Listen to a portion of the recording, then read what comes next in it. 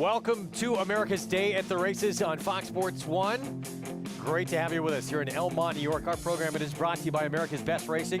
For the love of the race, visit americasbestracing.net today. Welcome to Suburban Day here at Belmont. Greg Wolf alongside New York Racing Association handicapper Andy Serling, and it's the clash of the Titans coming up in this handicap division today. The undefeated Happy Saver, who got the better of Mystic Guide at the end of last year. Of course, Mystic Guide has come back, won the Dubai World Cup. It's going to be fun to see them do battle again. Oh, I couldn't agree more. I'm really looking forward to that race, as I'm sure many people are. You got a very early season matchup of the Titans, and that's the kind of racing you want to see. Mystic Guide has already done it this year. Can Happy Saver get back to his good form of last year? Because Mystic Guide, I believe he's the top older horse in the country right now. Try and prove it again this afternoon and get a little revenge in the process. We're just a minute to post here. This first race coming up, sloppy conditions. We're now off the turf for the entire card this afternoon. So this race was scheduled for the grass. It's now on the main track, stays at a mile and a 16th. And with the scratches, it's a New York bred 40 maiden claiming race, Andy. The entry, the 1 on 1A at 4 to 5. I like and pick the 1A in this race. The problem is the 1 stayed in. I was hoping they'd scratch the 1. And I think they're betting her a bit off the turf for him. And I think if the 1A had been running by herself, she might have been as high as 8 to 5 or 2 to 1, and perhaps the number 7, Sweet Franny Lou, who they're betting a bit off turf form as well, would have been favored.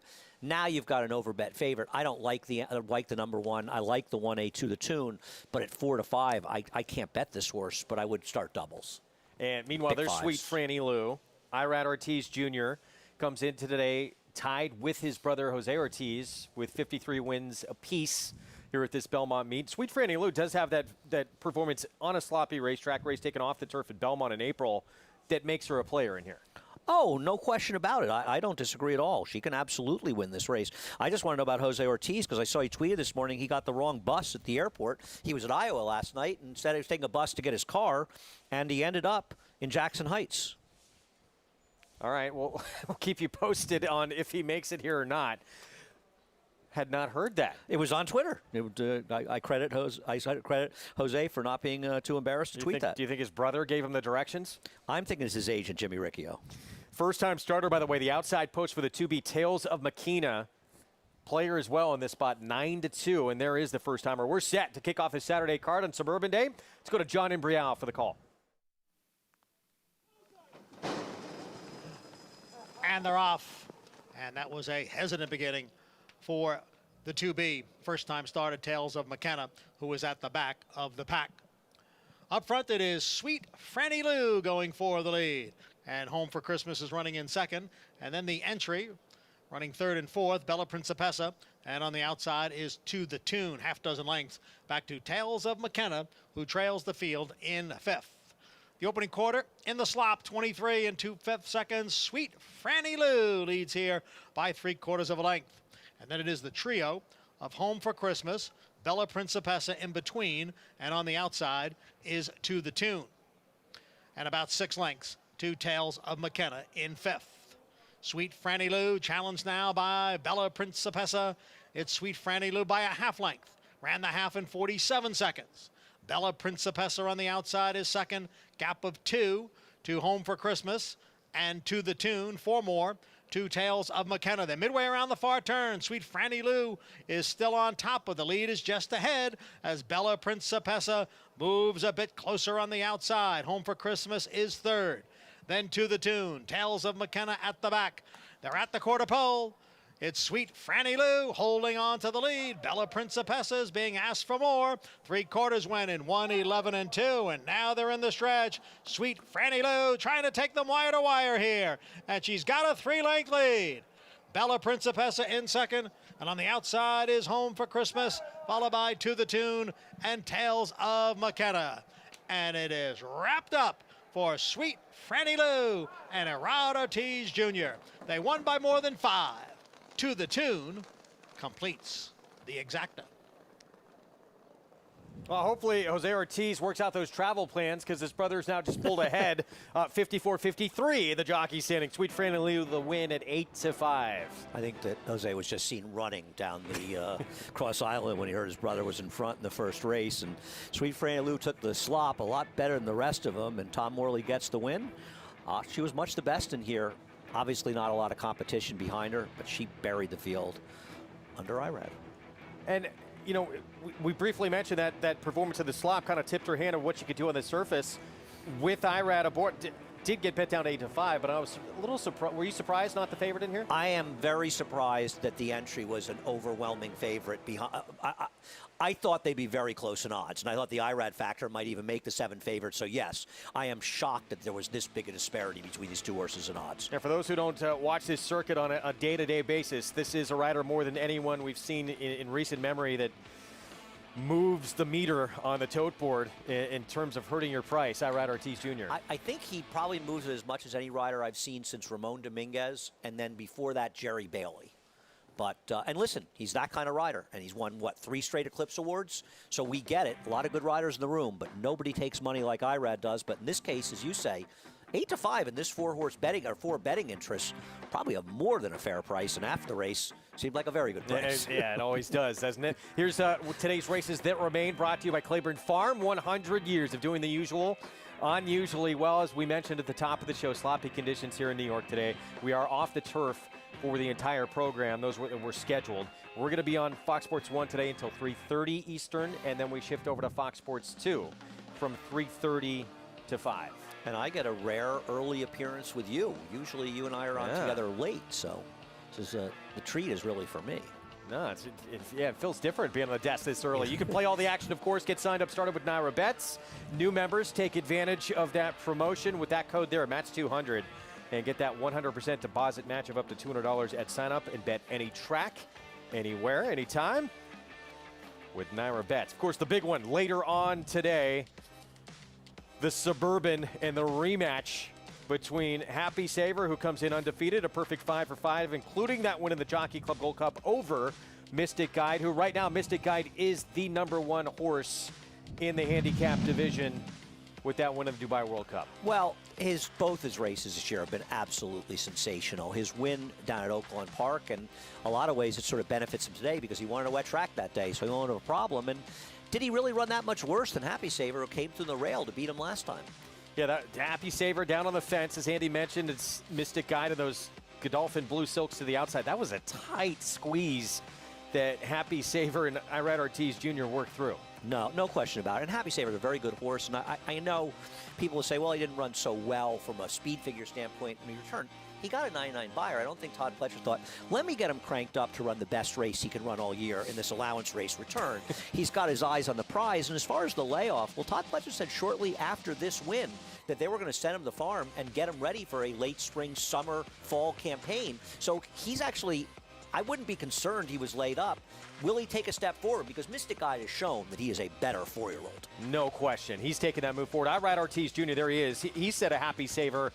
He just kind of does what he needs to do. He's never going to wow you and decimate a field, but he has that will to win, and so far no one's been able to beat him. And he's an interesting horse because, as some will remember, he broke his maiden on what was Belmont Stakes Day here last year, and that was the day we ran the Grade 1 Woody Stevens. And in his debut, he ran the exact same final time as the winner of the Grade 1 Woody Stevens did, no parole for Tom Amoss. So he immediately captured our attention, and he captured it more and more as the year progressed. Tail of the tape pretty even until you look at the earnings, and that's what winning the Dubai World Cup can do for you. For Mystic Guide, $7.5 million.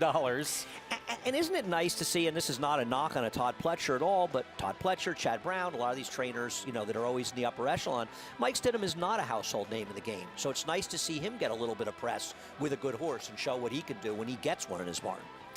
It's going to be fun to see them go at it again. Two of the top players in this handicap division with more on Mystic Guide. Let's check in with Acacia Courtney for the first time today.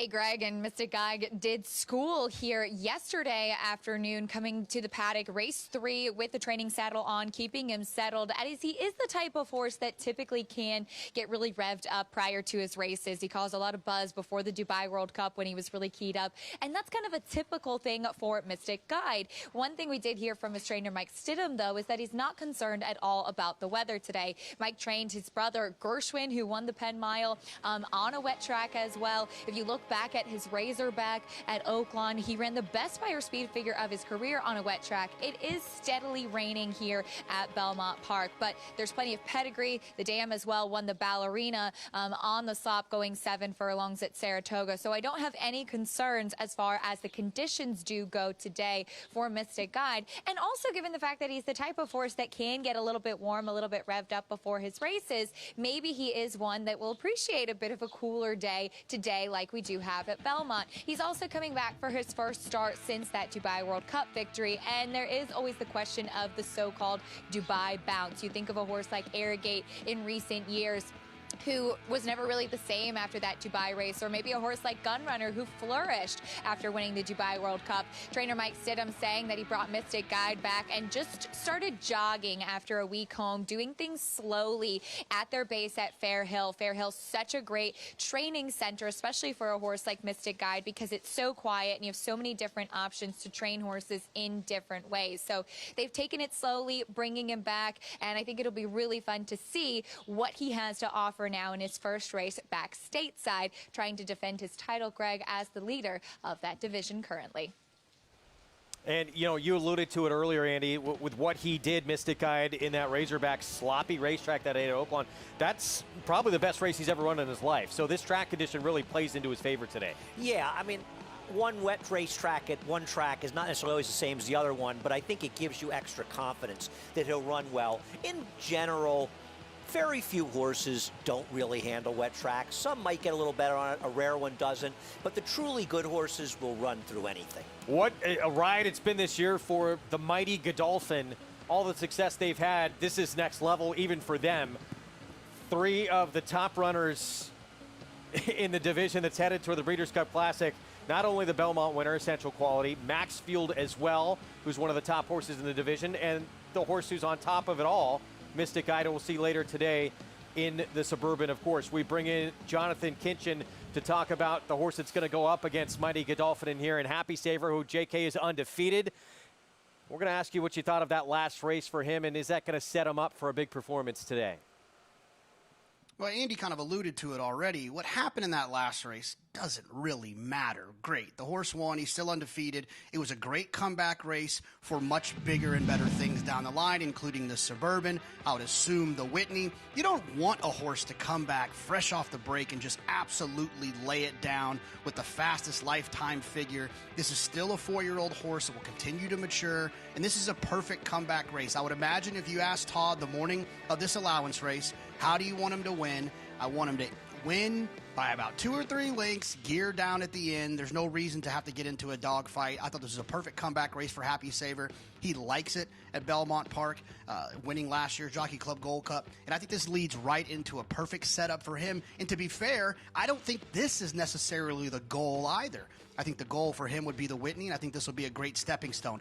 If, for whatever reason, he gets beat by Mystic Guide today, I'm not concerned about this horse's talent moving forward and what we might see at Saratoga. And although the Mystic Guide camp is probably not worried about the surface, I wouldn't be worried about the surface today either for Happy Saver. Papa did just fine, Super Saver did in the 2010 Kentucky Derby on a sloppy racetrack. Yeah, that, of course, was Todd Pletcher's first Kentucky Derby winner, and this is son of Super Saver, trying to put that perfect record and remain perfect on the line today here in the rematch with Mystic Guide. It's going to be fun to see these two go at it. There's some other – we keep talking about these two as we should, because it's 2 of the biggest names in the game right now, but there's some other capable runners in this field, too. No, I agree. I think Max Player's actually going to run well in here. I'll be surprised if he doesn't give a good account for himself, and I'm actually going to bet an exacta of 4 or 5 and take a little stand and try to beat one of the 2 big boys in there and get Max Player second. He ran okay in the Pimlico Special, and he was wide that day. The rail was the place to be on Preakness weekend. And he's a horse that ran some big races last year, so it's not like he doesn't have credentials to improve as a 4-year-old. He just hasn't had a chance yet. And you have the long shot specialist as well, Uriah St. Louis, Jockey Club Gold Cup back in 2018, 45-1 upset. Brings in a horse who just won at 79-1, informative in the Salvatore Mile Monmouth last time out. You can earn a $20 bonus on your winning Suburban bet. To qualify, go to NYRABets.com. You make sure you opt in. You have to do that. Then place that $25 win bet on any horse in the field. If your ticket hits, you'll get that $20 bonus. Again, have to opt in at NYRABets.com. All right, let's look back at the first here at Belmont. And Irad Ortiz Jr. not wasting any time, getting back into the winner's circle, teaming up with Tom Morley here. Sure, he took advantage of his poor brother roaming around Queens somewhere and out of town and gets the win. And this was, the interesting thing about this horse was, I thought that she was the horse to beat if they ran the race on the turf. I think she's just in improved form, and she did have that one good turf race going back, and she on one dirt race, I should say, on a sloppy seal track here at Belmont, and she ran to it, and she blitzed the field. And a rare Irad Ortiz overlay. Yeah, it really is. 8-5 on Sweet. Franny Lou, 6-time out, maiden breaking score, owned by Newman Racing. Brad Cox, he broke through in the Triple Crown for the first time in his career with Essential Quality in the Belmont Stakes. He had a pretty good night last night as well with Nick's Go getting back on track. He'll have one of the horses to beat coming up in the second to kick off our Pick 4. Stick around.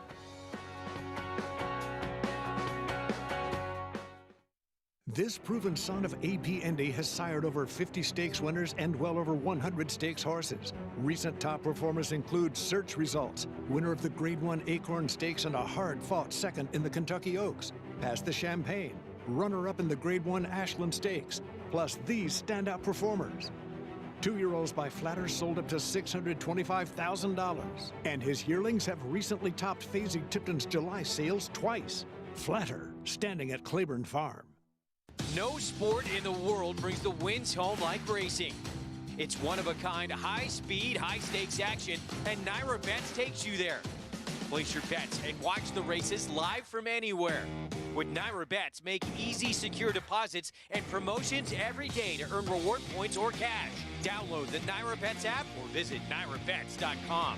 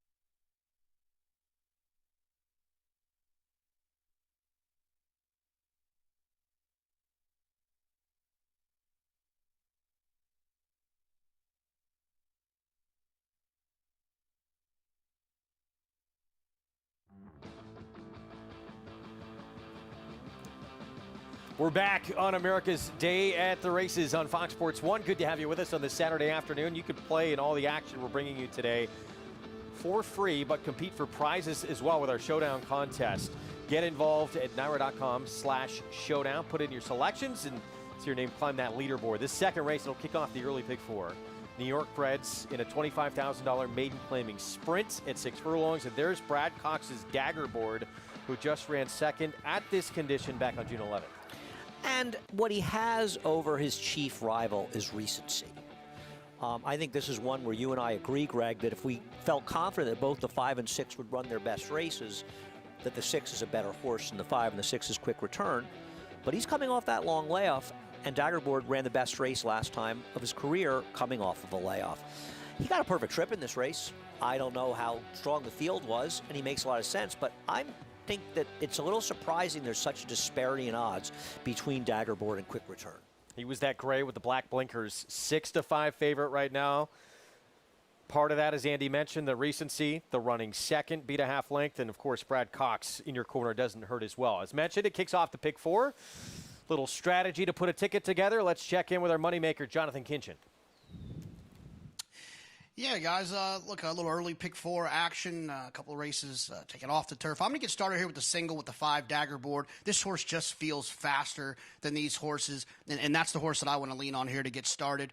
In the second leg, I'm going to spread a little bit. I'm going to use 3 horses. The 1 Tiergan is short on the board, but I don't necessarily trust. I thought the 3 workout was interesting coming in off of the layoff.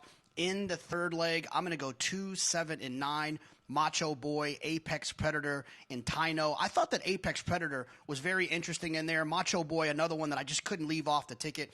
And then I'm going to wrap it up using 4 horses in here. The 1 Regality, who ran so impressively for Joseph Migliore last time on and off the turf race. I want to see him prove that again.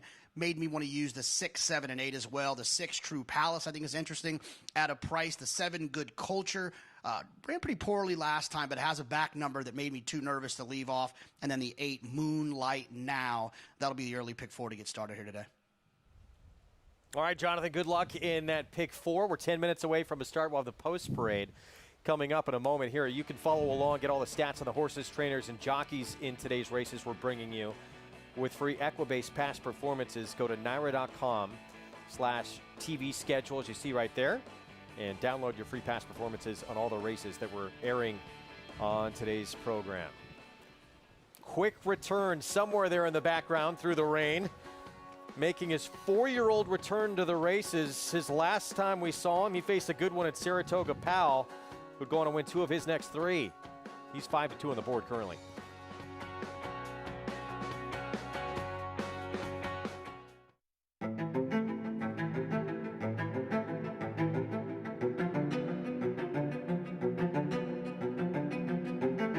Come and get Army Mule, who's pulling away by 5 and finishing fast. Army Mule, ultra impressive in the Cartery full home. Won it by 6. A 10, top 20 here. We can hold on a ton. 221, 210,000.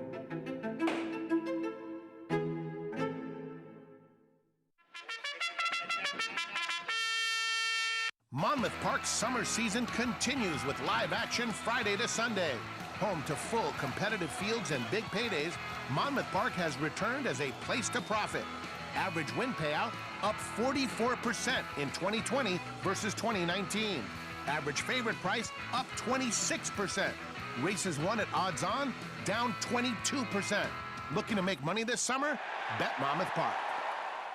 Following C and Happy Soul faced winners for the first time to kick off Belmont Stakes Week. Following C was in cruise control throughout and galloped home 6.5 lengths in front, scoring an amazing 100 Beyer speed figure. Happy Soul, who recorded the highest Beyer speed figure for a 2-year-old filly when breaking her maiden in May, came back and strolled by 11.5 lengths in the Astoria. Seeing is believing. 2 Run Happies, 2 freakish romps at Belmont Park by a combined 18 lengths. Run Happy, standing in stall 1 at Claiborne Farm. Get ready for America's biggest Breeders' Cup Betting Challenge qualifier Thursday, September 16th.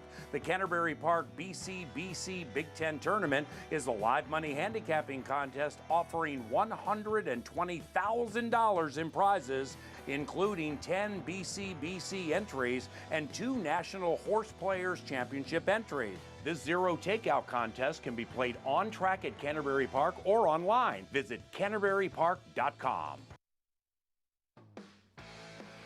You're watching America's Day at the Races on Fox Sports 1. Program is brought to you by legendary Claiborne Farm. 100 years of doing the usual unusually well. We are 7 minutes away from the second race on this Saturday card here at Belmont. Let's get a Paddock report and head downstairs to Acacia Courtney.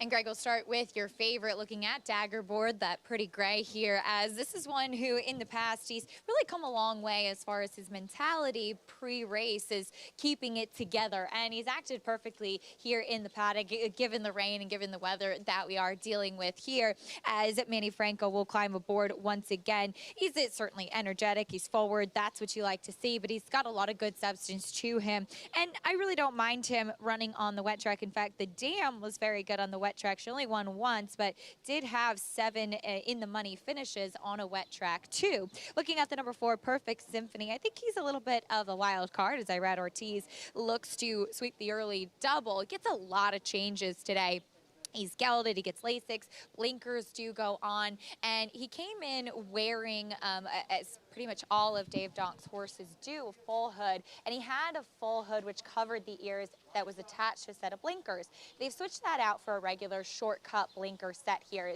He got a little bit revved up once tacked up, but he's very, very fit, and I like him switching to the main track in here today. I think if he improves with the drop in class, because he just really seemed to be totally outfooted the whole way, and never really seemed to be taking to the surface in his debut. The 6 quick return is coming back off the layoff and comes back with a drop in class 2. Like him as a dirt sprinter, and I've noticed that he is one that's not the best out of the gate, and for a dirt sprinter, he's not overly the strongest behind the saddle in those hindquarters, and sometimes those types of horses maybe don't push off as well. So I'm wondering if he'll need a little bit more development. He looks fit overall. I think that's just his physical makeup. And he was completely unfazed by everything, with a couple of energetic horses next to him, the weather, taking it all in stride as they leave the paddock. Greg? Acacia, thank you. Making their way through the tunnel. We'll have the post parade here coming up in a moment. I want to remind everyone we have coverage of the Grade 1 Diana on Fox. That's coming up the opening Saturday of the Saratoga meet, Saturday the 17th, 5:30 to 6:30 Eastern time. And Andy, you were speaking to the importance of that race on the program yesterday. I mean, there's so much you can say about the Diana. It really is it's like a microcosm of so many stakes in Saratoga. You look through the history of the race, and it's littered with some of the greatest names in that division, really in history. Shu V winning it twice.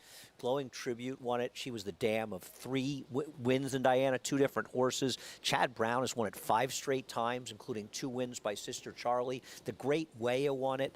It's an amazing, amazing race, and such an important race. And that, along with the Beverly D, are really 2 of the biggest races. The Beverly D, of course, came much later. Diana's been around a long, long time. Really, the only stain in the Diana is Tom Amoss having won it. Poor Tom. He'll be with us at Saratoga this summer. He's going to get a chance to get back at you for that. Up for Adventure kicks off our post parade. The long shot who you like in this race. I think this horse is a little bit interesting for a trainer who's been on a very good run. Last time out, something went wrong as a heavy favorite. This is the first time I think he's had a chance for Chris Engelhardt. I'm going to try to get the horse into the action. My Primo 0 for 12 was 6-1 morning line, 18-1 now. Yeah, overall, he's probably too slow. He does have some races that are good enough. He has a good wet track race, though. It's Aqueduct. Well, Irad Ortiz Jr. in a drop in class, but not much for him off that debut. Yeah, I think this horse is only taking money because Irad's riding it. He's 9-2 right now. I think he's supposed to be at 20-1. I don't get it. He was 23-1 in the debut. Dagger Board, here's the favorite for Brad Cox. You and I don't think he should be a heavy favorite. I think they'll be a lot closer by post time, but he did come alive off the layoff last time. In some ways, I thought this was the horse to beat here. Quick return. It's his 4-year-old return to the races for James Ferraro. Yes, the layoff is a bit of a concern. The trainer doesn't have great numbers off layoffs, but this horse has run better in every one of his races, really, than Dagger Board's ever run. Yeah, Saratoga Powell ran second. That race he was beat less than a length, and that horse ran an 88 buyer in his next start. Captain Remington, Mike Maselli. Not much to recommend, a horse who has done no running. Switch of surfaces here. First time on the dirt for Bulgari, James Bond. Yeah, it's really probably a better turf pedigree, so I don't know why you would expect an improvement. Bond, of course, is prioritized later today in the Suburban. And then Second Fortune, 7-1 outside. He's probably the most logical horse, Second Fortune, if you're looking for an upsetter of the 2 favorites, opposed to My Crazy One, who I am taking a shot with, because he does have races good enough to win, like his race 2 back. So he's had a lot of chances, but he's 7-1 and not impossible. So 2 minutes to post here in our pick 4 that begins in this second race. 6 furlong sprint coming up. It's been Dagger Board, the 5, who's been favored throughout, but quick return. Definitely a lot of things to like with this horse. He can put himself into the race early as well. This is the lowest level that he's ever competed at. And you mentioned that he lost Saratoga Powell and Farragut, but he lost to Cold Hard Cash 2 races back as well, who's a very solid New York-bred performer. Jimmy Ferraro, he's 0 for 11 off 6-month-plus layoffs with dirt runners. Now, to be fair, 5 of them were relatively short prices. This is probably the best-looking horse on past performances he's ever had off of that. It's only an 11-horse sample. I think quick return makes a lot of sense, and from a betting standpoint, I don't know why he's a much bigger price than the 5. I guess 5 is Brad Cox, but with Brad Cox, and he's having a very good meet, his numbers in New York are not always as strong overall as his numbers out of town. Now, maybe the 5's okay, but if the 6 comes back off the layoff and runs any of his other races, he might be too good for the 5. And he makes a nice appearance on the racetrack as well, at least in the warm-ups, getting over this sloppy going just fine. And he is 2-1 right now, and he'll probably end up at about 7-5 and 9-5, or 7-5 and 2-1. Maybe it's Brad Cox, maybe it's the recency. I get all of those things, but it comes down to the racehorse, and if he runs well off a layoff. The question, what I've done is I'm alive small in the double of the 1. I played exactas and tries to get him second behind the 5-6 and a little 9, and then tries third behind the 5-6 and a little 9 as well. And real quick, I know we're going to go to Jonathan here. Do you expect to see the 1 up front on the lead? He's cutting back in distance. Well, I think if Quick Return runs the races he's run in the past, he's supposed to be in front, isn't he? I mean, he looks like the speed, but I think the Dagger Board and the 1 will be right behind him.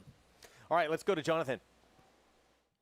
Yeah, guys, it's the 5 Dagger Board for me. I think the cutback's going to help quite a bit. This horse has been running 6.5 and the mile. I think the cutback to 6 for a horse that has shown some speed, that hasn't really seen out his races, is going to help Dagger Board, and that was the difference between the 5 Dagger Board and the 6 Quick Return. Quick Return comes in off a layoff. Jimmy Ferraro's only 7% in his career with horses off a layoff, so there wasn't a whole lot of confidence. And I also thought it was a little bit negative. The horse didn't run poorly in maiden special weight, comes right back in for a tag after a long break. It's not like people are lining up to claim horses off for long breaks like that. So I felt like that was a little bit of a give-up drop in class for me with the 6. I wouldn't be shocked if the 6 won. I just think the 5 is the better play in here. That is a bit of an interesting point. He did run decent in a state-bred maiden special. They do drop him, although he was 4th in that 6-horse field. Right, and I get all of that, but he started his career in claiming races, and he's coming off a layoff. He's got issues like they all do. I'm not sure where they're supposed to run him, so this drop doesn't bother me. He may not win, but the drop isn't. I wouldn't bet against because of drop, but hey, to each their own. Still, it's Brad Cox in Dagger Board the 5, the one to beat Manny Franco back aboard, second off a short layoff for this 3-year-old son of Miz and Mass. There's the gray.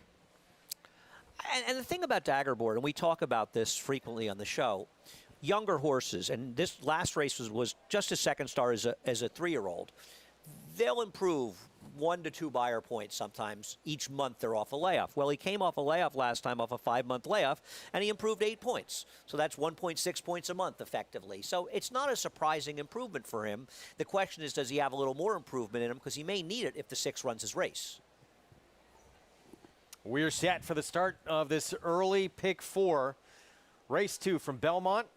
And it's Dagger Board the 5, the favorite for trainer Brad Cox. Let's go upstairs. John Imbrial with the call.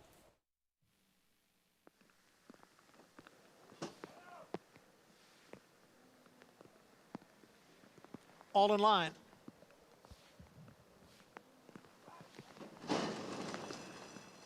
And they're off. Number 7, Captain Remington, steadied shortly after the start. Dagger Board is out for the early lead with Quick Return moving up on the outside in second.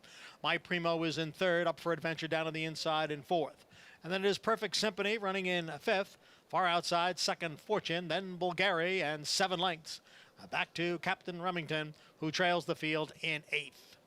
It is Dagger Board leading here by 1.5 lengths. Quick Return in pursuit in second. Gap of 4 now to Up for Adventure, along with My Primo as second Fortune moves up on the outside. The quarter went in 22 and 2. It is Dagger Board the leader here by almost 2 lengths. Quick Return is in second. Second Fortune has now moved to third as they come into the stretch. Dagger Board holding on to the lead here over Quick Return after a half in 45 and 1 over the off-going. Dagger Board closest to the rail. Quick Return on the outside. And now the two of them are right together as they come for the 16th pole. It is Quick Return on the outside. Dagger Board on the inside. They are heads apart coming to the finish. It's going to be tight. Very tight between Dagger Board and Quick Return. And farther back, it was a late closing Captain Remington along with second Fortune. Well, this was a 2-horse race, and it looked like Quick Return just poised mid-stretch to pounce, and he did not get by. Yeah, I mean, I think he had the lead. I do think he was in front, Greg, there briefly, but it does appear that Manny Franco and Dagger Board came back on to beat him. Yeah, he beat him by the narrowest, about a half ahead to get it done. Looked like Captain Remington. Somebody made a big close maybe to be third, but listen, we talked about it beforehand. They ended up roughly the same price. The 6 ran, the 5 improved a little bit, and I think the hustling, aggressive ride by Manny Franco made a difference as well, because he really got him out of the gate sharply. Yeah, put him out in front on the lead and just able to hang on, it appears, at 8-5 as we head to Acacia. Yeah, he did. It was a really game performance from Daggerboard. I agree with what Andy said about Manny Franco and the heads-up ride. We actually did see quick return, not too far off of it, and I think that was a wise move by Dylan Davis. These two were also the cleanest horses in the field as far as not having to take any of that kickback coming from behind. A horse that did take a lot of kickback and will come back very dirty is the 7 Captain Remington, who broke really slowly at the start and really closed well, coming from off of it at 39-1, but it was a 2-horse race, and you can just kind of see in those final moments, sometimes it doesn't matter, sometimes it's a horse that just gets comfortable, but sometimes when you are dealing with a layoff, that last little punch, you have a horse that has some recency edge on you, but it was fun seeing these two throw it down to the wire in the race number 2.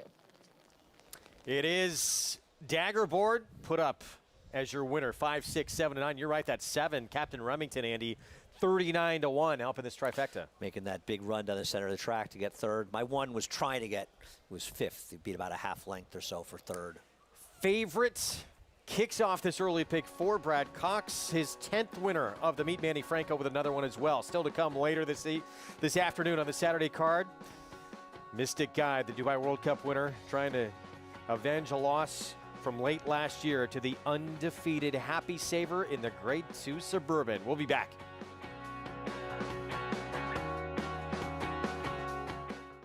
America's most dominant stallion, with over 80 graded stakes winners and more lifetime Grade 1 winners than any sire in the nation. Recent stars include multiple stakes winner and Grade 1 victorious Valiance, and essential quality. Essential quality! In the sales ring, his yearlings topped both opening sessions of Keeneland September, including the $2 million sale topper, a breed shaper, a dream maker. Tap it, standing at Gainesway. Resorts World Catskills, your closest casino resort experience, is so close. Stay the night and get your game on. Play live table games or thousands of slots. Resorts World Catskills.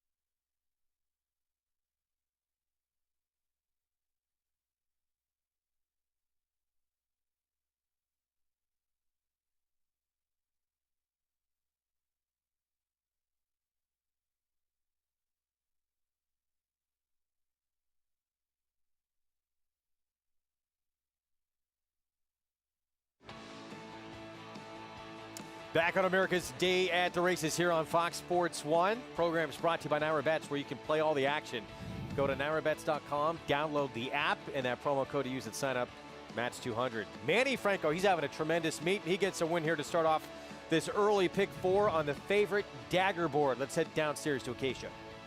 And we're taking cover here, Greg, underneath the awning by the scale. But Manny, a nice win here with Daggerboard. You rode this horse last time, too, went off of a 5-month layoff. Did you feel differences as far as fitness today and what you had underneath you? I mean, he's a, 25 claimer. So, but he always drive for me. I ride him like today, the third time. And like I said, he always try for me. I just trying to figure it out what he wants. And today I tried something different to send it to the lead and see how far he take me, and we get it done.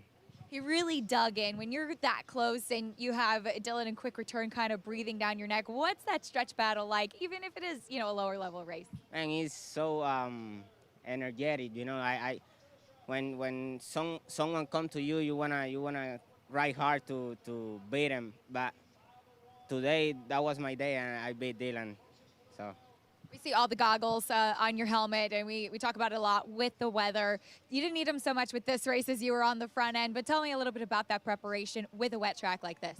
Yeah, with wet track, you gotta get the many goggles you can, because the kickback is gonna be bad. So you gotta be prepared for if you're coming from behind, to get enough goggles. So all about the preparation. It's paid off for you with a great meet. Manny, congratulations on a win here. Thank you, guys. Yeah. Manny has, I think it's 5 goggles on the top of his head here, ready for anything. That's what you have to do when you're a jockey, Greg. And the winner, Daggerboard, claimed will be heading to a new barn after this win. These riders, I mean, they need to be magicians with their hands moving those goggles in these wet conditions. You and I have problems even turning the pages on our notes. Don't compare anything that you and I think we're capable of doing to what these guys are capable of doing. We're at completely different planets. And Manny really has been riding very well, and he and his agent, Angel Cordero, are doing a really good job together. It's tough. I mean, you look at how tough this colony is, and obviously Manny riding here all year long helps him in certain ways. But I think Manny has been riding better in the last month than I've ever seen him ride. And one of the differences is he's been a lot more aggressive. You look at this race and how aggressive he was coming out of the gate, and that's something I think you would associate with his agent, Angel Cordero, and the way he rode. And I really have been very impressed with how he's riding going forward. He's been a very good rider for years, but I think he's really taking steps forward. Compact field in this third at Belmont. We'll talk more about it in a moment. It's 7/8 of a mile, New York bred entry-level allowance race. The big one, of course, later on today, Manny Franco. He'll be in that race as well. He's going to be in the huge long shot informative. It's our ABR race of the week. Grade 2, Suburban at the classic distance of 1.25 miles. And the rematch of Mystic Guide and Happy Saver. We'll kick things off with the other Todd Pletcher runner in the race. He has the undefeated Happy Saver to the outside, but he's got Moretti as well, who's using this race as a stepping stone to the Birdstone at Saratoga. And much like Flavien Prat went to the lead in the Belmont Stakes, I think you're going to see Moretti go to the lead in here, and he, along with the other Todd Pletcher horse, will be forwardly placed. He was a distant second last year. I think the barn will be very happy with a third place finish in today's Suburban. Meanwhile, Manny Franco, he will be, as mentioned, on informative. He just won at 79-1 for Uriah St. Louis in that Salvatore Mile. Obviously, he ran much faster than he had run in prior races, but he beat a very good horse last time in New York Traffic, who had run a huge race in his return. So don't think he beat a bunch of bad horses last time. It's a horse that was runner-up the Haskell to the eventual Horse of the Year last year, Authentic. By a nose.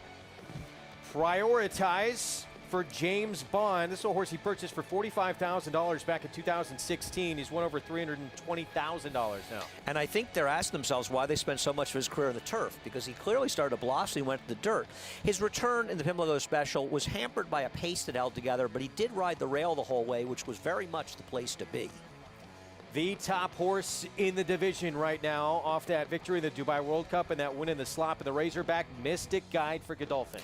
Right now, he is looking to keep control of this division as he is the leader off the Dubai World Cup at this 1.25 mile distance. And I think their plan is to keep him in 1.25 mile races going forward. Hopefully this one and the Jockey Club Gold Cup before the Breeders' Cup. He is the even money favorite on the morning line. Meanwhile, Max Player, he was third in the Belmont last year. He was third in the Travers. We've not seen him kind of get back to what we saw in that Withers win back as a 3-year-old. But he did run a respectable 5th in the Kentucky Derby, and he was 3-4-5 wide around the racetrack at the Pimlico Special. As I noted before, a day you wanted to be on the rail. So I think his last race, his first race since going to Saudi Arabia, was actually much better than it looks on paper. He's my upset player here to get second or third.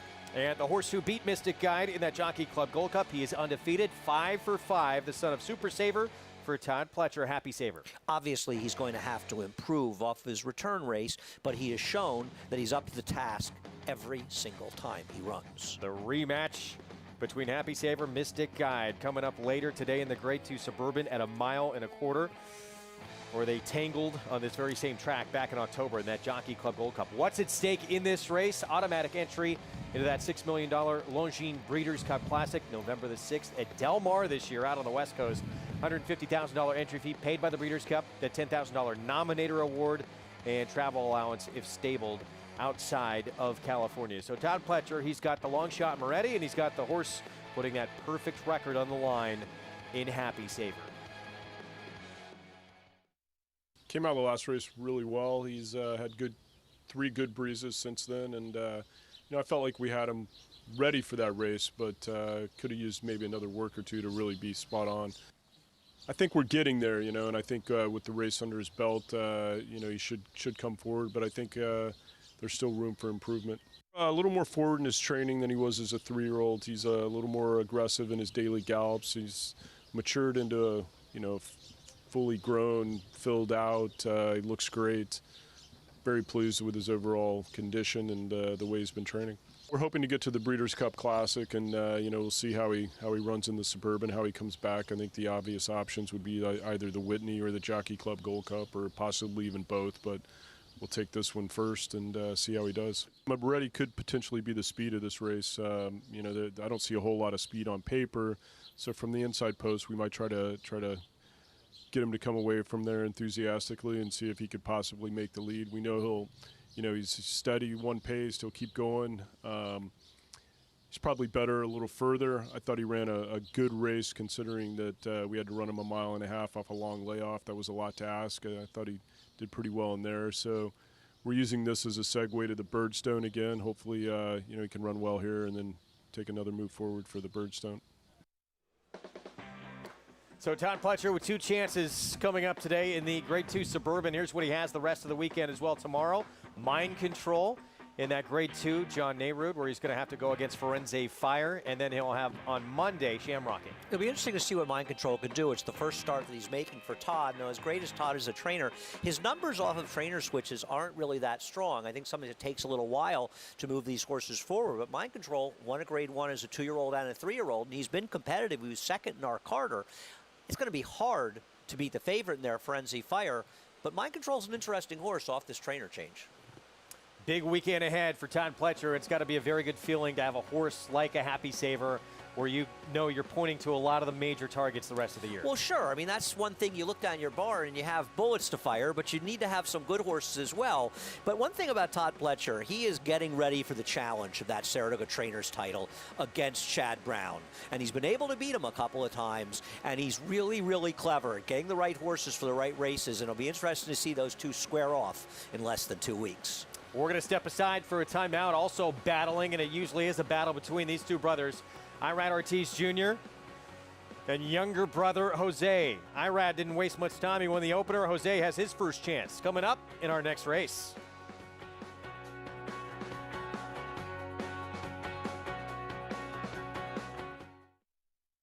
Definitely be looking at Always Dreaming yearlings.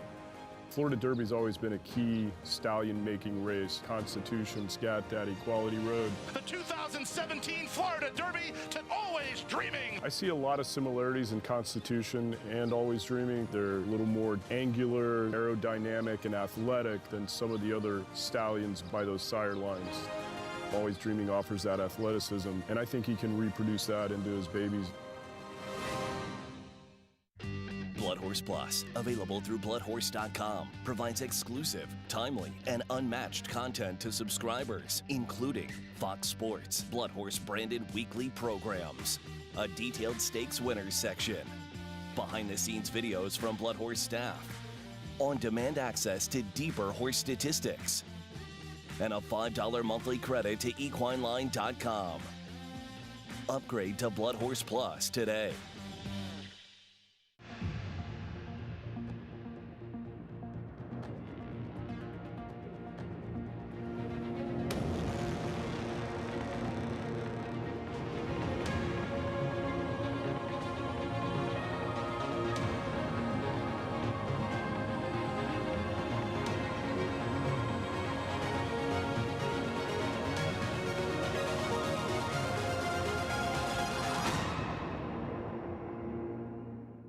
Racetrack Television Network brings you every race, from every track, on every screen, every day. With monthly packages starting as low as $5, RTN gives you great value and access to more live HD streaming and race replays than anyone. Visit RTN.tv today to sign up and watch on almost any device, including Roku and Amazon Fire. Use promo code TRYRTN for a 5-day free trial.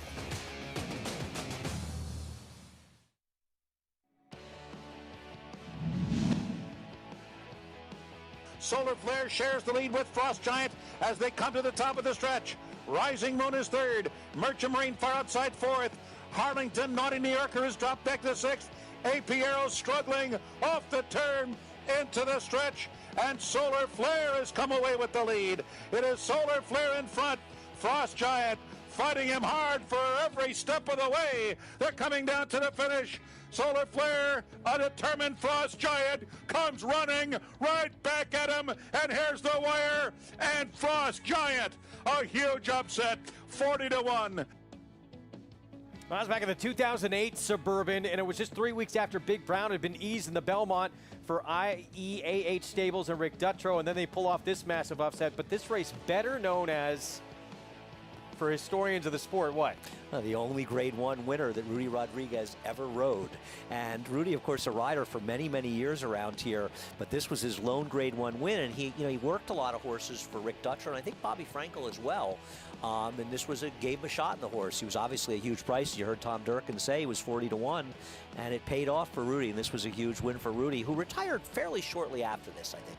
And became a trainer. He retired from racing, but from riding. Yeah, gone on to become retired from riding, became a trainer, one of the top trainers on the New York circuit, and this is the horse he will send out in the third race, Rudy Rodriguez, with Tiergan, who's 8-5 right now.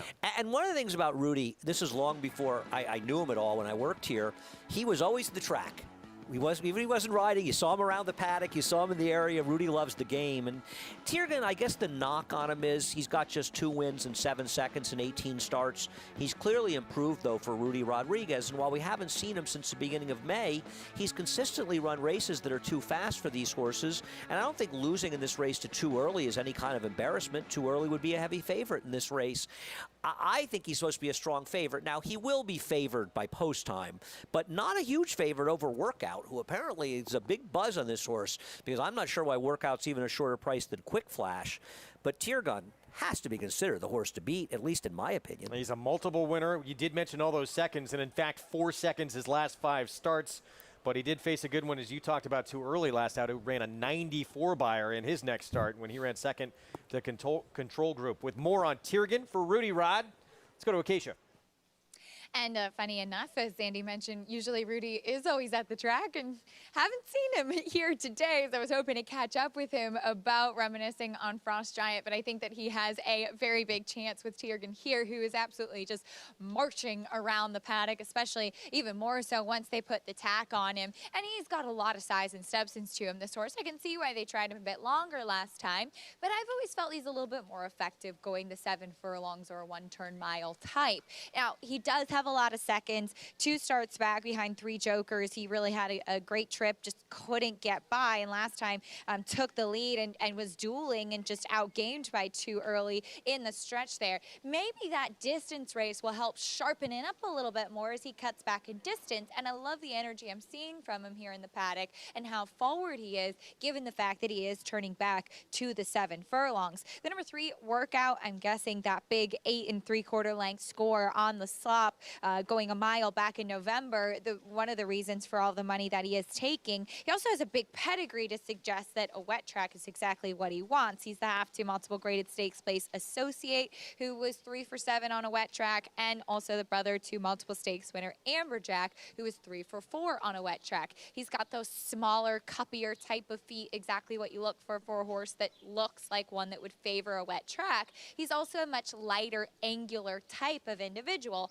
also the physical that would tend to lend itself to be a little bit more of a wet track type. He's very fit coming back off the layoff for the start of his 3-year-old season. And remember him as being a bigger type of 2-year-old. And it seems like the others have kind of caught up to him now at 3. Overall, maybe I'd like to see him a touch stronger behind, getting a little bit more muscle mass after a race. But coming back in this spot, he looks well prepared, and he looks like the surface is something he should actually relish and certainly enjoy on this rainy day. Greg? Acacia, thank you. There is Jose Ortiz. He's going to try and draw back even with his older brother after Irad won the opener and get his 54th win of the meet coming up as these two do battle down to the end here, likely, with just a few days remaining in the meet. And then they'll take their show on the road up to Saratoga, and we'll see if the others can try to keep up with them. But I always like these battles, and it's always the battles in Saratoga, the trainer battle and the rider battle, they get much more attention. Everything gets a lot more attention in Saratoga, but it's fun to watch, and they're so highly competitive. And I know there's a lot of these silly notions out there that these guys look to help each other. Nothing could be farther from the truth. I think it's become pretty evident watching Irad ride that nothing stands in the way of him trying to get a victory. Nothing at all. There he is, where we just saw him. He's left our screen. He'll be on the 4. So Irad on the 4, his younger brother Jose on the 3, right next door on workout. And they have just been a dominant force in this sport, unlike anything we've ever seen in terms of siblings being so good at what they do. Incredible. And interestingly enough, as many people know, Jose Ortiz actually won the Eclipse Award before Irad ever did. Now, Irad's dominated over the last few years, but I think Jose was the last person to win it. Javier Castellano, I believe, won 3 or 4 in a row, then 4, and then Jose won, and now Irad's been dominant. But Jose is a tremendous rider, and, you know, he started riding after Irad, but you knew with Jose instantly that he was going to be a star. I remember him coming and Richie saying, as good as Irad is, wait till you see his brother ride. And I think he was riding a bit at Parks before he rode here. Well, they've made an incredible impact, and it just year after year, it seems like it's those two, especially when we get to Saratoga, battling down to the end at that meet. They're sensational. We'll see what happens here. Tiergan, Luis Saez, though, for Rudy Rodriguez, even money favorite as they come through the tunnel. Listen, on paper, Tiergan is way the horse to beat. He doesn't have the upside of a workout. And I think that's one of the things about workout. He could be an improving horse coming off the layoff, the big win in the slop. Tiergan is the horse, the established horse, and he's the horse to beat in this race. But those 7 seconds in 18 starts, that's 40% of the time, roughly, this horse has finished second. That's always a bit of a concern. Including, and here he is, 5 seconds in 8 starts on off tracks. Saez will be aboard, comes in off 3 consecutive runner-up finishes. I think the less distance will only help this horse. He can put himself a little bit in the game. He shouldn't be particularly compromised. He's the horse to beat. Forest Spirit, he was 30-1 morning line, but due to scratches in the small field, he's 8-1. Right. These small fields horses always stick around. On paper, he looks like he should be over for 30-1. Jose Ortiz, again, trying to draw even with his brother on workout. This horse broke razor sharp in that maiden win last out. And it was a workout for Jose Ortiz getting to the racetrack. We're glad he was able to get here. He's taken a lot of money. I have to think that they must expect this horse to be really ready off the layoff. Quick flash, he is 3-1 with Irad aboard for John Kimmel. He has the same problem as Tiergan, right? 1 win, 11 starts in 5 seconds. So that concerns me a bit about him. I thought he ran very well last time with a super, super wide trip, and I think he is the biggest threat to the favorite, not workout. Well, let's go to Jonathan for more on the 3rd from Belmont. Yeah, I mean, I like the 3 workout, and the reason that I do is because, and I talk about it often on the show, it's this idea that it took me a long time to grasp onto, is the fact that when horses run numbers, figures, speed figures as 2-year-olds and then have an opportunity to kind of grow up, mature, and then they show back up, a lot of times, and I'm the same as Andy, I'm a speed figure guy, so when I look down and I see the speed figures, and they don't always seem to match up with some of the older horses they'll be facing now. Workout, on the other hand, has some fast numbers as a 2-year-old, was impressive basically in every race of his career for a trainer that doesn't win at the highest percentage in the world. And so for me, that was a reason to realize this horse has some talent. Coming back off of the break was a little bit of a concern, but the horse did run well for Leah Giramati on debut at Saratoga, which is the longest layoff you can come in off of. So that was the reason why I thought workout made a lot of sense. Not cutting in line to bet the horse at 9-5, but I do like this horse's prospects better than I do the 1 Tiergan. And then the other horse I'll mention, the 4 Quick Flash. The horse that just I thought ran better than it looks last time. Was just kind of a nondescript 4th. but was wide, lost a lot of ground that day, and I expect that horse to improve off of this effort. That would be one that I think offers a little bit of value in this smaller field is the 4 Quick Flash, but I do believe that the 3 Workout is the most likely winner. All right, we're 2 minutes to post. You look at this race, too. You're looking at me with an incredulous look. He's not the most likely winner of this race. He might win, but he's not the most likely winner. And I don't agree with John. I don't believe he's run well in all of his races. I think he's run well in one of his races. He is the controlling speed as well. More on that in a moment.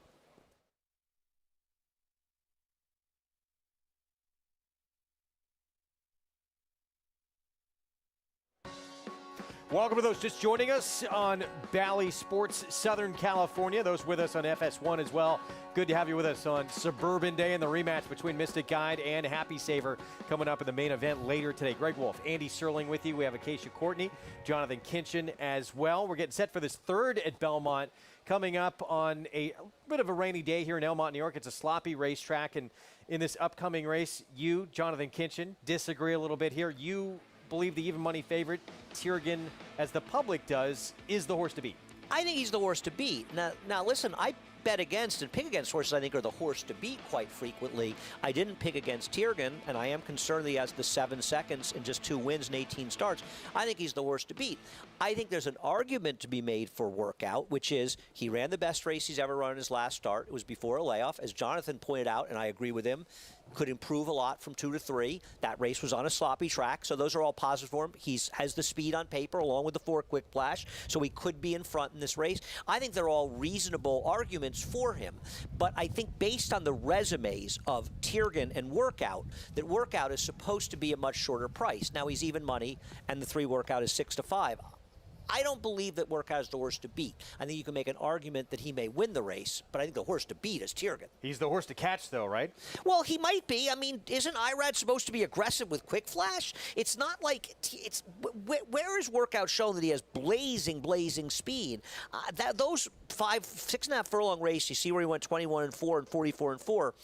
The fractions, especially the first fraction, Saratoga at 6.5 furlong races, are always much faster. It's very similar to the first fraction in 6 furlong races at Churchill Downs. So that's not an accurate reflection of his actual speed. Let's check in quickly with Acacia.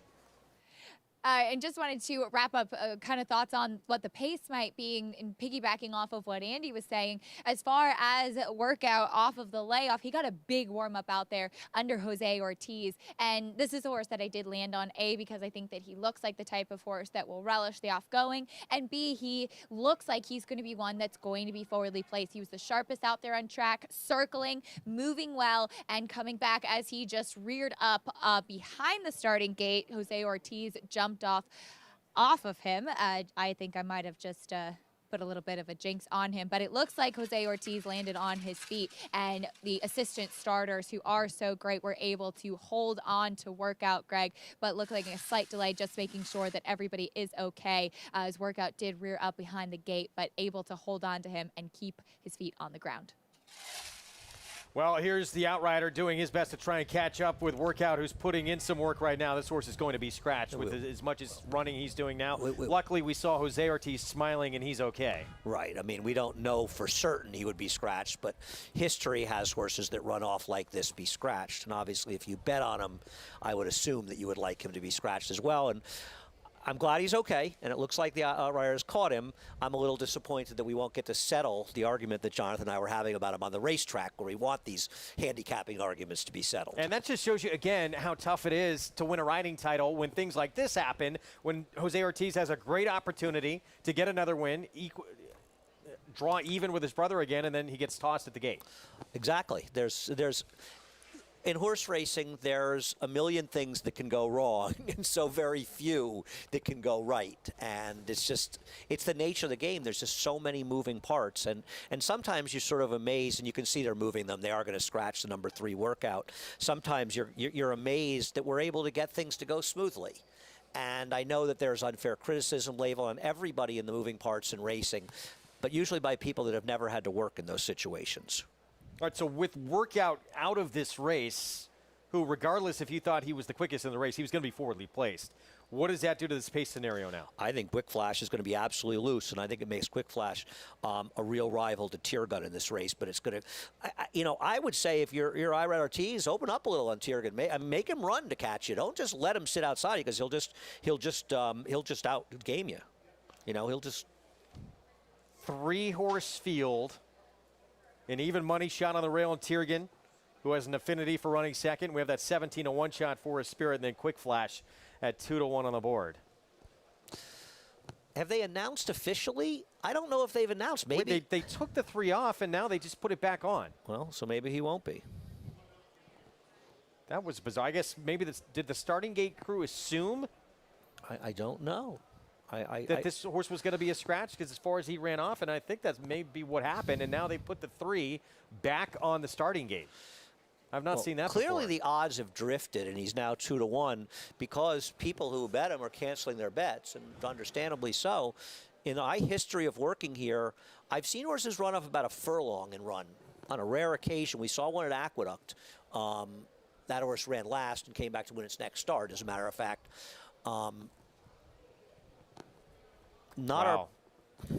Tread light. I would very much tread lightly here with a horse who's already put in a little work and now making his way back to the starting gate. So he's unscratched. He's back in the race, and Jose Ortiz is getting ready to remount here in a little bit.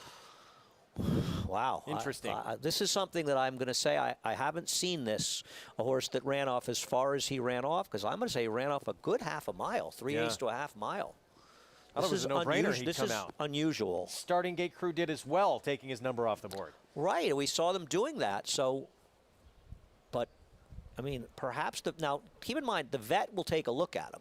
They always take a look at him. Break to the gate, run off, they take a look at him. If the vet says something is wrong, or, they're not going to run him. But as of now, he's not scratched. And patiently waiting, Jose Ortiz to climb back aboard. Let's head downstairs and get the latest from Acacia.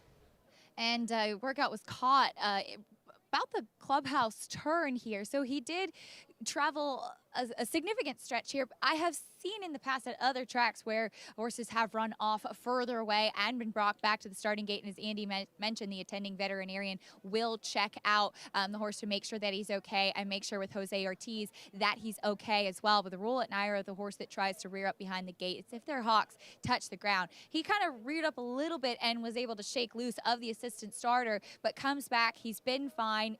He got a big warm-up before the race, an even bigger warm-up that was not planned. And so you'll imagine that he's the type of horse that you'll want to tread a little bit lightly with in this spot. I will say, though, that the rest of the field has stayed very composed behind the starting gate as Jose Ortiz gets a leg back up and moves back into the gate. Workout seeming to be composed and certainly no worse for the wearer, Greg. All right, Acacia, after that, I would think we're probably going to see him fairly amped up out of the gate. I guess. So he's back in. Workout remains. He's 2-1 on the board. We're set for the third. Let's go to John Imbrial for the call. In the gate.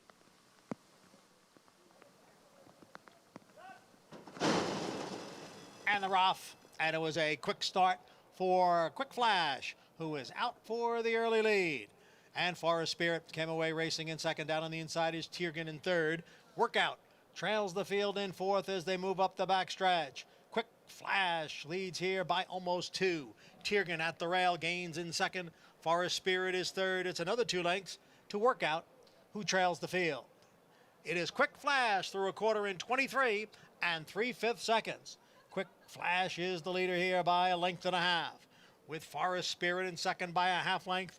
Tiergun at the rail, and Workout is at the back. They're midway around the far turn. Quick Flash in front right from the start, continues to lead here by 2 lengths. Forest Spirit and Tiergun, they're heads apart, second and third, with a Workout in fourth, a half one in 47-1, and now they're moving for the top of the stretch. And it is Quick Flash, the leader here.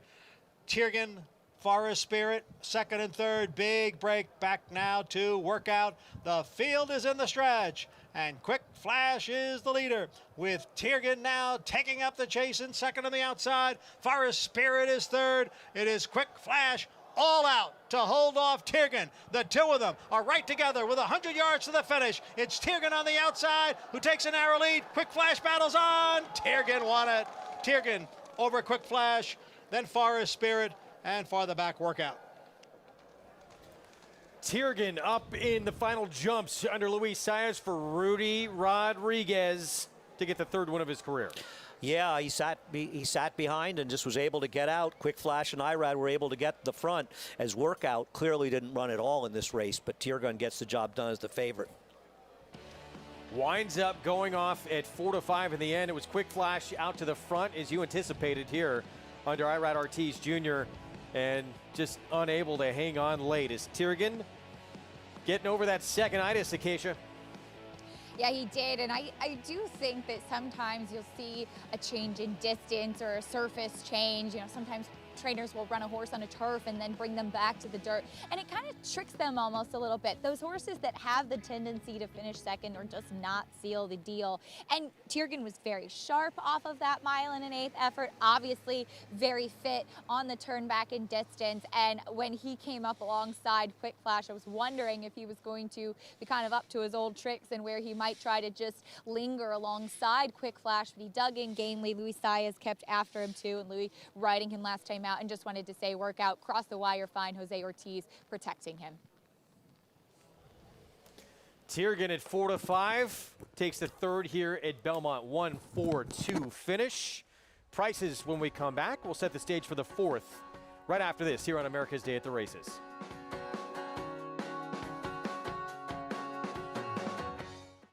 Respect the law. He's earned it.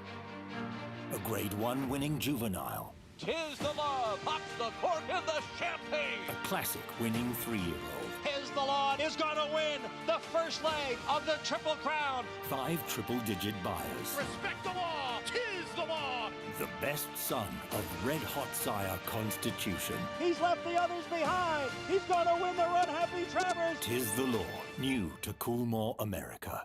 For 3 generations, the Bond Racing Stable has held to a simple philosophy. If you take care of the horses, they will take care of you. That guiding principle drives every aspect of operations at the family's Song Hill Farm and Racing Stables. From breeding to breaking, racing and retiring, our commitment to our horses is reflected in everything we do. Now you can join our Grade 1 winning team with racing partnerships starting as low as $3,000. Bond Racing Stables, 3 generations of thoroughbred excellence.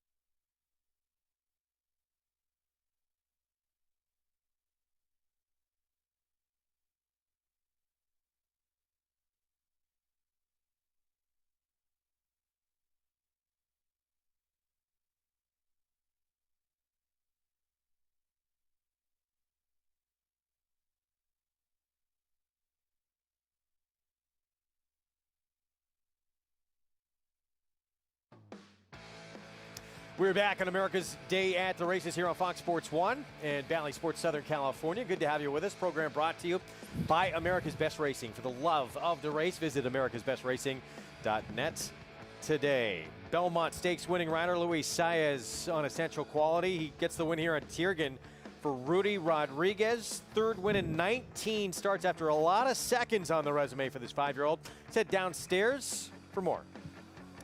I'm pleased to be joined by that winning rider, Luis Saez, and certainly been a big year for Louis, picking up another win here. Louis, you rode this horse Tiergan last time, going a mile and an eighth. Did you think that the turn back, he seemed sharp, he seemed ready to go today? Yeah, definitely. I really like in this distance, and he braked perfect. I know the speed was outside, and we just sit right there and wait for the time to take off, and he really responded pretty well.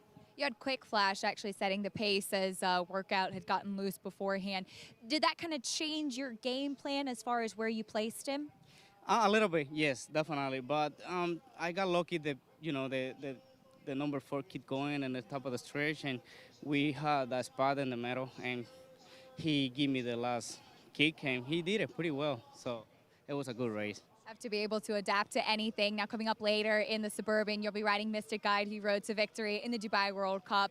This horse, we know, can run on a wet track. What's your plan with him leading into this race? Yeah, it's another race. The main thing is try to break good and go from there, see where we are.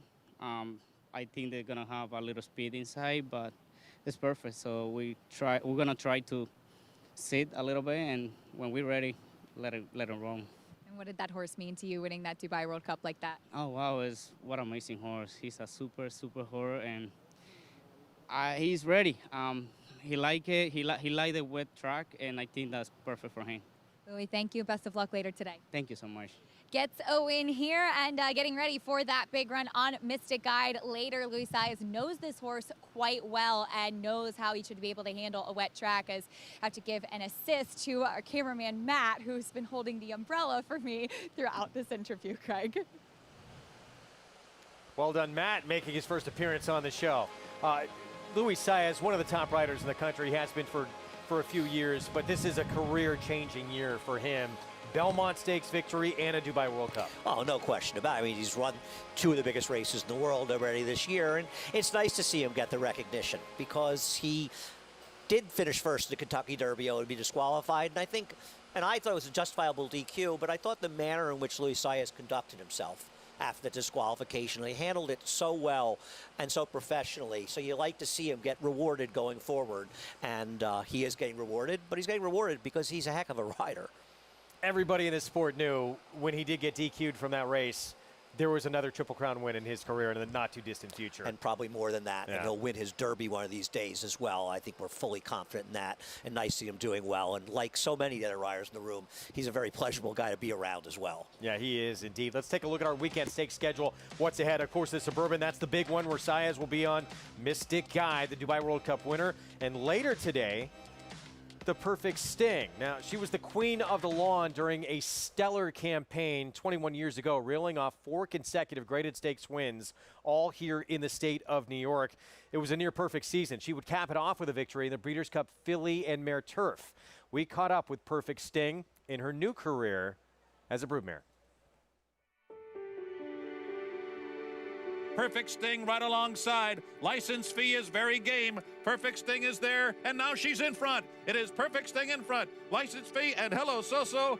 Perfect Sting, a perfect string of 4 victories this year. Perfect Sting's typical day, now that she's retired, would start early in the morning like all horse people. And she comes in the morning and eats. And then they're turned back out, and she gets to enjoy the day with 10 other broodmares at their leisure. She still looks like the queen that she always has been. She just enjoys life. We're happy to take care of her every day and love her like many racing fans did. Perfect Sting was always a consistent filly. She always showed up, and I think a lot of that came from her temperament. You know, horses that have good minds are able to do that, and she had a long racing career, and she's had a long broodmare career, and I think a lot has to do with her mind and her constitution to be good and to be tough and persevere. Perfect Sting is a lovely mare to be around, but as a broodmare, she was a disciplinarian as a mother. Not a mean mare, but not a mare that took any flack off of her foals. She always kept them in line and treated them good, but never let them take advantage of her. And I think that's probably why she has been successful as a broodmare. She's touched a lot of people over the years with how good a racehorse she was, how good of a mother she was, and of course it's always a bonus when the horses run on and they do well. And we have 4 of now 5 of her daughters to produce on, and we really believe in the family, and it's been a great joy to watch them grow and see how they've all developed, and we expect that there's going to be a lot more to come.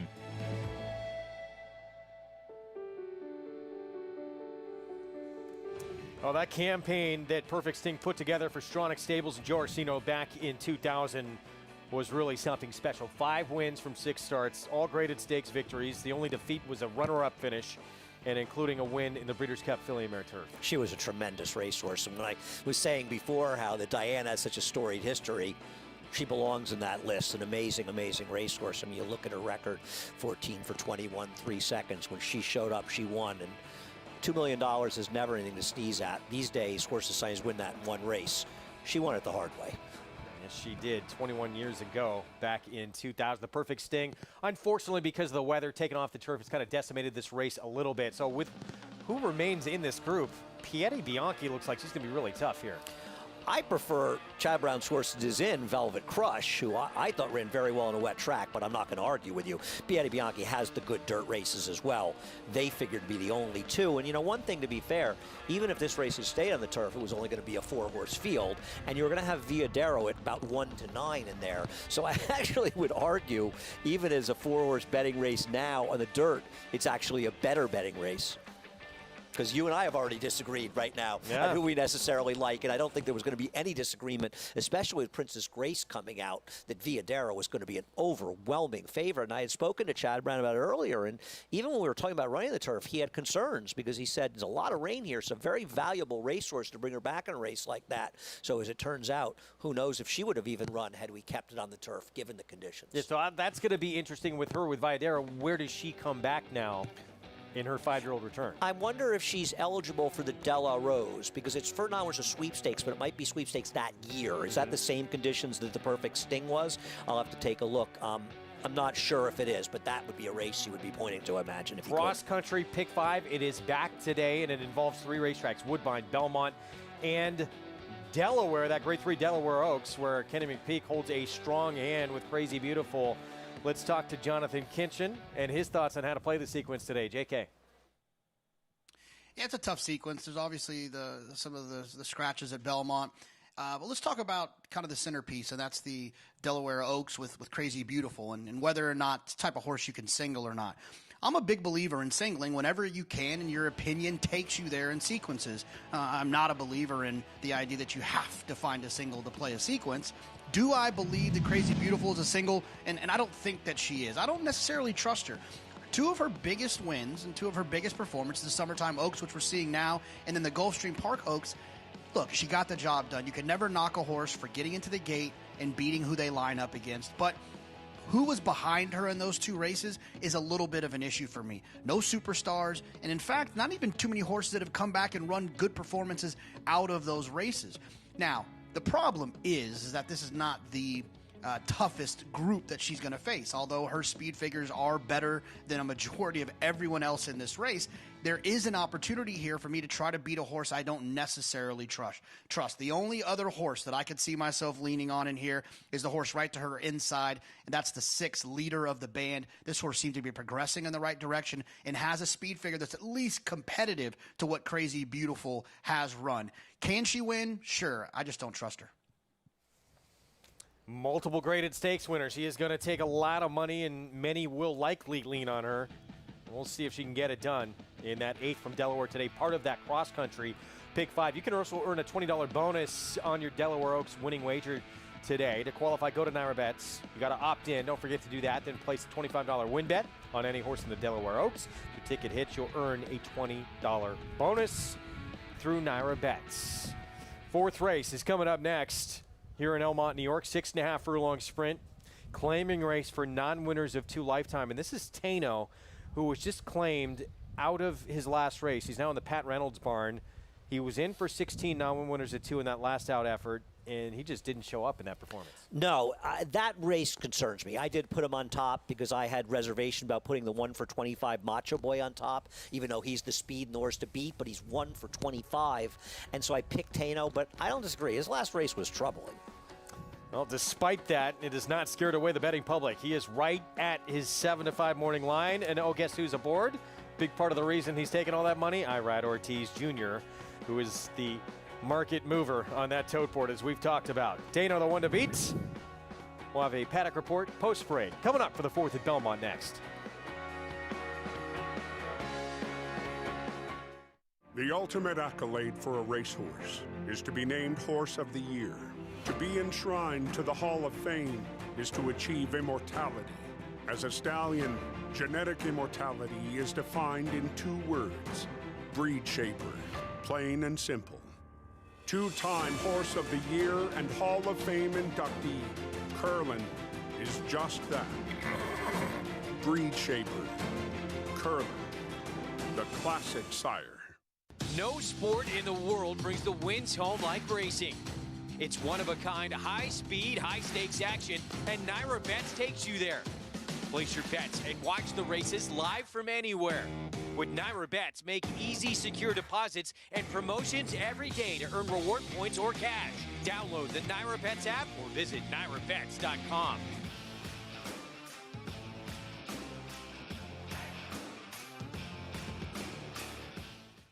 Eclipse champion Blame.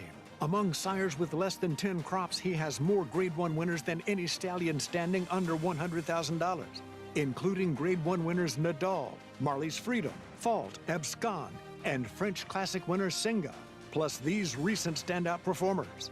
With success on the track and with yearlings bringing up to $400,000, this proven son of Arch is truly a gold value stallion. Blame, standing at Claiborne Farm.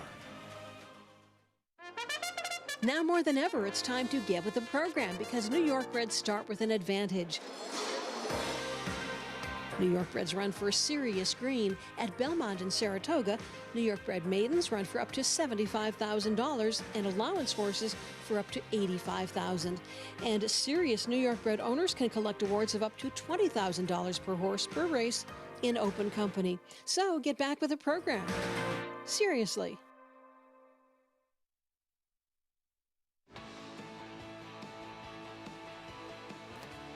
We're back on America's Day at the Races. Good to have you with us. Program brought to you in part by the champion sprinter, Run Happy. Never lost in his career while sprinting and did it all while racing medication-free. Now standing at Claiborne Farm at a legendary stall, number 1. The 4th race here at Belmont is approaching the 5-minute mark to post. They're coming onto the track now for the post parade here shortly. 6.5 furlong sprint, $16,000 claiming race for horses who just have that one win on the resume for their career. As we take a look at a long shot here, double pour, but it's still Tano right here, the 9, the 1 to beat, who I guess part of the upside has only been onto the racetrack 3 times. I think that really is one of the big upsides here, Greg. But one thing that should be noted about him, and I picked him on top, so I'm not sitting on any proud ground here.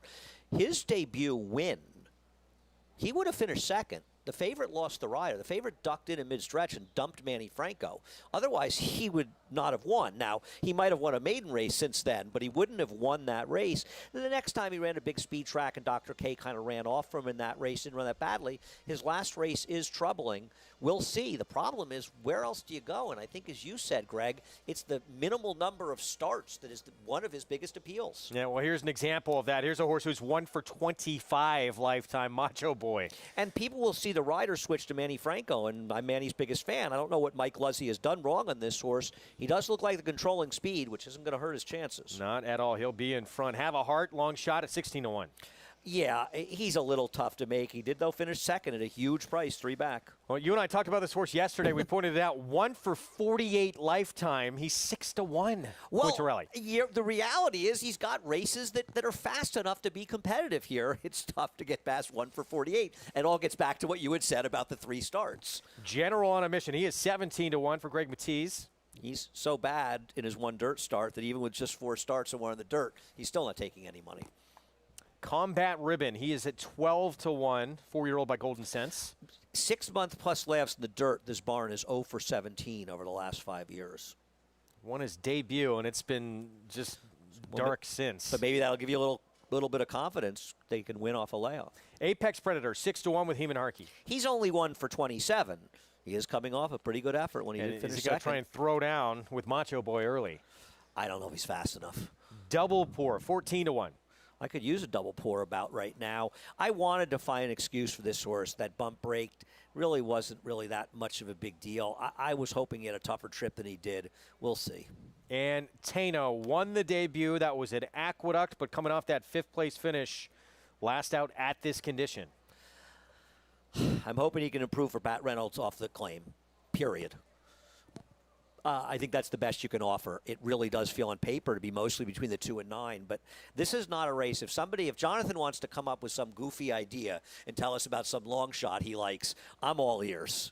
7-5 favorite. Let's take a look at the debut in the victory, and there's that horse riderless that winds up crossing the wire first, but Tano gets the win. Yeah, I mean, this was a situation where, in all likelihood, you don't know, because you don't know for sure that he would have, the 4 would have won the race, but in all likelihood, he would have won. And I believe he actually was favored. As Tano was 2-1, and he was the favorite. We'll see. He's a short price. It's IRAD. I'm not going to sit here and defend him a lot. I just took him because I didn't want to take the 1 for 25. When he won that debut, by the way, the early part of the race we didn't show you, he came from really far out of it. With more on this 4th from Belmont, let's welcome to the show for the first time today, Maggie Wolfendale. Thanks, Greg. And, I don't mind the rain, although I'm standing under the jockey weighing and scale here, taking some cover. Thing I don't like about it, it messes with your notes, whether you have paper or an iPad or tablet.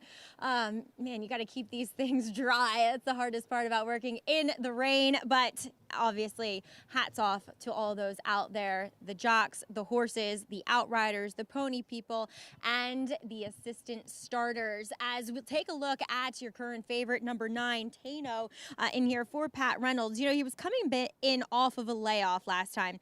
I didn't see him that day, obviously, as you guys had mentioned, wired by Charlie 5-0, and he was kind of closer chasing that pace early on before tiring. So as you just pointed out, Greg, he seems like a horse that maybe wants to come from behind and save that energy and make that one late run. We'll see if Irad Ortiz does it, but look how well he's traveling over the sloppy track, just floating over it.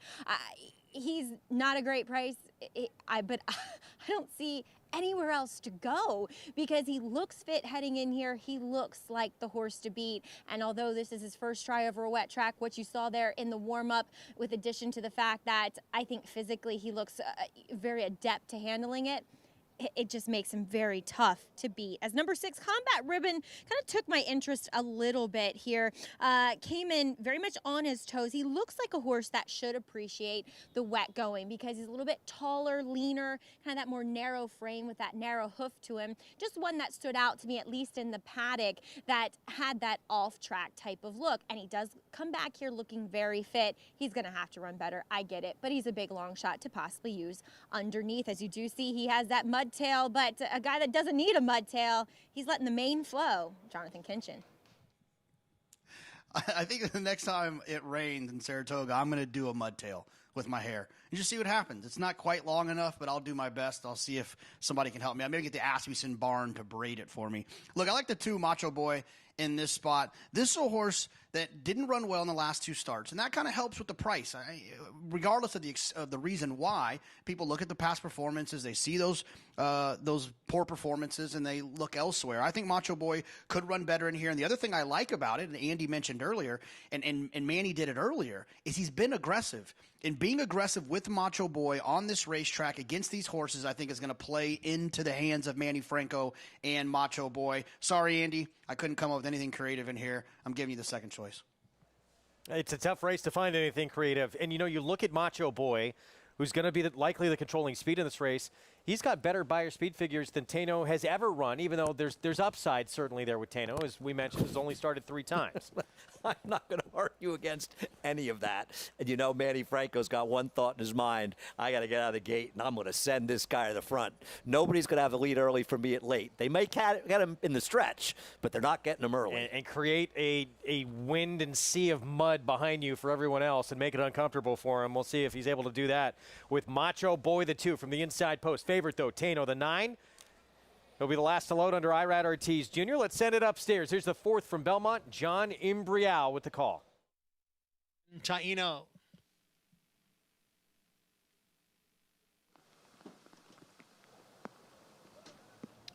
In the gate.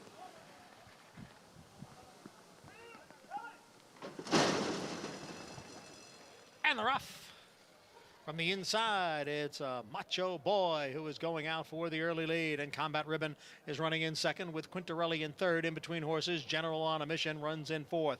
Apex Predator, Extreme Outside in fifth.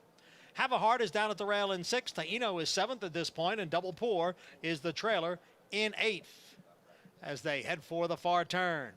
Combat Ribbon on the outside and Macho Boy on the inside. The two of them are right together through a quarter, 22 and 3/5 seconds over the sloppy and sealed track. The front two have 3.5 lengths now on Quintarelli in third. It's another 3 back to Have a Heart, who's running in fourth. Then General on a Mission, Apex Predator, followed by Taino, and a Double Pour, who is gaining some ground in between horses. They're coming for the top of the stretch, and Macho Boy has drawn clear here. Macho Boy ran the half in 45 and 3. Macho Boy has opened up on the field here in front by 6 lengths. Double Pour now moving into second as they pass the 8th pole. It is Macho Boy in front. Double Pour continues to gain a 16th to the finish. Macho Boy by 2.5. Double Pour driving on the outside. They come for the finish. Macho Boy by a length. Double Pour was second, close for third between Quintarelli and Apex Predator. Macho Boy had some unexpected pressure from the long shot Combat Ribbon, the 6, making life very difficult on him early. Still had just enough in the tank to hang on late. Yeah, and congratulations to the Connections and Amira Shikakli for getting the win with Manny Franco. And Manny did exactly what Mike Luzzi would have done with this horse if Mike hadn't been injured. Went to the front and held on for the victory. So congrats to them. Ended up being the favorite. Tano finished last in this race. Didn't handle the track at all, never ran a step. Double Pour, Lennon Cruz, father-in-law of Orlando Noda. We saw him with somewhat of a form reversal earlier at the meet. This horse clearly ran the best race of his life, but maybe his horse, despite the fact that he was virtually eased and ran a career worst race in a muddy sealed track at Aqueduct, maybe he liked the going today. At 14-1, comes up about a length short. It's Macho Boy, survives that early pace duel, Maggie, to get the win. Yeah, but you could see, Greg, that down the backside and into the turn, the ears were going back and forth. Those fractions weren't too tough for Macho Boy today, as he seemed to get over the track quite nicely. I know I was watching the race right next to Amira, and she said, "Oh, please just keep it together," because she knows that he does get a little lost and a little tired towards the ends of his races, but he had plenty left in the tank today. So congratulations to her and to Manny Franco. 7-5 on Macho Boy. Son of Mucho Macho Man, Amira Shishakli, Manny Franco. And yeah, shout out the assist to Mike Luzzi, who likely would have been on this horse, but he's out with injury right now. Absolutely, and we hope Mike is doing well and getting better. I'm sure he's up in Saratoga, and hopefully he'll be better and he'll be able to ride at Saratoga as well. But in his absence, Manny Franco gets the victory. And this horse actually winds up going off the favorite in the end. Well, sanity prevailed. I mean, the Speed, truth was. the rail. One to catch, and despite a little early pace, was able to hang on late. 2-8-4-7 here in the 4th from Belmont. We're going to step aside for a timeout. We're going to preview some more of the stakes action coming up this weekend. We still have the John Nehrude coming up on the 4th of July, and Firenze Fire looking to do more damage here at Belmont at his favorite racetrack. We'll be back. The Run Happies keep winning. What a day at Belmont Park when a pair of Run Happies crushed the competition. TDN Rising Star Following Sea delivered yet another emphatic performance, sailing down the stretch to win by 6.5 lengths. Then 2-year-old filly Happy Soul soared to victory, winning the Astoria Stakes by a whopping 11.5 lengths. Price for success of just $10,000 called Bernie Sams and book your mare to run happy. Standing in stall 1 at Claiborne Farm. Have a summer reunion like never before. Tickets to Saratoga Racecourse are on sale now. There's something for everyone at Saratoga, from the backyard picnic area to the 1863 Club. Saratoga Racecourse is the summer place to be. Every day this summer is jam-packed with excitement, featuring the best racing in the world. Secure your spot today for your return to Saratoga, July 15th through Labor Day. Visit NYRA.com/Saratoga for information and tickets.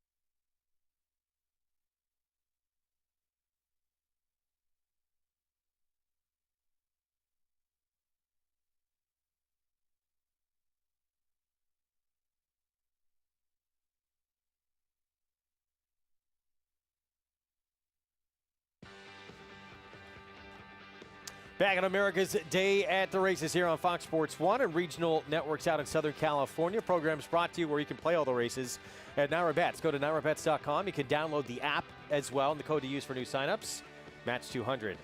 Manny Franco gets another one here. Macho Boy out to the front, able to hang on for the win. Now 2 for 26 lifetime, trained by Amira Shishakli, who's standing by with Maggie. Yeah, she is, I'm sure, trying to check out the replay right now, watching Macho Boy. But Amira, got to watch a race with you, and you said, keep them together, Manny. Keep them together, Manny. A horse that has that early speed, but sometimes you really got to will him to the wire to see that last for a long out. Oh, you have to will him through every part of his race. I mean, if you look at the Monmouth start last time, he fell out of the gate. He had every chance in the world to win at Monmouth that last start, and of course, sure enough, lost Luis Reyes right at the gate, right at the start, and lost that chance. And then he actually ripped himself up good enough that we had to wait for a long time to make this start. Yeah, but he made it worth the wait anyway. If it will go wrong, it will go wrong. If it can go wrong, I should say, it will go wrong with regards to horses. But Amir, you were saying that you actually have a good number of horses, but a lot of them 2-year-olds. For you, what has been some of the joy and then maybe some of the drawbacks of training young horses? I love training 2-year-olds. I used to handle the 2-year-old string for Gary Contessa all the time. He used to send me to Aqueduct with a barn full of 2-year-olds because he knew that I was very patient with them. I had very quiet horsemanship, and I knew how to get those horses started right. It's really cool to see them develop, see everything click. But the frustrating parts are they're 2-year-olds, so you have to deal with a few little quirks, and then you have to also deal with the fact that you're breezing 3/8, a half, and that horse will come back with a little bit of a shin or a little bit of a splint, and you just have to be patient with them and understand that sometimes 2 months is going to do them better than trying to push them forward and get them ready in 4 weeks. Looking forward, though, for whenever they make their debut for you. Best of luck with those 2-year-olds, but congrats. Big win here for Macho Boy. Thank you. I'm glad he didn't fall down before the wire because that's what I was saying to you, is he's prone to such things. But he had everything in his favor today. Sloppy track, loves the distance. He won here, broke his maiden at Belmont, so everything was set up for him. Manny gave him a great ride. And he stayed with his rider today.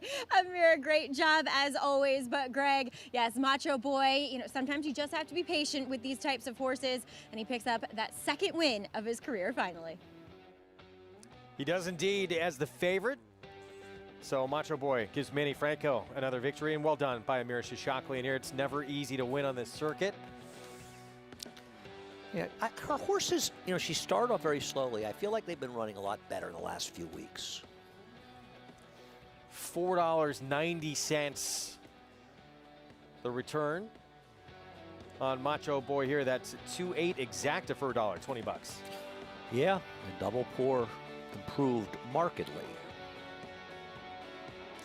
Let's take a look at our weekend stakes schedule. Of course, still to come, that monster showdown in the handicap division between the undefeated Happy Saver and Dubai World Cup winner Mystic Guide. We have the Perfect Sting as well. That'll be taken off the turf tomorrow. A horse who maybe likes this racetrack more than almost anyone ever has. And I think the good news for the favorite Frenzy Fire you're talking about is that the rain is supposed to be done in about an hour at the most. And it's supposed to be a beautiful day tomorrow. And this track, believe it or not, looking at it now, as crazy as it may sound, will likely be fast by that race. And he doesn't like a wet track. And, Irad Ortiz Jr., his regular rider, he was injured, so his brother subbed in for him in the True North. Drew the rail that day, gets the rail again today. We saw him put him into the race early, put him on the lead. Is he going to do that again tomorrow? I think he is. It's the same situation. Much of the same field. He's not getting into races that feature a lot of other pace, and the reality is that a lot of pace would help him. But he's shown that he's versatile, and I think that's one of the great additions to his talent. He can adapt to circumstances, and if, you remember when he won as a 2-year-old the Champagne, I think he came from dead last. He made a long, extended 5-wide run to win that race. But he's a horse who can adapt to circumstances, and he seems to run well no matter what the situation. And it's so interesting this year, this sprint division this year. We have all these older horses, CZ Rocket, Whitmore, this horse, Forense Fire, now 6 years old, who are just sticking around at advanced ages and still performing time after time. Forense Fire looking to make his 5th trip to the Breeders' Cup. Yeah, and you find yourself rooting for these horses that stick around the longer they stick around, right? And they run, and obviously their connections love seeing them run, but they also run for our pleasure as well. And the sprint division at times has been a little bit wanting in the last couple of years. So you get a horse like this to stick around, it really helps. And I think that's one of the real appeals of Whitmore as well. Well, Forense Fire, back-to-back graded stakes wins at this meet, so trying for the trifecta of graded stakes victories in one meet. That is quite an accomplishment. Of course, coming up on Monday, we have 3-year-olds in the Grade 3 Dwyer. This was a race that that Forense Fire, I should say, had really his kind of big coming out party a few years back when he ran that monster effort in the Dwyer a few years ago. The big favorite in that race was the European horse, the Coolmore Mendelssohn, horse. right? Mendelssohn, right. I was going to say, he won the Breeders' Cup Juvenile Turf, and he just crushed him in there. Now, Gershwin is probably running at Delaware today. And that's probably good for David Aragona, because I think Snowhouse would have been the second choice anyway. If I could get a chance to tease David. But meanwhile, First Captain's the one to beat. Yeah, First Captain is going to be the story in here, at least going into the race. $1.5 million son of two-time Horse of the Year Curlin for Shug McGahee, West Point Thoroughbred Sienna Farm, undefeated coming in. He's been terrific, and he beat a solid older horse in this race. You see the horse who got outside of him, because First Captain's the one on the inside of this duel with the white blaze. They both have blazes. He comes back on to win. So, his first start, he beat the horse Mahamal, who is probably going to be the favorite in this race. I believe he had a fever, and he ended up missing this race. So he beat a very good horse, came back with a huge buyer to break his maiden the next time out, and then he turned back the horse for Chad Brown, who finished second, who looked to have him beaten this race, and he had run some fast races. Shug McGahee has used this race in the past as a stepping stone to the Travers. Is this a horse with that kind of talent? Or we don't know yet? We don't know, and that's a very, that's a great point. I hadn't really thought about that, but presumably a big performance here, he could go Jim Dandy and then Travers. And listen, it's been $1.5 million for this horse, and his dam America, she was kind of a plotter, but she wanted more distance, so he's got that stamina. I remember him selling at Saratoga for the big amount a couple of years ago. No reason they're not. I mean, why not think that high? It's West Point. They obviously want to be in those races. And it'll be interesting because following C, the Run Happy, he's pointing to the Haskell. Can he step it up against the big boys? And can this horse, he's got to win the Dwyer, got to come out well, run the Jim Dandy, show he belongs in that group. But listen, you're always supposed to think high. Yeah. You just have to make sure you have the racehorse to get you there. And Shug's not going to throw him in there. Or West Point, if he's 25-1, he can't win. But why shouldn't they be thinking high?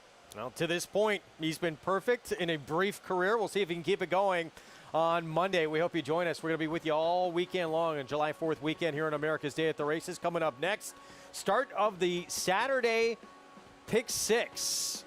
Good culture, the 7 for George Weaver. Manny Franco looking for another win. We'll be back. Stay with us.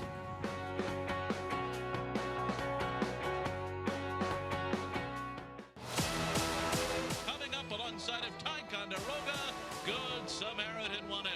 And Good Samaritan has gone on by very easily. Good Samaritan in his dirt debut, and he's gone by them all. Good Samaritan has won the Jim Dandy.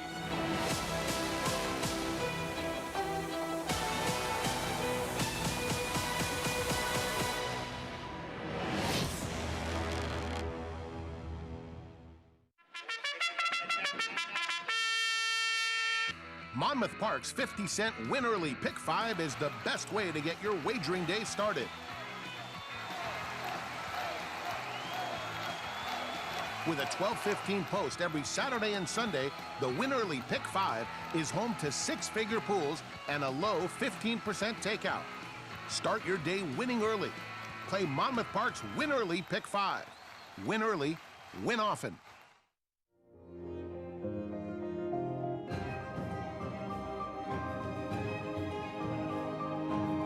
Structer and Jose Ortiz. Jaywalk is a Breeders' Cup champ. And Avenge has won the Del Mar Futurity. Too close to goal. It is Practical Joke in the preservation. And here she comes. Holiday with a front.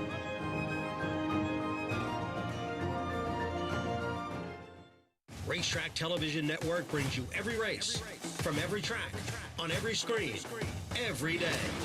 With monthly packages starting as low as $5, RTN gives you great value and access to more live HD streaming and race replays than anyone. Visit RTN.tv today to sign up and watch on almost any device, including Roku and Amazon Fire. Use promo code TRYRTN for a 5-day free trial.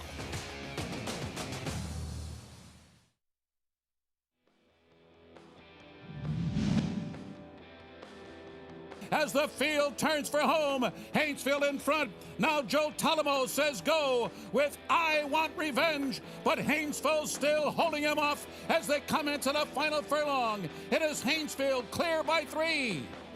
I Want Revenge is now sputtering on the outside. Regal Ransom and Convocation, and they're coming down to the finish, and Haynesfield wins the 124th Suburban. New York's reigning horse of the year, the champion 3-year-old Haynesfield, getting it done against I Want Revenge, who was on the comeback trail back in the 2010 Suburban. Haynesfield was a cool horse. He put together a heck of a run here, culminating with his big win in the Jockey Club Gold Cup, I believe, over Blaine. Oh, wow. The Yeah. eventual horse of the year, right? Blaine won Beating- horse of the year, didn't he? I digress. I can't help myself. That was a makeup call. He was the Andy Serling horse of the year. He won the Andy. Well, Steve Asmussen, trainer of the horse you just saw win that race, Haynesfield, back in 2010. He trains Regality in this one coming up. Of course, Max Player, 10-1. He's my upset specialist. I'm going to play a 4-5 here. I'm going to bet small exacta box 4-5 and a big 4-5. I'm going to take him to finish second to Mystic Guide today.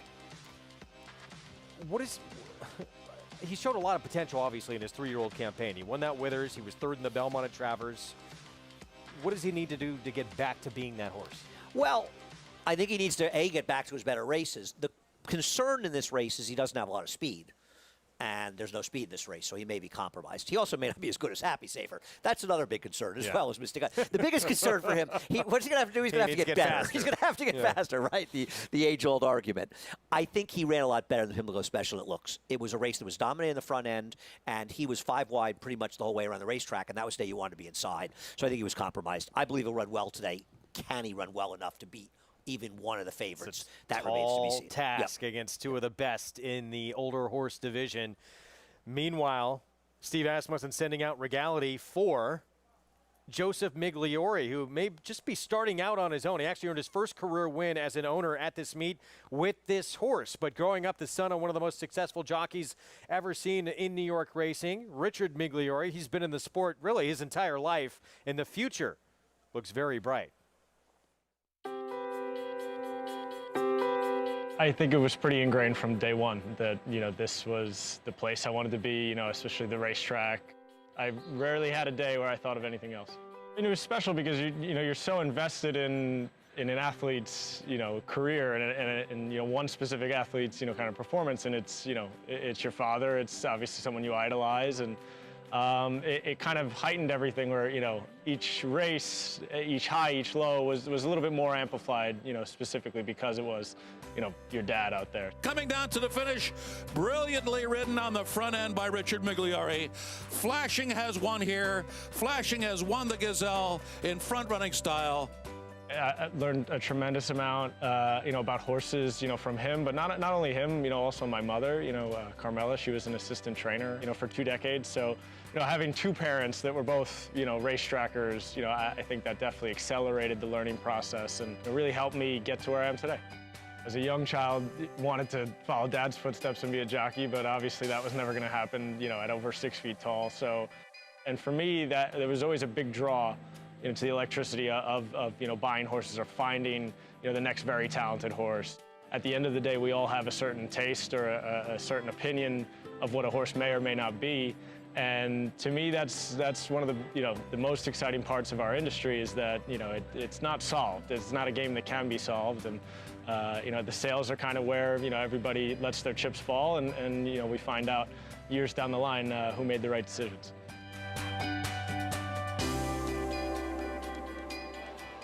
So there is Regality, gave Joseph Migliore the first win of his career as an owner. There he is with Dad, his new bride as well, and Mom Carmela.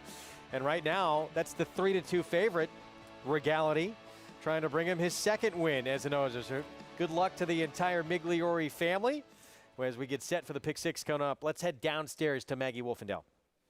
Well, I've been having so much fun with the Migliores that I've only glanced at Regality. No, I'm kidding. But he looks fantastic once again. I really liked him. He matched up well against that field. Obviously, last time in that New York bred maiden claimer. Now he's going to face fellow winners here once again, or for the first time, I should say. And he looks great. Just the same horse that I'm seeing, and he's got the same exact conditions with this wet track, going the one-turn mile. I think it suits him well. But a horse that might be a little bit of a price here that also won on a wet track last time by 8.5 lengths is number 3, Patio Mark. And I admit, I didn't like him in the paddock that day, but once I saw him moving over the wet track, I felt a lot more confident about suggesting his chances.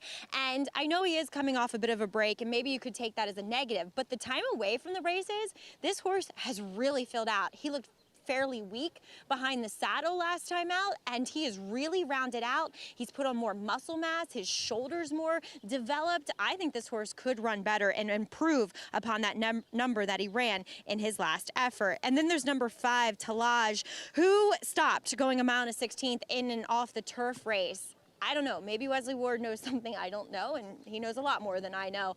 But this horse looks like a sprinter. And given the way that he ran last time, I don't know how he's going to be successful. I know turning back a half a furlong, but still, I'd prefer him going a lot shorter than this, Greg.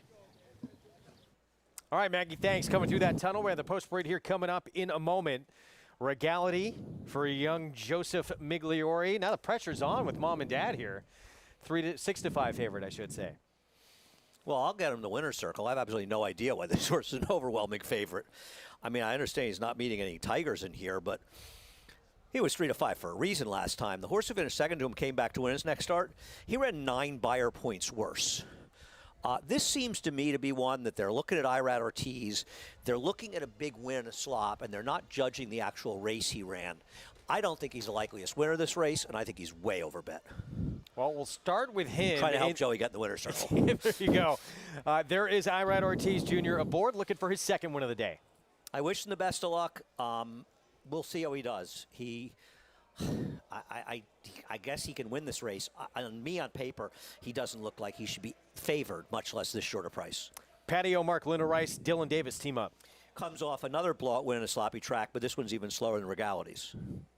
No one, well, with the exception of Regality, I should say, and Good Culture have wins in the slop. Here's the 4 Hallstatt Linda Fisher trains. Well, they only have 1 win, so it's hard for them to have a win. No win this. Yeah. Hallstatt is probably too slow to win this, though. His last dirt race is fast enough to give him a chance to get a piece. Talaj, Wesley Ward, we going to see this horse be quick early? He should be quick. We'll see how quick Moonlight Now is, but he should be close to front. He was in a very, very tough spot last time out. I don't know how as tough as Maidenfield was, but I don't think it was any worse than the favorites. True Palace, he just ran second, beat a half length for 16 non-winners at 2. Listen, based on only his last race, he's a major player in this race at a big price. The rest of his races, not so much. Got a better buyer speed figure than Regality did for his win. Good Culture. He won his debut actually in the mud at Aqueduct in the maiden special. I think this horse is going to be close to favored by post time, and I think he should be. He got a super pace when he broke his maiden. He's a little dressed up, but he's taking a big drop. I think he's the horse to beat, actually. Yeah, Moonlight Now, Eric Cancel, Charlie Baker to the outside. He's my top choice in here, and he was dreadful last time, but something went wrong. He ran so badly, something went wrong. His prior race and his race 2 and 3 back are both good enough to give him a chance, and he's the speed from the outside. We'll see if the 5 goes or if he clears. I think he's an interesting horse. I got to give him one more chance to price in this field. He's beat 1 runner combined in the last 2 starts, but he does have speed in his corner, no question. Let's check in with Jonathan Kinchin. Yeah, this is a tough race. I mean, look, I understand Regality did run well last time on this surface. He opened up. He did it impressively. The problem for me is the speed figure is not particularly fast, as much as I want Joe to win this race. The speed figure is a concern for me when you're looking at a horse who is a short price and some of the other competition in here. This horse absolutely can win, but I agree with Andy, probably a little bit over bet in here. I thought the 7 Good Culture was another one that made sense, another one that I didn't really want to lean on because I feel like I'm basing that off the performance at Keeneland a couple races back, and that performance will absolutely win this race. But then there is the fact that this horse shows up in here now for a tag, which isn't always the biggest concern. A lot of times good trainers put horses where they can win races, but at a short price, Good Culture was a little bit was one that I didn't want to lean on too much either, but at 3-1 I could warm up to that. And then, look, the 6 True Palace, the 8 Moonlight Now, those are 2 horses that I both thought were live in here, and their prices are 19-1 and 7-1. Look, in the pick 4 I spread in this race, I don't think it's as easy as the top 2 choices, the 1 and the 7. I think the 6 and the 8 are dangerous at prices. I'll officially go with the 7 as my choice, but I think this race is a lot harder than it looks on paper.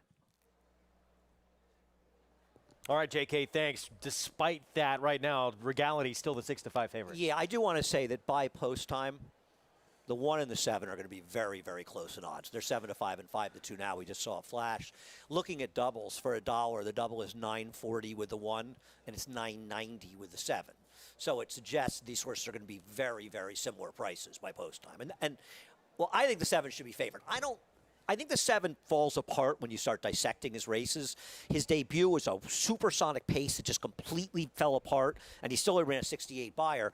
And then his next start, okay, he got a 73 at Keeneland, but Promise Keeper, I know he won the Peter Pan, but I didn't think he did any running in that race. He just sort of clunked along for 3rd, and then last time out, he was dreadful at Pimlico. So I have trouble with that effort, and they understand we drop him, but I just thought he was a little more likely to win than the 1. I think the 5, Talaj has a chance in this race. I don't love the maiden race that he won, but I don't think he ran that badly. And then there's my 8, Moonlight Now.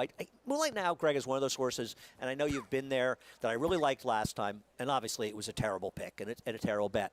But it ran so badly, I feel like I need to bet a few dollars on him in his next start. A little bit for insanity insurance if he were to win this race. And I know he's got races that can win it. I just don't know if he's capable of competing competitively anymore. Can he last on the lead where he's likely to be early on in this race? Let's head downstairs to Maggie. Yeah, Andy, how many times have those types of horses come back to bite all of us? But once again, Moonlight Now looks the part. I have the same feeling as Andy that I feel as though this horse probably does have a bit of run left in him. I know he is now 3rd off of that long extended layoff, so obviously had to overcome an issue, but well muscled. The horse that my eye just kind of kept going back to in here, and he has that tactical speed. The only thing is he's never been on a track quite like this. Yes, he's run over a good track, but that's harrowed, that's open, that's completely different than this sloppy, very wet, sealed track.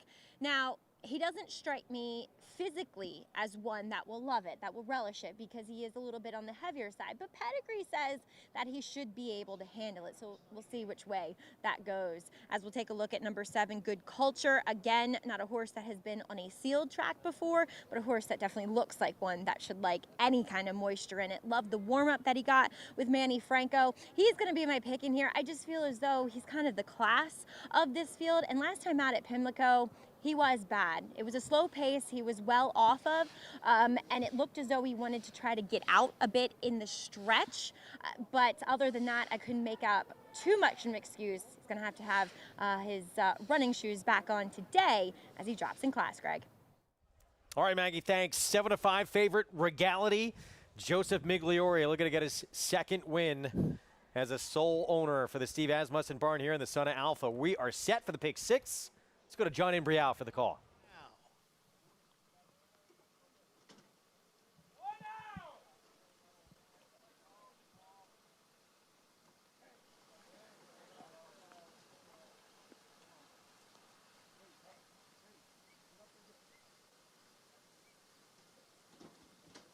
There in the gate.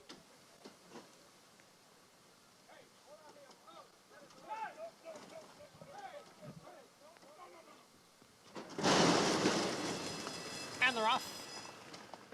True Palace shows first. Tallage now moves up to challenge, and down at the rail it is Regality.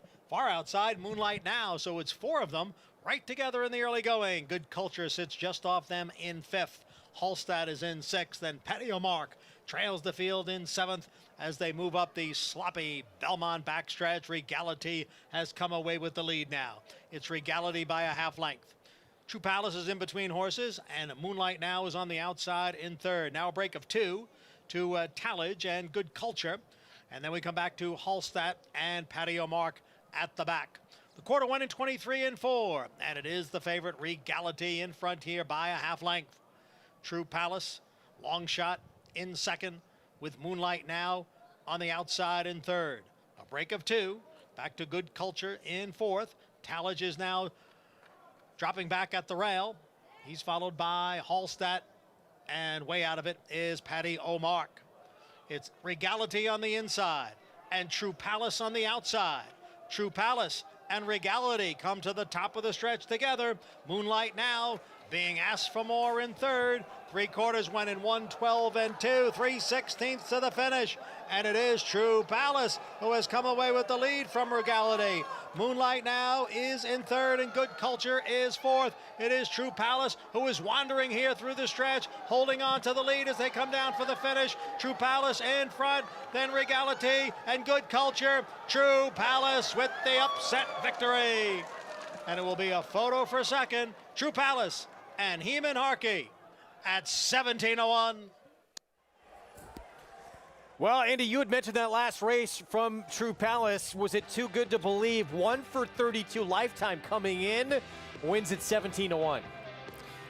Yeah, I mean, Heman Harkey, I tell you something, there was a lot of unaggressive riding in here.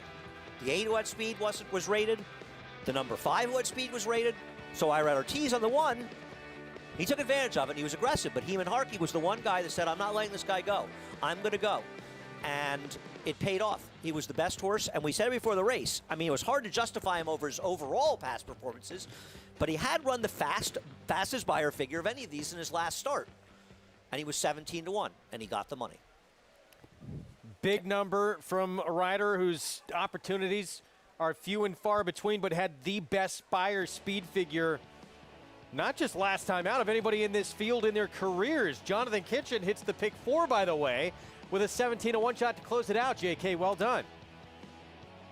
Oh, well, I appreciate that, Wolfie. I can assure you that there's some more losing tickets where that one came from, the exact same place that one came from. But I'm glad if some people at home were playing along, they cashed a little ticket there, and they've got some money for the holiday weekend. Some barbecue money. Hey, you know, got to spend on something. First of all, off that performance last time, I get he was stepping up in class, but should he have been this price? But that's lower name rider. Listen, I didn't pick him, so I don't have any ground to stand on to say that I liked him in here. Should he have been this price? No, obviously not. He just won. You know, it's a long, I guess it's a long handicapping discussion, but there's probably a pretty good argument that a horse coming out of the fastest last race is never a terrible bet. It's 17-1. But I didn't pick him, so I'm not in a position to tell people they should have had him, that's for sure. No question. Tough one still to come up with, but there were some reasons to like him at a big number in here. 6, 7, 1, 5. 17 a one shot. Ends the early pick 5 and pick 4. And, of course, right around the corner, we have this to look forward to all summer long in the return of Saratoga Live. Opening day coming up very soon. We'll have a preview next.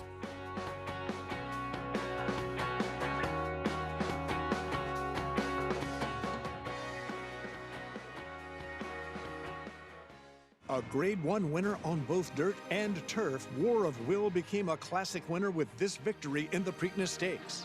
This year, he added turf credentials to his resume with a determined victory in the Grade 1 Maker's Mark Mile, a winner and Grade 1 placed at 2, multiple graded stakes victor at 3, and Grade 1 winner again at 4. This son of War front has proven his class at every level. A classic winner with a stallion's pedigree. War of Will, standing in 2021 at Claiborne Farm.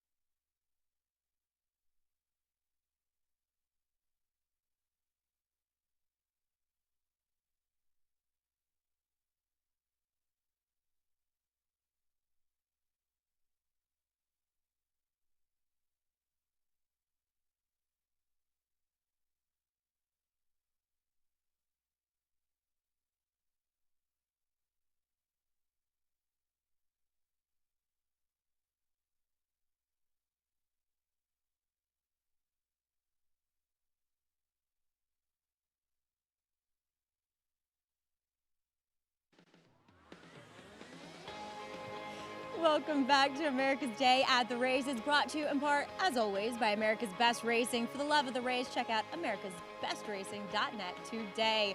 A bit of an upset here in race number 5 as Heman Harkey guided True Palace to victory today. And Heman, we saw a little bit of a change of tactics last time out, which led to a good second place finish. And again today, your aggressive ride paid off. Yeah, it's paid off because last time I went to the left whip a little late and I see that he responds to me at the last 16, and I said that today I will just break and sit off, and I break and it worked out perfectly, and I go to the left stick from the time I reach the quarter pole. And he responded beautifully, getting the win. Now, Heman, this is the first time privileged to talk to you here in the winner's circle for me. But you were saying you grew up in Guyana, came here in 2005 though, but you got a late start in this industry. Talk about the path that led you to becoming a jockey. Well, when I came here, I was a little late into the industry, like to get in touch and contact with people, and I never came to the track. So in 2017, Jimmy Ferrero actually gave me my license. I met him, and he told me if I want to ride. And he gave me my exercise boy license, and since then I started ride. How difficult has the journey been, considering that, I mean, had you ridden horses, off the track before, or did you just dive into it head first? I basically over here, I just dive into it. I ride here and there, and I just go for it. Well done to you, and quite a story as well. So congratulations with this win here for True Palace. Thank you very much, Maggie. Appreciate you. And what a story, Greg. I mean, somebody that coming back and getting into this industry late in life, you usually don't hear that, and gets a win with True Palace today, and learning a bit, I think, from that last effort and how to ride this horse successfully. I love to see him in the winner's circle. He doesn't get a lot of opportunities. He's usually on huge long shots, but he is a rider, and I know you are familiar with this too, that he'll always be aggressive and take advantage when he has a horse that has some speed. I agree. He has been overachieving as a rider, particularly at this meet. We've seen some turf races with some big long shots, one who won, one who ran second, I believe, because he's been aggressive, and I give him a lot of credit for that. He was aggressive here, and it paid off as well, and he's winning, and his horses that have overachieved because he's made the right decisions. It's not necessarily because they've been horses that made so much sense on paper. Yeah, he's given them their best chance to win, and I think he deserves a lot of credit for that. Question for you. Carry over in the pick six? It's a big One start. leg in? Yeah, it's a little hard, because you're looking at, in all likelihood, Mystic Guy or Happy Saver winning. You've got 2 of the 4 the main contenders in the race before that. So it would take sort of a wacky result in one of these other races to give it a chance. Well, the late pick 5 begins next. Going to begin with a race that was taken off the turf in the 6. We'll get to that in a moment. I want to remind everyone of 2 weeks away from a big race that we have coming up on America's Day at the Races, and it will be on Fox. Coverage of the Grade 1 Diana opening Saturday from Saratoga. That happens on July 17th, 5:30 to 6:30. We hope you join us. Diana, one of the most prestigious races of the meet, and happens right off the bat. Yeah, I love the Diana. Looking back on races and horses, I think it's one of my favorite personal races. I look back on Weah beating the mighty Pearl Necklace, and I think at the time it might have been a world record, Greg, when she won it in the late 70s. Been such a great race. Listen, it's great to get to Saratoga. We're all excited to be there. We're excited that fans are going to be back. There's so much to look forward to. What a way to start the meet with a quick call honoring a horse that passed away, that gave so much. The names of those stakes races and what's ahead just giving me chills.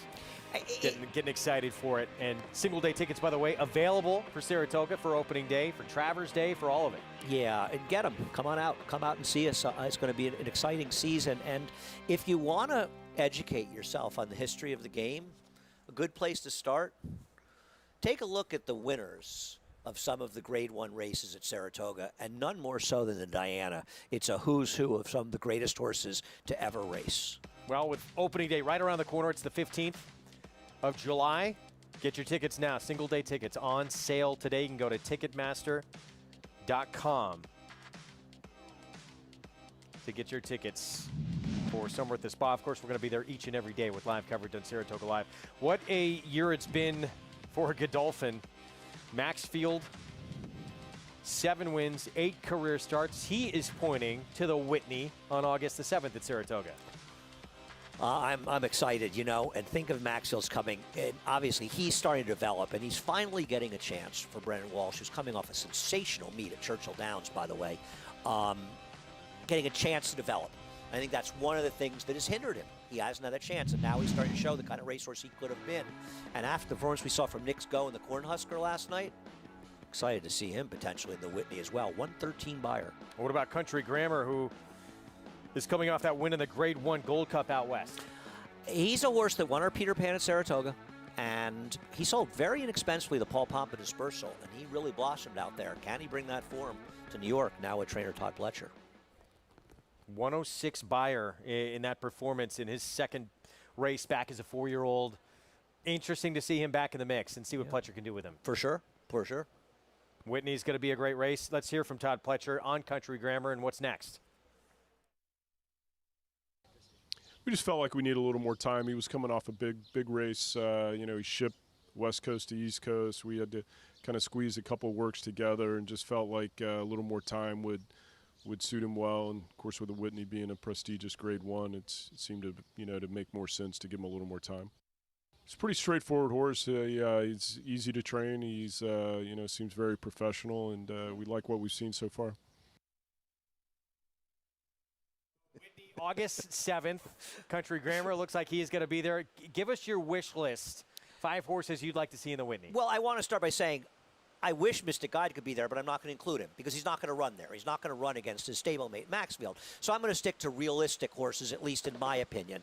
And my 5 are Country Grammar, Maxfield, Happy Saver, Silver State, and Nick's Go after that incredible performance last time when he could get the lead. And maybe this is one of those horses that in the 2-turn races when the paces aren't quite as excruciating, he's able to have a lot of stamina. He won our Pegasus, a lot of talk.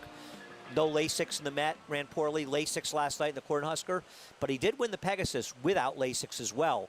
I'm excited about the Whitney, and I'd love to see those 5 be in the field. Yeah, good to see him back to what we've known Nick's Go to be under Brad Cox. Jonathan Kinchin, your wish list for Whitney Day.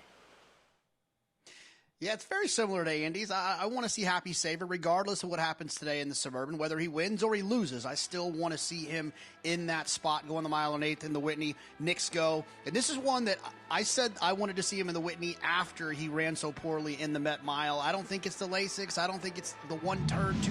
I think he needs to go fast early. I want to see Latruska, not so much because she's a filly or a mare, but more her style. I want to see a horse that's going to keep the pace fast, keep the pace honest. If we're going to see that from Nick's Go, I would assume it'd be great to have that extra little puzzle of Latruska and Nick's Go. Who's going to make the front? I think that would probably be Nick's Go, but still, nonetheless, it could be interesting. Maxfield.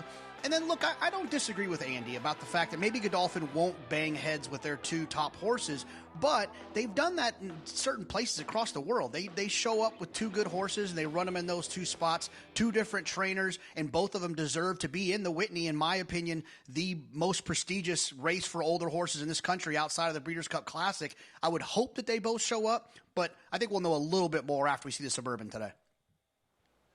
All right, we'll see. Yeah, it's just in such a unique position with Godolphin having 3 of the top horses pointing to that classic throw essential quality into that mix as well, that you would think they don't want to mess it up. They don't want them to go head-to-head. Yeah, I'll be surprised if he runs. I also think they maybe want to keep him 10 furlongs, which is the distance Jockey Club Gold Cup and the Pacific Classic, of course, and the Breeders' Cup Classic. Well, regardless of who does show up, it is going to be a fantastic event coming up August the 7th in Saratoga. We have so much to look forward to this summer. Right now, it's the Late Pick 5 that's next. Al Katam for Todd Pletcher, one of the horses to beat next.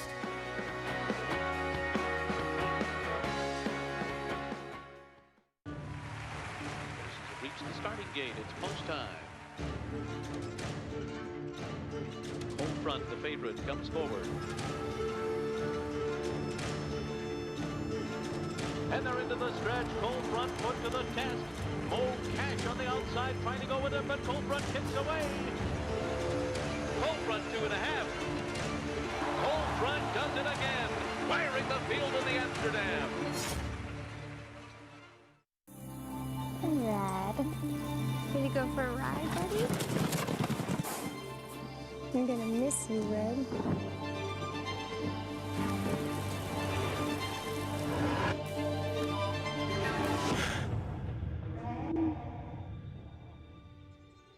Grayson Jockey Club Research Foundation provides the best equine research to treat the horses we love. I missed you, old boy.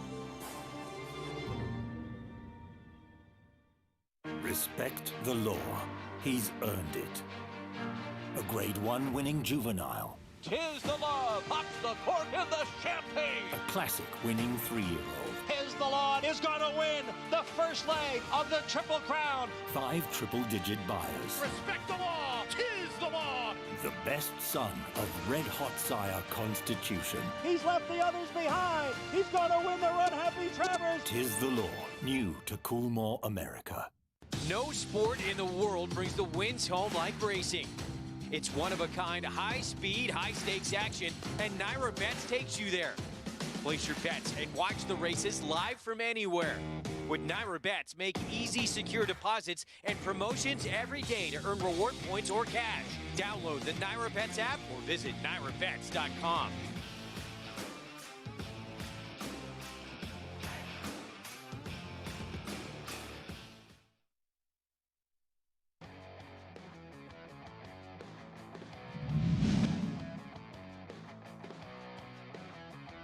It's Easy Goer in front by a length and a half. DeRoche takes up the chase second on the rail. And it's Tricky Creek next with Montubio coming to the 8th pole. Easy Goer in front now by 2.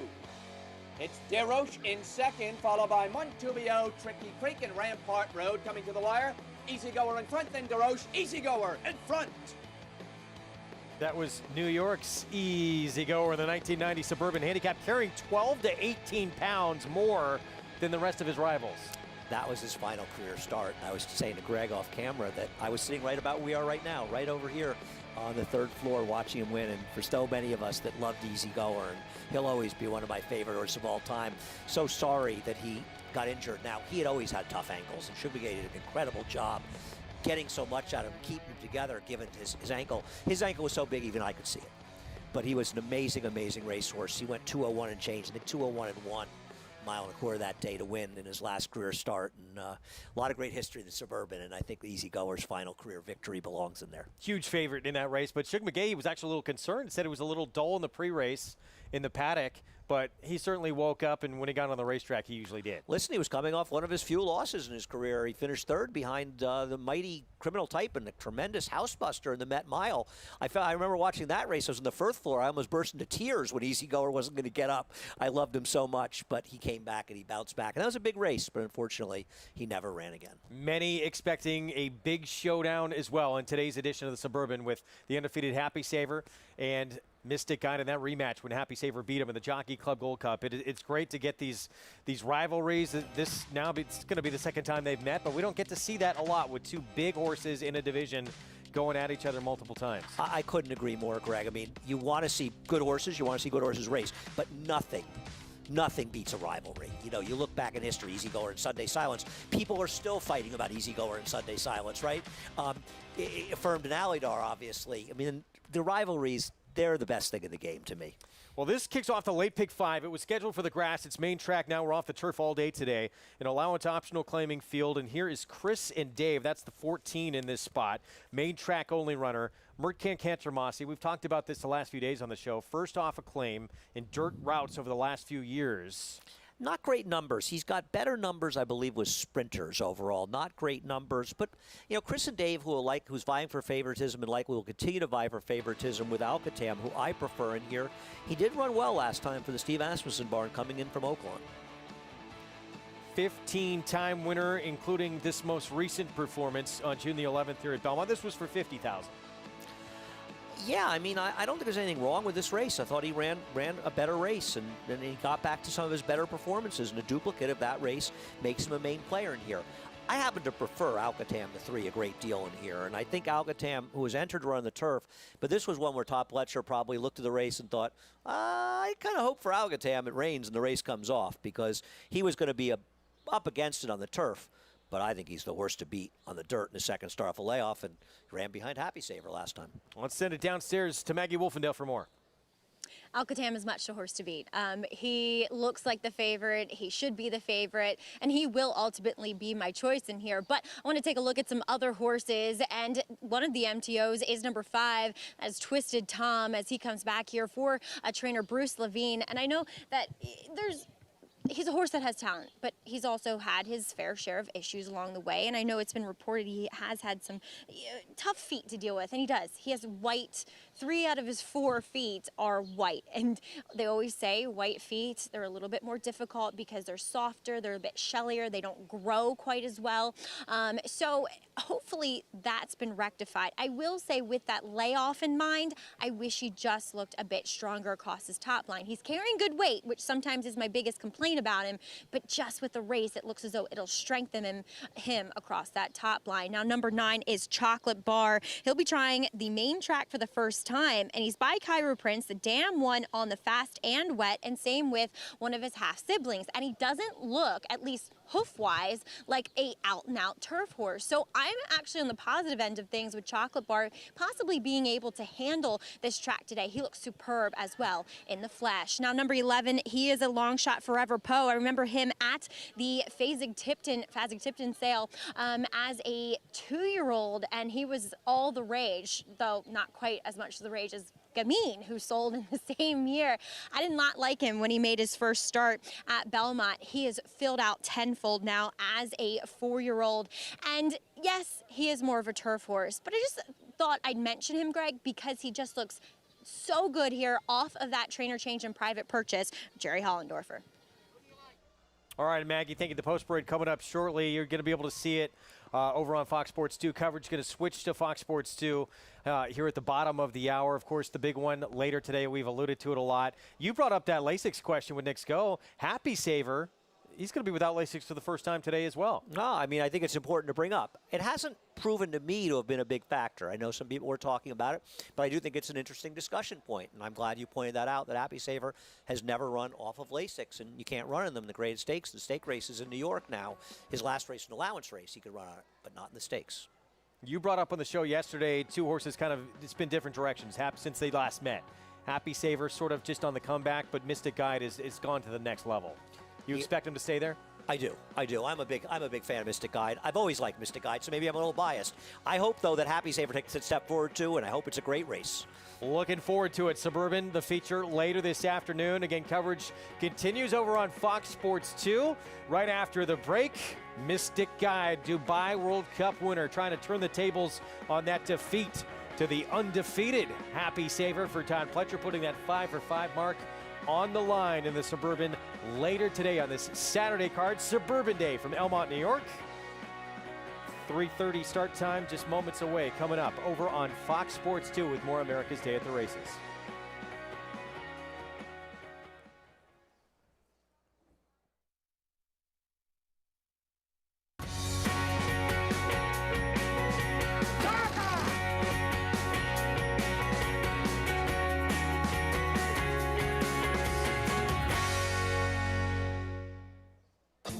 Welcome to those just joining us over on Fox Sports 2. You're watching America's Day at the Races. It's brought to you in part by America's Best Racing. For the love of the race, visit americasbestracing.net today. It is Suburban Day, and that big showdown between Mystic Guide, Dubai World Cup winner, and the 5-for-5 Happy Saver for Todd Pletcher, the rematch from the Jockey Club Gold Cup. Coming up later on this afternoon, Greg Wolf, Andy Sterling with you, Maggie Wolfendale, Jonathan Kinchin here as well. Great day of racing coming up. The rain has stopped, although we're still dealing with a sloppy racetrack. I agree, but I feel like there's a sun somewhere around here. It feels a lot brighter here. And it's supposed to be beautiful the rest of the weekend as well. We have the Late Pick 5 coming up next, and a race that was scheduled for the Grasses 6 race now on this sloppy, sealed racetrack to kick it off as we look at what's ahead here. Races 6 through 8 on the sloppy going. This presented by Claiborne Farm. 100 years of doing the usual unusually well. I played the Late Pick 5, actually. I took a shot. I made a very, very small play because I don't want to bet. I like Algatam. I'm not going to bet him at 9-5. So I singled him, and I singled Velvet, the Velvet horse in the 9th race. Very small play. I singled him in Velvet Crush, and then I spread around the other races. Good luck to you. I used both Happy Saver and Mystic Guide. In case you couldn't choose, huh?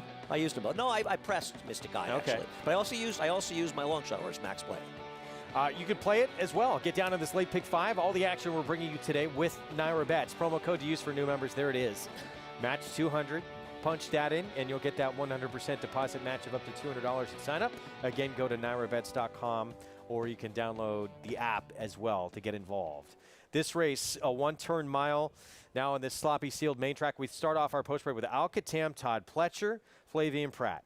I think he's the best dirt horse in this race. He probably needed his race off the layoff last time, and I expect him to be tough to beat. Public agrees. Irad Ortiz Jr. on the accomplished Twisted Tom. Yeah, he had a very good 3-year-old season, and at times he's run well enough. He's coming off a layoff. We'll see if he can pick it up. His trainer looking for his first win at the meet. Bruce Levine, he's now a 7-year-old Twisted Tom. Here's the 9 Chocolate Bar. He's never been on the dirt before, so he's a wild card. Bodie Cream. We'll see next, Mike Maker and Luis Saez. I'm very surprised that he stayed in this race. He's run the dirt, and he's never run effectively. Hopefully, I guess they're thinking he's improved since then. We'll see. Yeah, he's never hit the board in 3 dirt starts. There he is. He's 5-1 despite that right now. It's the power of that barn. And Ricardo Santana Jr., who we'll see in the Suburban later today. Forever Poe, 13-1. Not a lot to recommend on the dirt or the turf. I'm surprised he's not 113-1. And here is the 12 vintage Hollywood, Orlando Noda and Dylan Davis. One with a low figure and a 3-horse off the turf race last time out on a muddy sealed track, but he does have races that give him a chance. Yeah, Chris and Dave. Jose Ortiz, 3-1, fairly generous, no? Yeah, I pick him second. So I think listen, I don't have a problem where the odds are sort of now in this race, other than the fact that the 11 is not 50-1, and I don't have any idea why. I'll put it this way: why is the 10 the third choice right now? Yeah, that is the head scratcher, the I believe. 3, 12, and 14 be the top 3 choices, depending on who you like, and it just went back to 5-1s. That I don't get. All right, we are set momentarily here. They're going to load for the start of this late pick 5. How do we put this ticket together, Jonathan? Yeah, I thought you wanted to get started towards the outside here with the 12 Vintage Hollywood. Like Andy mentioned, the race last time was just kind of tricky. It was a small field, 3 horses off the turf. This horse had a little bit of a tactical edge. Dylan rode a brilliant race that day. This horse, I just feel like, is going to get a good trip from the outside in the clear. Is tactical enough. Will need to find a little bit from a figure standpoint if some of the other ones show up. But I do think that at 5-1, I'd be willing to take that chance with the 12 Vintage Hollywood. And then the other horse towards the outside, the 14 Chris and Dave. Interested to see this horse off the claim for the Canamassis. Steve Asmussen, I wouldn't necessarily say he's the type of person I'd be running in line to try to claim off of, but he cares for his horses. His horses are in good condition, so I think that there is an opportunity for people to have some success with horses that are leaving the Asmussen barn. This is a horse that does have a speed figure that I think Vintage Hollywood would have to try to catch up to, and I think that the outside draw, the tactical speed, and an aggressive rider like Luis Saez is another one that puts this horse into contention here. But enough about Chris and Dave. Let's talk to Maggie. Huh.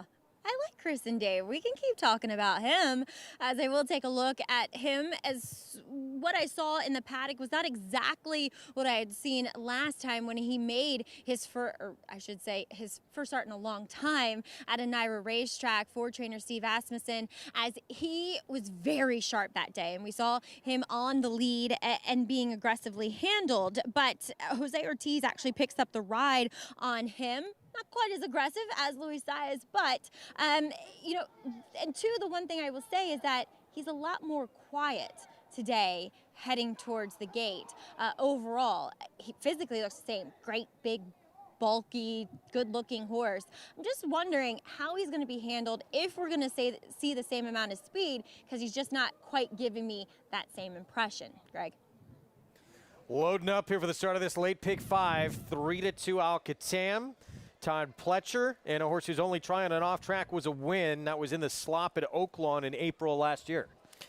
Yeah, well, who knows? It's a given. You know, it's hard. And one sloppy track to another one, Chris and Dave can certainly win. I just think they all may have their hands full with Al-Katam.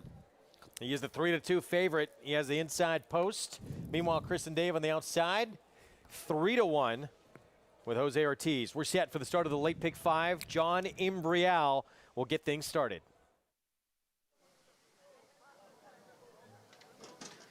And we're waiting for Vintage Hollywood and Chris and Dave.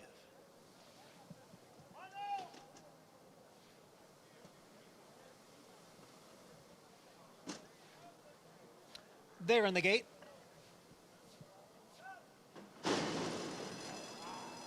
And they're off. Chris and Dave from the outside, along with Vintage Hollywood and Bodie Cream. Now Chocolate Bar moves up as the field races up the backstretch. Chris and Dave has the lead. Chocolate Bar has moved into second, with Bodie Cream next in third. And alongside is Vintage Hollywood in fourth. A little more than 2 lengths to the gray Al-Katam, who's in fifth, followed by Forever Poe and Twisted Tom. First quarter, 23-4. Chris and Dave is the leader here by a half length. Chocolate Bar down towards the rail, runs in second. It's a length to the duo of Bodie Cream and a Vintage Hollywood. They're right together, third and fourth, and they've got 3.5 lengths on Al-Katam. The favorite is in fifth, and now moving up just a bit. Farther back it is Twisted Tom and Forever Poe. They race around the far turn. The opening half mile in 47 seconds. Chris and Dave is maintaining the lead here. Chris and Dave in front by a long neck. Chocolate Bar down on the inside in second, with Bodie Cream running in third. Vintage Hollywood is dropped back, passed by Al-Katam as they come for the quarter pole. It is still Kristen Dave, Chocolate Bar. They're 1-2. Bodie Cream swings into action on the outside. So it's 3 of them across the track. 3/4 went in 111. They're moving down for the 8th pole. It is Bodie Cream, Kristen Dave, Chocolate Bar. The 3 of them stacked across the track with a 16th to the finish. On the outside, it's Bodie Cream. Kristen Dave continues to battle on. Now it's between these two. They come for the finish. It's a head bob. Very, very tight. Bodie Cream or Kristen Dave. Chocolate Bar was third. Bodie Cream, 3 starts prior on dirt, had never hit the board. Thought he got it. It's very close. Yeah, he got it. Yeah, he got it. He got his nose down. And that carryover you mentioned, it becomes more of a possibility with this guy winning. And clearly some people use this horse based on his turf form. They knew something I didn't know. 6-1 on Bodie Cream, gets his first win on dirt. Luis Saez aboard. Let's go to Maggie. And you have to wonder if Luis Saez realized it was his other call that he was battling to the wire. I'm sure he did. He's a smart guy. And made him maybe ride just an extra bit harder, as he did will Bodie Cream to the wire. Look, I couldn't have had this horse necessarily either, other than being a Bodie Meister, which they do tend to handle a wet track. He didn't look like an off-track type of horse. Definitely looks more like a turf horse. Kristen Dave ran respectably well for the Cantor Mossies, but it seems like it's a theme of the meet for them. The horse is running well and just can't win. But congratulations, Mike Maker won. You can never leave out, Greg, no matter what surface they're on. These Silks have won a lot of races in New York. Yeah, I think one of the things we're not seeing a lot of horses making big moves. We've seen some horses pick up some ground, but for the most part, we're seeing forwardly placed horses here. I'm not making a big excuse for Alcatam. He didn't run particularly well at any point during the race, but we're not seeing horses pick up ground. 10, 14, 9, and 3. 6-1 on Bodie Cream. Saez, Maker, Rapoli stable. And again, you had that 17-1 shot to start off the pick 6. Now this, 2 legs in, 2 tough ones to get to. Yeah, even with the sort of short prices, there's a possibility, I would say. You know, one more tough horse in either the next 2 races makes it a possibility, a real possibility. At least the rest of the way, it's easy. Game is always easy, Greg. Haven't you figured that out by now? Again, your final thoughts on the Suburban. I'm just looking forward to a good race. I really do think Mystic Guide's going to be tough. I'm going to make a 4 or 5 exact and try to beat Happy Saver. No illusions, though. He's going to be tough to beat in here. But I'm just excited to see good horses racing here at Belmont Park and looking forward to the race, as I'm sure many of you are. Andy and I all done for the afternoon. Hope you enjoyed. There's a lot more coming up, though. Acacia, Mig, Maggie, JK, they're going to take you the rest of the way with a lot more coming up. So stick around. They'll take you through that field for the Suburban. Mystic Guide, Dubai World Cup winner, and the undefeated Happy Saver for Todd Pletcher, renewing their rivalry. Still to come. That's next. Stay tuned.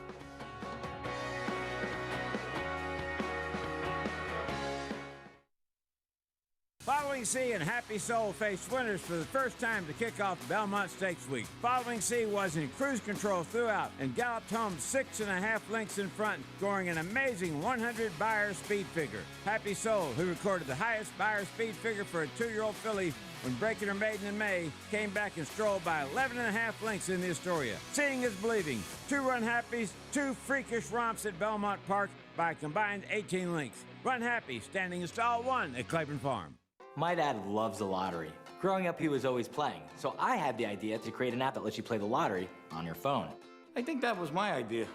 It's called Jackpocket. It's like having a jackpot in your pocket. I came up with that too. Jackpocket allows you to play official lottery games on your phone. Just choose your game and pick your numbers. I wasn't sold until I saw the actual ticket on my phone. Was that your idea too, Dad? Don't be a wise guy. Go to jackpocket.com to get your first ticket free.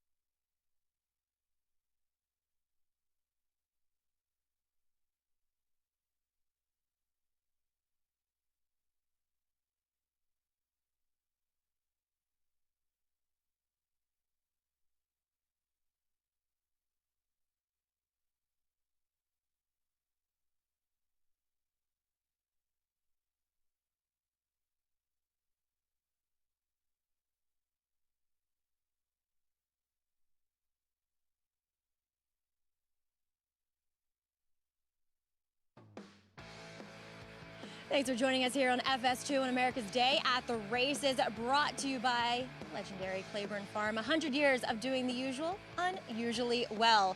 And riding unusually well is Luis Saez to my right here, picking up yet another win on this card with Bodie Cream. And Louis, a horse that hadn't run very well on the main track before, but hadn't been on a wet track. When you broke, was he giving you the feeling that he was handling the going? Well, not real. When the first 2-3 jump, it was a little bit difficult for him, but after he get on the clear, he started picking it up. And of course, when we came to the stretch, I know the horse we beat was not easy to beat because I rode it last time, and he fight all the time. But in the last jump, we get there, so it was great. Well, that's my next question. Knowing that that was your other call in the race, and that's what happens when you have a turf and an MTO. But did it make you will you on a little bit more not to let your other call beat you? Definitely, I want to beat him. I want to be on the right horse, so in the end, we get the win. So it was great. Now, I know we've talked to you about Mystic Guy coming up later in the Suburban, but a horse that does tend to get a little hot before his races. We saw, there's so much going on in that Dubai World Cup race, loose horses and whatnot, but a horse that, though, despite getting a bit hot, it doesn't seem to bother him. When you get in the gate with him, what's kind of your game plan to keep him a bit more quiet? Yeah, I just try to, be with him and try to keep him down, and well, he's all right. Over there in Dubai, the pony guys, they really don't have so much experience like here, but I think he's gonna be all right here, and well, we can't wait to be in the race. I think it's gonna be a great race. He's really turned a corner as a 4-year-old. He looked fantastic schooling here yesterday, too. Louis, best of luck with him. But you're rolling into that Suburban the right kind of way with a multiple win Saturday. Yeah, thank you so much. All right, Luis Saez aboard Bodie Cream, getting that first win ever for the horse on the main track. But some winners that are joining us upstairs for the first time, welcoming Acacia Courtney, as well as former champion jockey Richard Migliore to the set. Hey, guys. Maggie, thank you. Yeah, we're happy to be here and happy to be looking ahead to some of that stakes action coming up a little bit later on today. Great to hear from jockey Luis Saez, who will be aboard Mystic Guide, the favorite, and picking up his second win of the day with Bodie Cream. Always good to have success early on in a card when you're on an important horse like Mystic Guide. Your confidence level's up. You just kind of fall into a good rhythm, and Luis Saez has been riding well all year, and he's got a chance to continue that with the Suburban. Absolutely. He's kind of big horse in that division. Of course, he won the Belmont Stakes with a 3-year-old in Essential Quality, but an older horse now, a 4-year-old Mystic Guide, coming up a little bit later. Meanwhile, he returns 1440 here on Bodie Cream, making the right call, sticking with this one versus Chris and Dave, who got in off the main track only list, and that one was picked up by Jose Ortiz, but as he said to Maggie, I wanted to make sure I made the right call. Well, I'll give Luis Saez credit for the ride and how hard he rode him to stretch. I'll give his agent, Kieran McLaughlin, the credit for picking the right one. They certainly turned out to be quite the team. As we turn the page, looking at race number 7 coming up, $20,000 claiming race, 6.5 furlongs on the main track for 3 and up. As if you are just tuning in with us throughout the remainder of the day, we are off the turf here at Belmont Park, but it looks like the rain thankfully has subsided.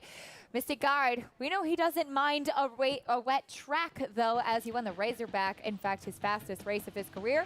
He will be the favorite in our America's Best Racing race of the week. It is the Suburban. The nightcap on today's card goes as race number 10, Grade 2 event, going 1.25 miles for 4-year-olds and upward. As we'll take a chance to meet the field, trainer Todd Pletcher has a nice 1-2 punch as we kick things off with his marathon specialist, Moretti, coming out of a 3rd place finish in the Brooklyn.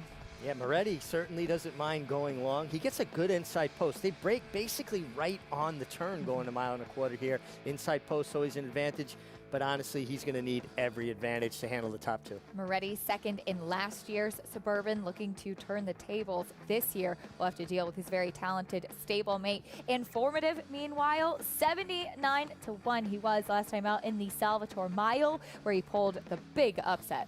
A deep closer. He'd like to see things get hot up front, although he did win laying up on the pace against much easier at Parks when it was muddy. That was a muddy track going the 2 turns of 1 mile and 70 yards. He comes off of a grade 3 victory last time out. Here's Prioritize for trainer Jim Bond. This horse coming out of a far back effort in the Pimlico Special. He was off of a significant layoff that day. A significant layoff, did close some ground, probably got a lot of conditioning out of that race. And he's a horse last year that felt like he was on the cusp of breaking through and never quite happened. Can he take that step forward now this year at 6? 4th in the Jockey Club Gold Cup behind Happy Saver and Mystic Guide. And there he is, Mystic Guide, perhaps the top of the handicap division right now. His last start was in March in the Dubai World Cup. And just was a dominant winner in the Dubai World Cup. Really sits atop of this division at this point, and he has that good race in the slop in the Razorback at Oakland. But slop is different from track to track, but it is good to see that he handled an off surface there. Plenty of pedigree to suggest he should handle the wet track without any problem. Another one coming out of the Pimlico Special is Max Player. He tried the Saudi Cup 2 starts back. And he kind of had an interesting race in the Pimlico Special. I thought he kind of middle moved, and a horse can't sustain that run that long, and then he flattened out a bit late. He's going to have to find a race that he hasn't found yet to be competitive with the 2 best ones in here. Undefeated on the outside is the chestnut son of Super Saver. Here's Happy Saver, tuned up with an allowance win last time out. Yeah, and he's a horse that does what needs to be done. He's never going to wow you, or he's just going to dominate fields. He did early on a maiden and allowance, but he's a little bit more workmanlike, and he's never fully tipping his hand. He's always saving a little something. He just seems like a horse that does what needs to be done. Now, we don't know how he'll perform in off-going, and we're not certain that he's made that big step from 3 to 4 the way Mystic Guide did. But he was better than Mystic Guide last fall, and if he did make that step, it's an interesting matchup between these 2 horses. He does have the title of being the Grade 1 winner in the field. Happy Saver won the Jockey Club Gold Cup last year as a 3-year-old, came back with this allowance win last time out, and Todd Pletcher saying that he's always been a really good workhorse. They didn't overdo it with his training leading into that allowance win. Obviously, bigger fish to fry, like the Suburban, like the Whitney down the road, some bigger races that you will be pointing to, but he was handled, I don't want to say cautiously, but very intentionally last year with the Tessio, not opting for the Preakness. The Preakness, of course, in October last year, choosing to stay home, try to get a Grade 1 in the Jockey Club Gold Cup with a shorter field, and that panned out. Well, I think a lot of times what happens is people want to put their horses in the toughest company right away when maybe they're not quite ready for it. Now, I always talk about this. They knew Mike Tyson was going to be champion of the world when he was 16. He still had about 20, 21 tune-up fights before they started putting him in with guys that could hit back. And that's what it's like with racehorses. A lot of horses can dominate when they're the best horse in a race. What do they do when one has ability and looks them in the eye? They were 2 3-year-olds last year in the Jockey Club Gold Cup. Now we'll get to see them rematch as 4-year-olds, Happy Saver and Mystic Guide. But Happy Saver, part of a strong 1-2 punch for Todd Pletcher, as he has that marathon runner Moretti down on the rail as well. We caught up with Todd Pletcher in the mornings here at Belmont Park to check in on his 2 runners. Came out of the last race really well. He's had 3 good breezes since then, and I felt like we had him ready for that race, but could have used maybe another work or 2 to really be spot on. I think we're getting there, and I think with the race under his belt, he should come forward, but I think there's still room for improvement. A little more forward in his training than he was as a 3-year-old. He's a little more aggressive in his daily gallops. He's matured into a, fully grown, filled out. He looks great. Very pleased with his overall condition and the way he's been training. We're hoping to get to the Breeders' Cup Classic, and we'll see how he runs in the Suburban, how he comes back. I think the obvious options would be either the Whitney or the Jockey Club Gold Cup, or possibly even both. But we'll take this one first and see how he does. Moretti could potentially be the speed of this race. I don't see a whole lot of speed on paper, so from the inside post, we might try to get him to come away from there enthusiastically and see if he could possibly make the lead. We know he's steady, one pace. He'll keep going. He's probably better a little further. I thought he ran a good race considering that we had to run him 1.5 miles off a long layoff. That was a lot to ask. I thought he did pretty well in there. So we're using this as a segue to the Birdstone again. Hopefully, he can run well here and then take another move forward for the Birdstone. Looking ahead to the Birdstone a little bit later on, of course, Moretti won that race last year in Saratoga, going the 3 1/4 miles, but he certainly does have a strong hand with 2 horses in a shorter field and an undefeated runner in Happy Saver. However, they all have to get around Mystic Guide. Arguably, Richie, no, it was not the strongest Dubai World Cup that we've seen. It was better than last year's Dubai World Cup, which didn't happen at all. Yes. So there's always that, and it's a huge purse, but Mystic Guide did it well. I thought he did it very well. I thought he was impressive. His Razorback was impressive, his 4-year-old debut in slop. And he's a horse that just looks physically bigger and stronger and filled in the right spots from 3 to 4. He Paddock schooled here yesterday. Trainer Mike Stidham saying that was not something that was available the day before, 2 days before, when they went to the Dubai World Cup. He was really revved up prior to the race, but that is pretty typical for Mystic Guide, as here's the tail of the tape. He'll match up once again with Happy Saver and has all of those earnings given that big win in the Dubai World Cup. You can earn a $20 bonus on your winning Suburban bet. Maybe it's Happy Saver, maybe it's Mystic Guide, maybe it's somebody else. To qualify, go to NyraBets.com to opt in. Make sure you do that. Then place a $25 win bet on 1 horse in the Suburban at Belmont Park. And if your ticket hits, you'll earn a $20 bonus. Visit NyraBets.com for details on the $20 win bet promotion and all Nyra Bets promotion. We'll talk about some more live racing coming up, including race number 7 as we look at Jeffrey Englehart's charge. Storm advisory, that could be said about the weather today here at beautiful Belmont Park. But the Late Pick 4 kicks off with race 7 coming up after this. Stay with us for more on America's Day at the Races.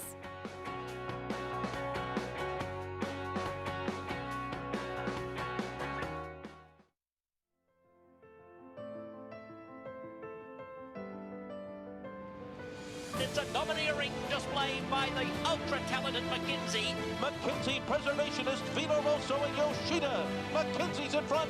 McKinsey, they've done it. McKinsey has it by 2. It's McKinsey in a dominant performance. Pure class in the Malibu.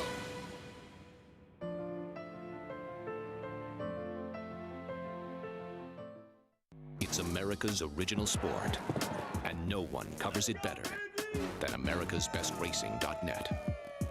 From the sport to the lifestyle, the best races, horses, and destination venues, cocktails, gambling, fashion, and more. americasbestracing.net is a sport for you. Live it, love it, bet it.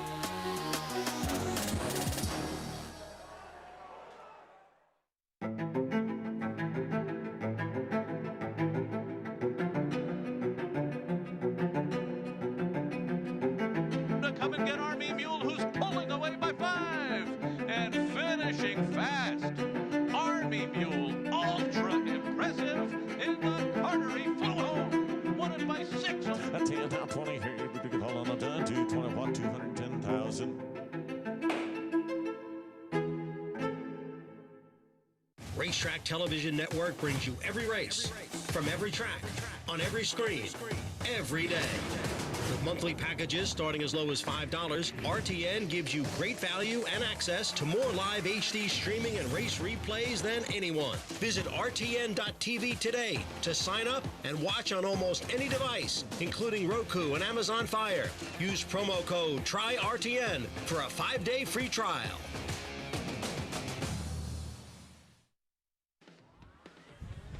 Welcome back to America's Day at the Races, brought to you by Nyra Bets, where you can bet any track, anywhere, anytime. Get started at NyraBets.com or download the app today.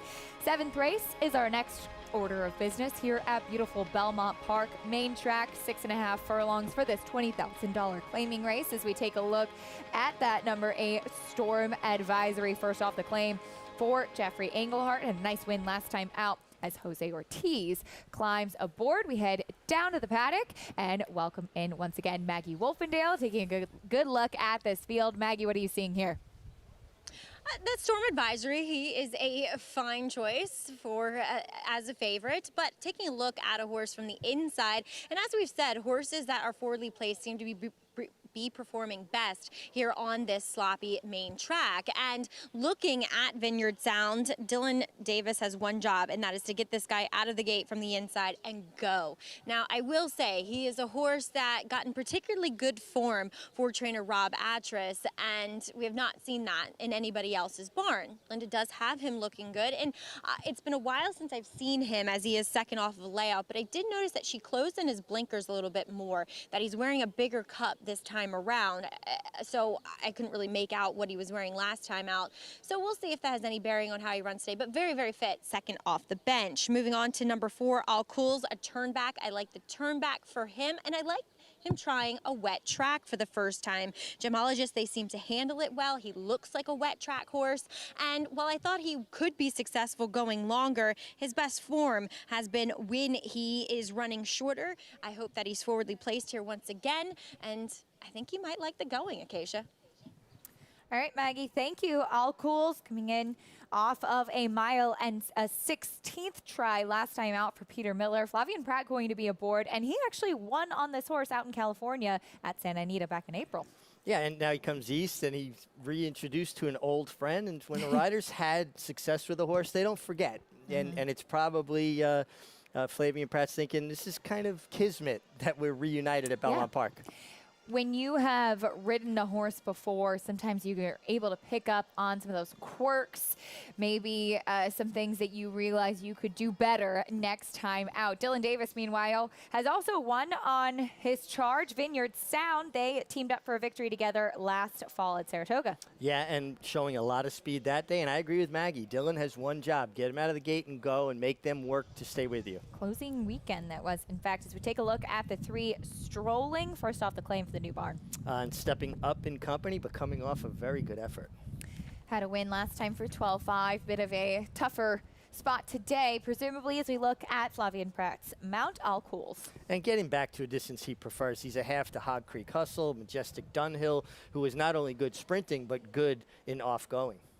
Here's the 6, Skippin' on Orchard. I thought this was an interesting long shot here. I think this horse is getting back to doing what he wants to do. Second time for Pat Reynolds and dropping in class. If you're looking to bet a price on Irad Ortiz, here's your chance at 6-1. Louis Saez with the hot hand, though. He's on Joyce. He has pizzazz. And a horse that's taking a somewhat of a slight drop in class. Well, he was claimed for 14-3 back, but he gets Louis Saez, and he should be well placed just off the speed. And your favorite to the outside, Storm Advisory. First off the claim for Jeffrey Englehart. Yeah, coming from that Rob Atras barn we talked about, Jeffrey Englehart does a very good job. But Rob Atras has had a hot hand this meeting. This horse has been in very good form. Well, you can join Naira Bets today and play all of the action on our program while earning up to a $200 deposit match bonus. New members use promo code MATCH200 when signing up and earn up to a $200 deposit match right after your first deposit. Bet any track, anywhere, anytime, and join now at NairaBets.com to earn that $200 deposit match. Taking a look at the favorite, Storm Advisory. It looks like, knock on wood though, there's no rain at the moment. I'm seeing a little blue sky. I will hope for that. However, Storm Advisory has been in very good form coming off the back of a win as the favorite last time out with previous connections. Yeah, very good form. And a horse that's very tactical, Acacia. He's got speed enough to put himself in a good spot, but he doesn't need the lead. He's drawn well outside with, tracks like this, sloppy tracks, you don't have to deal with the kickback. Your horse has an opportunity to find a rhythm. There's a lot to like here. I guess the biggest question mark is it seems like Rob Atras found his hole card. He's making his first start for a new barn, but a good horseman as well in Jeffrey Englehart. And you got to appreciate this horse's record. 79 lifetime starts with 15 victories. Yeah, he is a tough customer. Has earned over $630,000. A PA bred, in fact, who's now 9. Pretty cool horse who's now 9-5 and in very good form at the moment. The number 7, Joycey Has Pizzazz, as Luis Saez looks for his 3rd win today. This one comes out of a starter allowance try. You have to be eligible, having started for an allowance tag of a particular price, to be eligible for those types of races. So sometimes it's tougher company as you get horses with some real back class. Meanwhile, he ran for 25, 2 starts back, and was victorious. Yeah, and at the same distance, I think last time stretching him to a mile, trying tougher, a lot of things really kind of stacked up against him. He's getting back into a spot where he is definitely much more competitive. If he runs one of his better races, he is definitely a contender here, and he does get Luis Saez back aboard. And we talked about it earlier. When a rider has had success with a horse, sometimes their confidence level is just that much higher, and I really believe in that. I think horses feed on positive energy. When you have ridden a horse before and then you climb back aboard again, does that give you a little bit more confidence, or are you kind of thinking, okay, these are things I have to watch out for, if there's any particular quirks that the horse may have? I think a familiarity with a horse always helps. I always felt like I rode a horse better the second and even the third time I rode them. And they might have some habits or little different things, nuances that you can't pick up on just watching film. Now, in this day and age, riders have all these tools available to them, Acacia, to see what a horse is about, but you don't get that real feel until you sit on one. Well, 9-5 right now in your favorite Storm Advisory to the outside. Strolling, meanwhile, another one coming off the back of a victory. He's 6-1 on the board for more on this horse. Let's check in again with Maggie. And he is taking a step up in class, Acacia, but he has at times run numbers that fit very well, though, in this condition. And he is a horse that is just coming back off a 2 weeks rest, but carrying his conditioning very well. He's a pretty big, robust horse. Actually, for whatever reason, this is the first time I'm laying eyes on him, having covered none of his races prior to this. But you always like that. Horse is coming off of relative short rest. Are they, have that flesh that you want to see? Do they have the energy level? And he ticks every box. So he matches up well with this group. My problem with him is the track. Just doesn't strike me as a horse, and his record would suggest that too, that really likes the going, as he is one that does come from a little bit off of it, not completely out of it, but still, I think that, he's going to be better suited if he can lay close. I don't know if that happens today. And same thing can be said for number 8, Storm Advisory. I echo Richie's sentiment with the fact, it's evident when you look at the form of Vineyard Sound.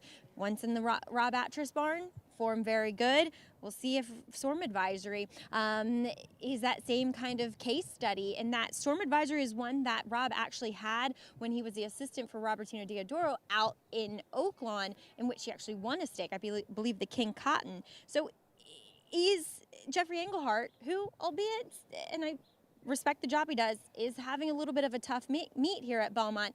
Is he going to elicit the same type of performance? I don't know. I thought he looked tremendous in his last start, and he just didn't wow me the same way that he did going back to May 15th, Acacia.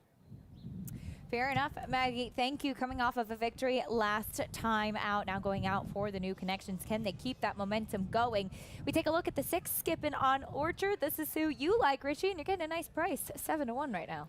Well, I always look for horses that I feel like their form is a bit muddied up, meaning that, it's evident some of his recent races are bad, but he's been facing much better. 2 of his races, one was at 1.5 miles, one was at 1 mile and 16. 2 were at 1 mile and 16, as a matter of fact. I think he's a sprinter. I think he's facing horses that are much easier than what he's been facing. And I thought he actually finished with some interest last time, and he's making his second start for Pat Reynolds, who is batting at 26% on the year. With a limited number of starters, it's had a very strong year. In fact, the 2 most recent victories for this gelding by Bodemeister both came on wet tracks, one muddy, one sloppy, both at Parks, but he certainly shows that he can handle a track with moisture in it without any problem. Yeah, now he is a closer, and that might be a bit of a disadvantage today, but I'm counting on him just improving off, I thought, a better than it looks on paper effort last time. And you're getting 7-1 on Irad Ortiz. There is nothing wrong with that as they move into the starting gate. Storm Advisory, still your favorite at 3-2, a very short price. Is that too short for you on that horse? You know, I think so. I think this is a very competitive race. And, you know, again, this is not to knock Jeffrey Englehart, who I think is a terrific horseman. He's having a tough meet, and he's coming from a barn that's having a great meet. Into the gate they go. For the 7th, we send it up to the voice of New York Racing, John Imbriel, with the call as we get ready to kick off the late pick 4.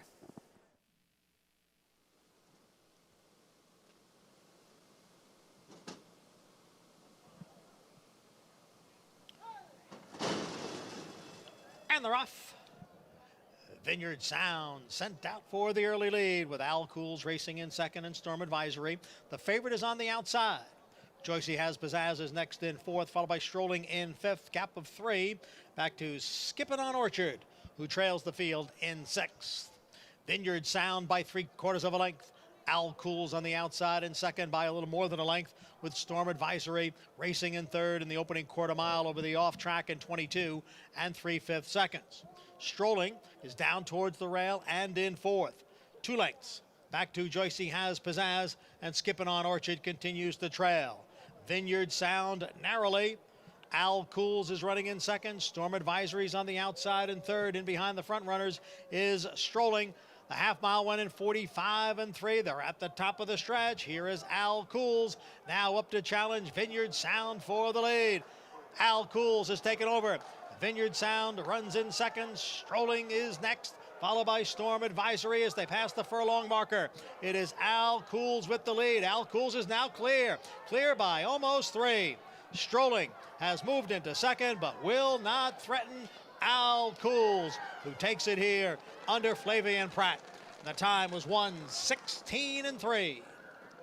Reunited, and it feels so good. Flavien Prat back aboard. Al Cools, they won together out in California and pick up a win here now in New York. And you could see in that head-on shot, he's got a little bit of that paddling action, almost slaps the ground a little bit. But it's not how pretty you look doing it, it's how you get it done. And Al Cools was always in position to win this race under Flavien Prat, who is now 2 for 2 aboard Al Cools and 2 for 2 at the 6.5 furlong distance. Absolutely, a distance that he likes. Dylan Davis was aggressive with Vineyard Sound, did everything right as far as trying to wire the field, but Al Cools just ready to pounce in that perfect position. Yeah, and he was always traveling. Even though he was stalking, you could look around him and he was going better than everybody, always in hand. Flavien Prat kind of just raiding him along in that perfect spot. Actually took the lead in hand when he set him down. He just kept finding. Very nice effort there. Peter Miller now gets his 2nd win of this Belmont Park meeting. Al Cools, the winner here on the turn back in distance. Maggie, nice call at 9-2 as he was a nice winner here. Yeah, thanks, Acacia. And just as Richie had said, kind of following in the footsteps of his other brothers in Hog Creek Hustle and Majestic Dunhill, horses that had run well on wet tracks. And two, he's a gemologist. And time again, I see his progeny handle wet tracks with aplomb. And Flavien Prat, what an adaptable rider he is. It doesn't matter what the condition of the race is, what the surface, or where he is. I mean, to come here and ride at Belmont with the amount of success, but the limited opportunities that he's had here is quite remarkable and really has to be considered within the top 10 or even the top 5 riders that we have in this country. And job well done. Peter Miller, one of the few trainers that have come here with strings here at Belmont, including Vladimir Sarin, as well as Safi Joseph Jr. Acacia? It's been a big year for Flavien Prat as well. A huge second aboard Hot Rod Charlie in the Belmont Stakes. And of course, that unforgettable win in the Preakness for Rombauer. Absolutely. And Maggie makes a great point. To be as comfortable in any jock's room the way he is, he can be at Pimlico, Belmont, obviously Southern California. It's not always an easy thing to do. There's a different way of doing things, different protocols, different ways even the time when they're checking weight, what time you go out for the races. He just seems like he's comfortable wherever he is. He's a chameleon. He just blends in. The best thing to be as a rider as he picks up another victory, his 6th out of a limited number of starters here at Belmont Park for this meet. Congratulations to those connections. We come back, though, we'll talk about the action that's still to come on Sunday. The John A. Nehru. Look out for a fire. That's Forense Fire. He's well known around here at Belmont now at the age of 6. The sprinting warrior is back for more.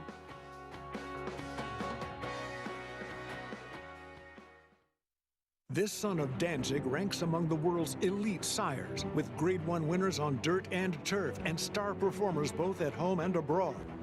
Warfront's success as an international super sire is unmatched. Recent stars include War of Will, a classic winner on dirt and a Grade 1 winner on turf, Halliday, and Civil Union. In the auction ring, his progeny continued to command top dollar. Warfront, standing at Claiborne Farm.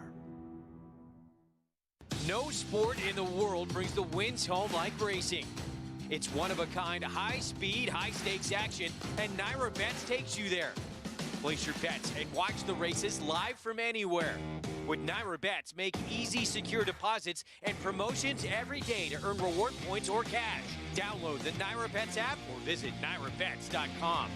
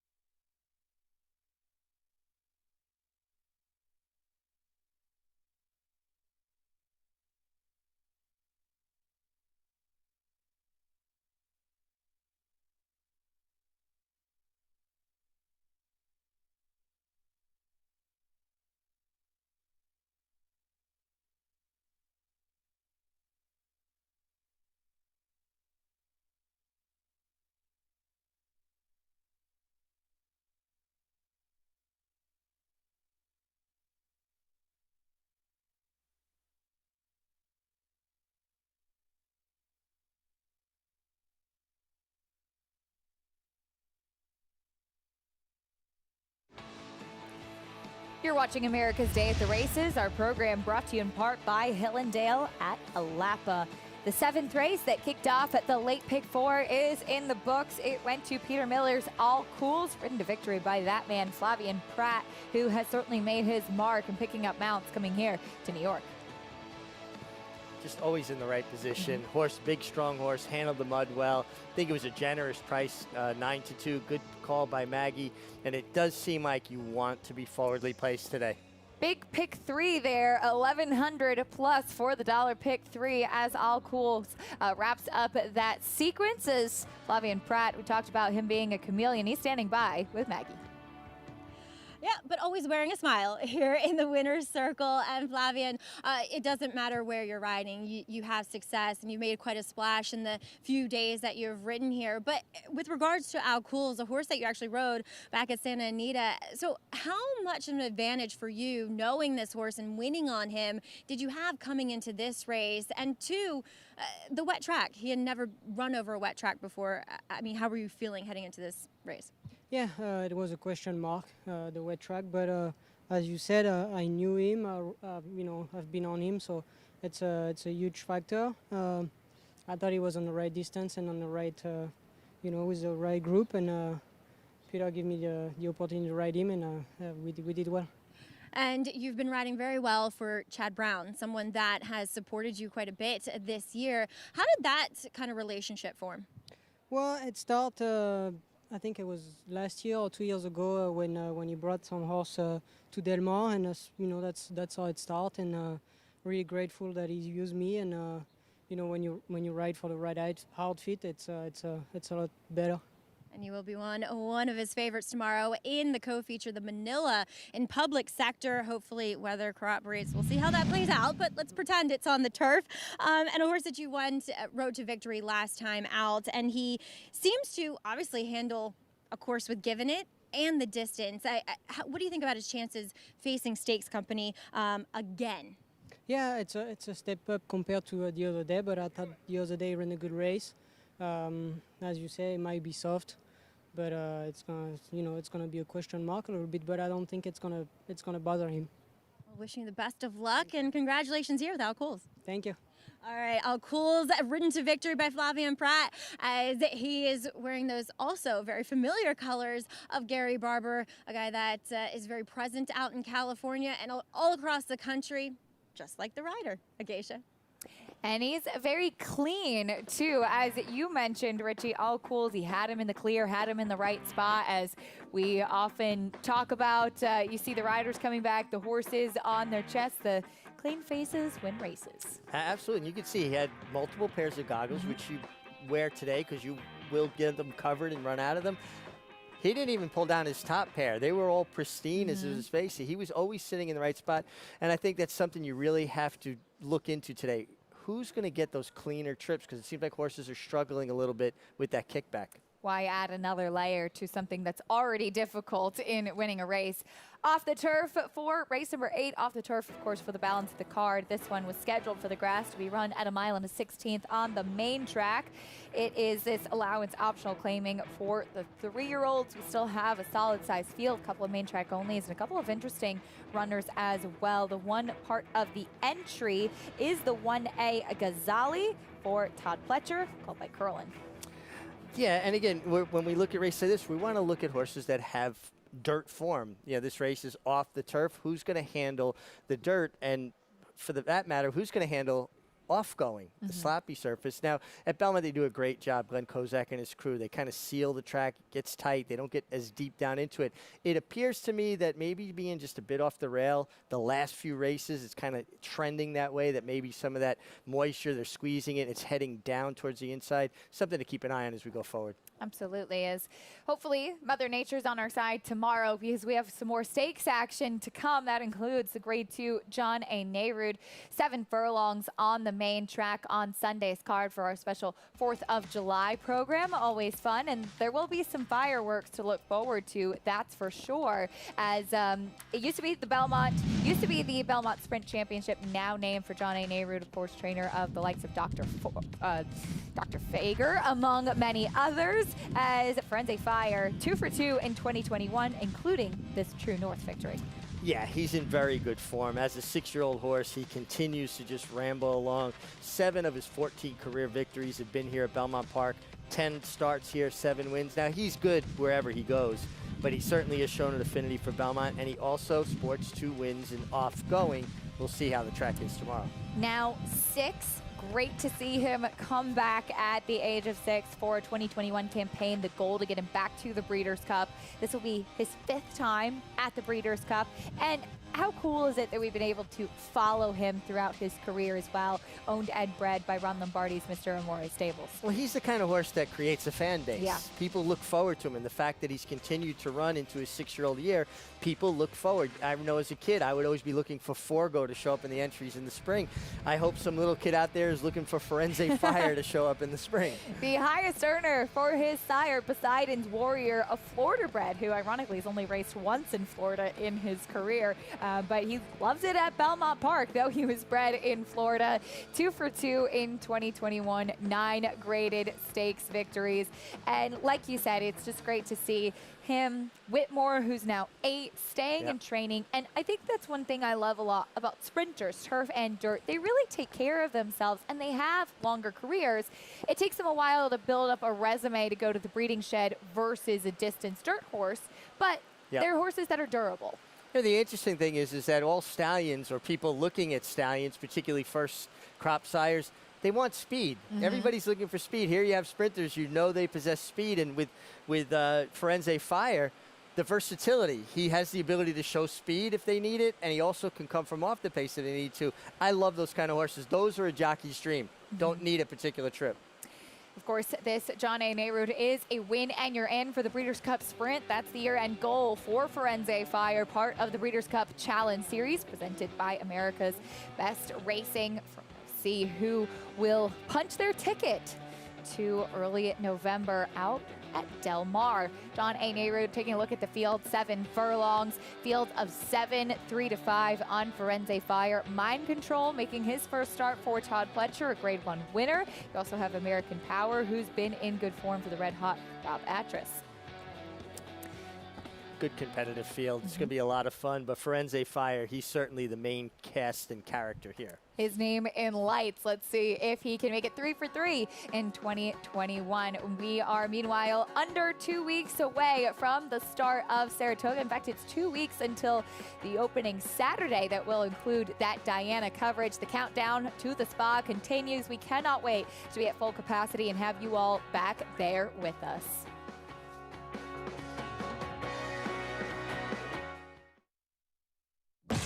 Before a moment of victory, there are the hours before post time, months of training, and years of work. Before triumph comes trust. Before success, belief. Before we became a world-class stallion farm, we had world-class shareholders who understand that it can take years to create a moment, but that some moments last forever. Have a summer reunion like never before. Tickets to Saratoga Racecourse are on sale now. There's something for everyone at Saratoga, from the backyard picnic area to the 1863 Club. Saratoga Racecourse is the summer place to be. Every day this summer is jam-packed with excitement, featuring the best racing in the world. Secure your spot today for your return to Saratoga, July 15th through Labor Day. Visit NYRA.com/Saratoga for information and tickets. Consistently versatile, with 21 Grade 1 winners on every surface, from 6 furlongs to 1 1/4 miles, all over the world. Spectacular return for Charlatan in the Run Happy Malibu Stakes. But it's Nashville under no stress whatsoever, winning it. Lady Spike Spear has gone on to win the Natalma by 3/4, Aldo. All purpose, all places, all power. Speightstown. Monmouth Park's summer season continues with live action Friday to Sunday. Home to full competitive fields and big paydays, Monmouth Park has returned as a place to profit. Average win payout up 44% in 2020 versus 2019. Average favorite price up 26%. Races won at odds on down 22%. Looking to make money this summer? Bet Monmouth Park.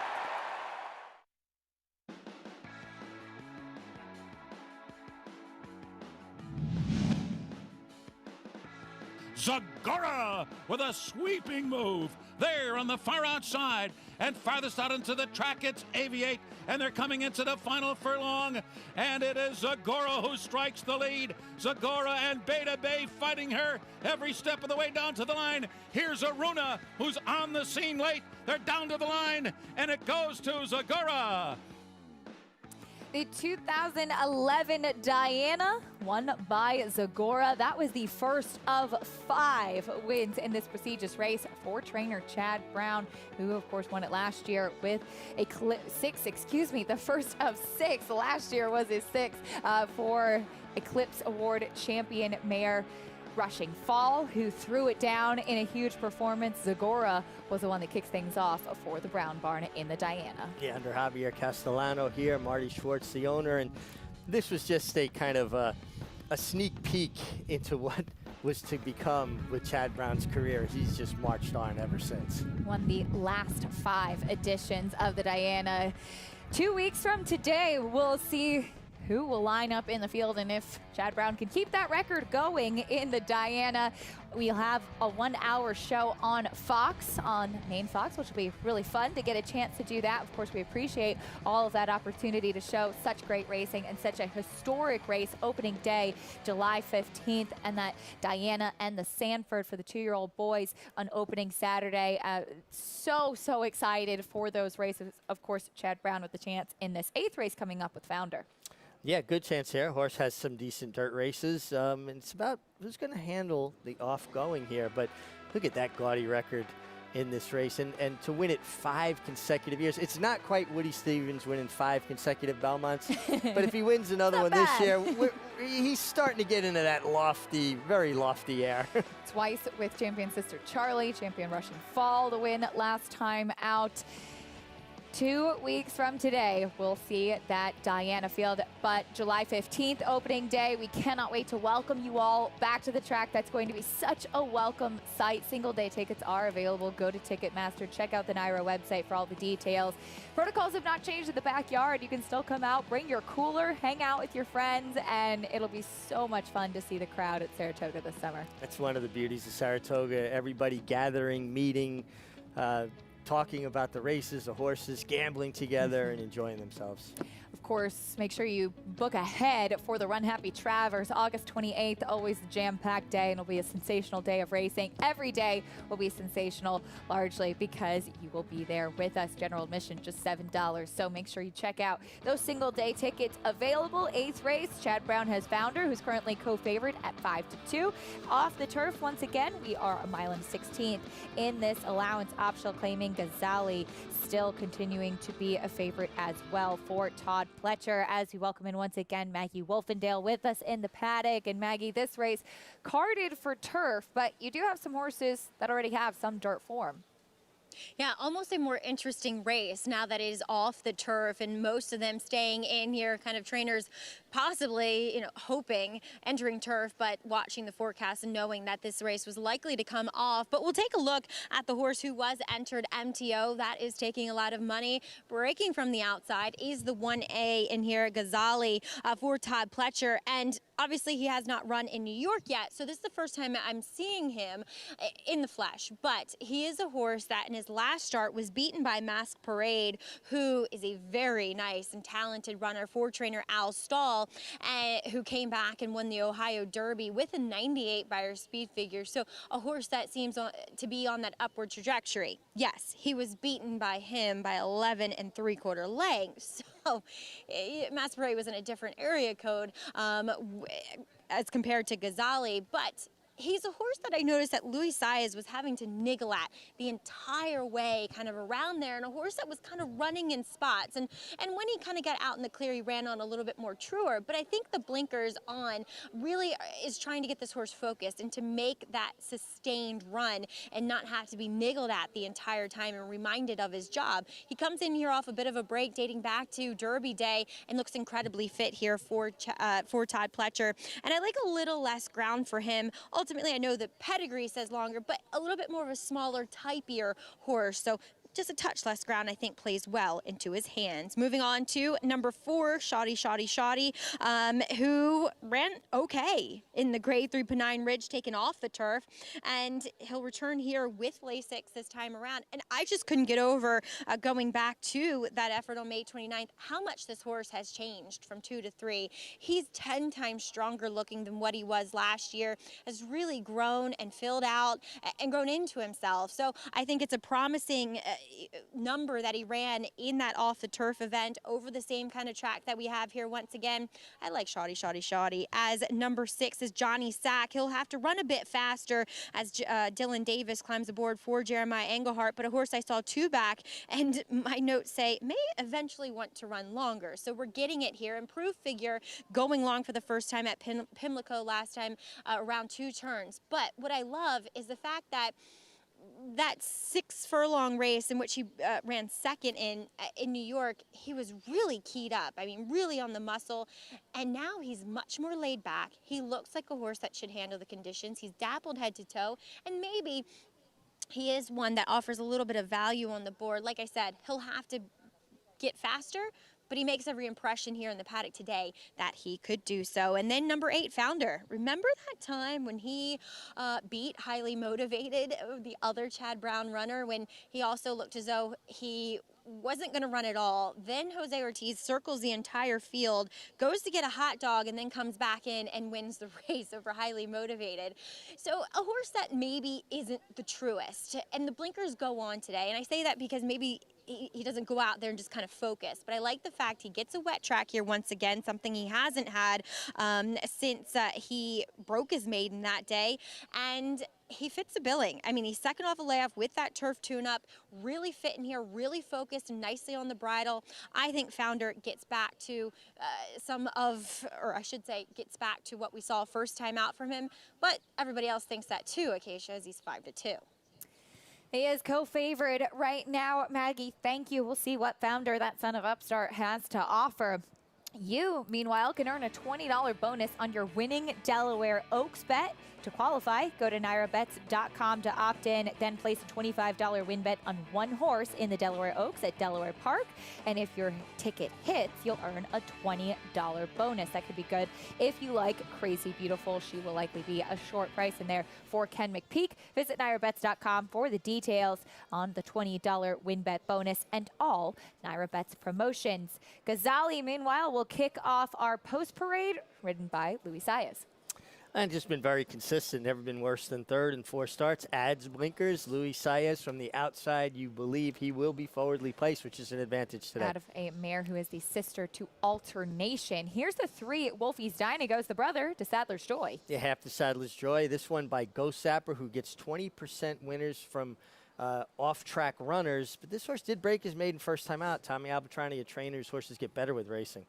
Shoddy. If Jonathan Kinchin was on, you know he'd enjoy saying that name again. Yeah, makes me miss Jonathan. One of his shirts is hanging in the office there. I was going to wear it. This horse ran well in the off-the-turf Pennine Ridge, but the Reds, who was second there, came back and ran poorly in the Ohio Derby. Here's a look at the 6, Johnny Sachs. Made a middle move and kind of a tough trip at Pimlico 4 wide. I think he'll appreciate the one turn here. Like that Dylan's giving him a good warm-up, get him out of the gate, put him in the game. He had a big warm-up last time out at Pimlico, too, as he will cut back to 1 turn, mile and a 16th. Here's Founder. He talked about that muddy effort on debut last year where he was a little bit erratic but still good enough to win. Well, he gets that kind of similar conditions today. Now highlighted as your favorite at 5-2. Next will be the 9 Restored Order, the quote-unquote other one for Todd Pletcher. Probably the main speed, I believe. He had good speed even going 4.5 and 6.5 as a 2-year-old. Colt by Frosted, another one getting a big warm-up. Manny Franco aboard that one as we take a look at the 10 Spectatorless. Louis Cardenas picking up the mount. Another horse that ran well on debut, going wire to wire, much different level of competition here. Spectatorless had to do with the pandemic, no? That name has to be. Absolutely. Well, we're looking forward to being at full capacity at Saratoga in a couple weeks as the 1A Ghazali. I saw this horse his first couple times at Gulfstream as he debuted on the undercard of the Pegasus World Cup, where we had that dominant debut from Prevalence that afternoon. At Keeneland, 2 starts back, he won going mile and an 1/8, caught by Curlin to get the victory that day over American Law.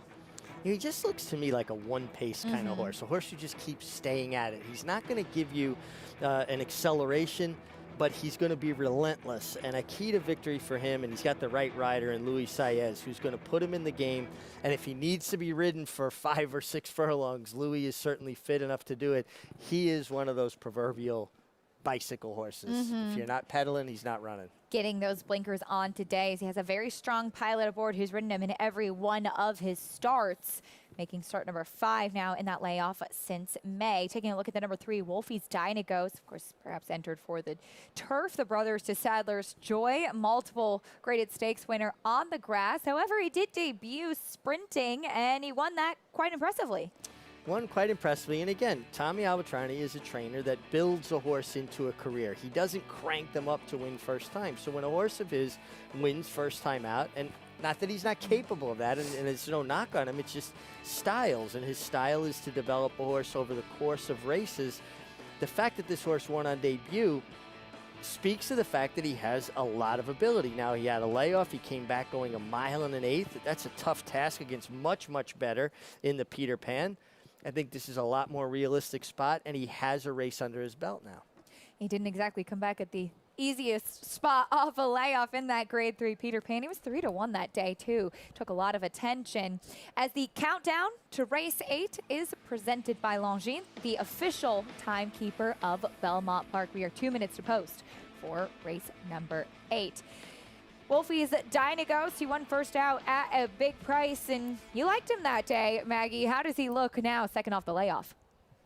He's a big, good-looking horse. Definitely doesn't look anything like his half-brother in Sadler's Joy, the very well-known half-brother Sadler's Joy, as he is a big, strapping bay horse and has a lot of height to him, too. And he has grown since that, late 2-year-old effort. Last time out, I questioned immediately going from 7 to a mile and 1/8. He cuts back a little bit more here, but he's a horse that gives me the impression that maybe still a little less ground is more ideal, because he does get himself fairly revved up prior to his efforts. And 2, last time I was wondering how fit he actually was. He does look a little bit more defined, a little bit more tucked up here. He's taking money. He does have a Rat Ortiz aboard. That tends to affect the price too. He's a horse that, if he didn't have his last race, I'd probably pick. But I do think that he's probably one that doesn't want to quite run this far. And 2, you're taking the worst of it at 3 to 1, Acacia. All right, Maggie, thank you. Wolfie's Dynaghost 3 to 1 right now, as Luis Saez will stay with the Todd Pletcher trainee Ghazali, a horse he's ridden in every one of his starts, so that certainly makes sense. But the number 6, Johnny Sack, he ran a mile and a 16th last time out, and he's a Maryland bred, Richie, so it makes sense that they would take this horse to Laurel for his debut in that waiver maiden 40. And sometimes for Laurel Park, those waiver maiden claiming races are the same level as a maiden special weight type field. So given the fact that he's a Maryland bred and would be eligible, I wouldn't read too much into debuting for a tag, so to speak. No, I wouldn't. And he's by a stallion, Mosler, that stands in Maryland, son of Warfront, who, small sampling, gets 30% wet track winners. So it's a stat you got to pay attention to, again, albeit a smaller sample than some of your other stallions here. I just thought he had an odd trip last time at Pimlico, a trip you really can't win with at Pimlico, where you're basically 4 wide throughout, and you kind of middle move, and you're doing all of your hard work while running widest. Was beaten by the Todd Pletcher favorite, Dr. Jack, that afternoon. He comes back here to New York, was second at Aqueduct, 2 starts back, sprinting. We'll see what he does at 6 to 1. Dylan Davis going to be aboard. Your favorite, Ghazali, the son of Curlin, at 8 to 5 as they go into the starting gate for race 8. Here's John and Brielle with the rest of the load and call.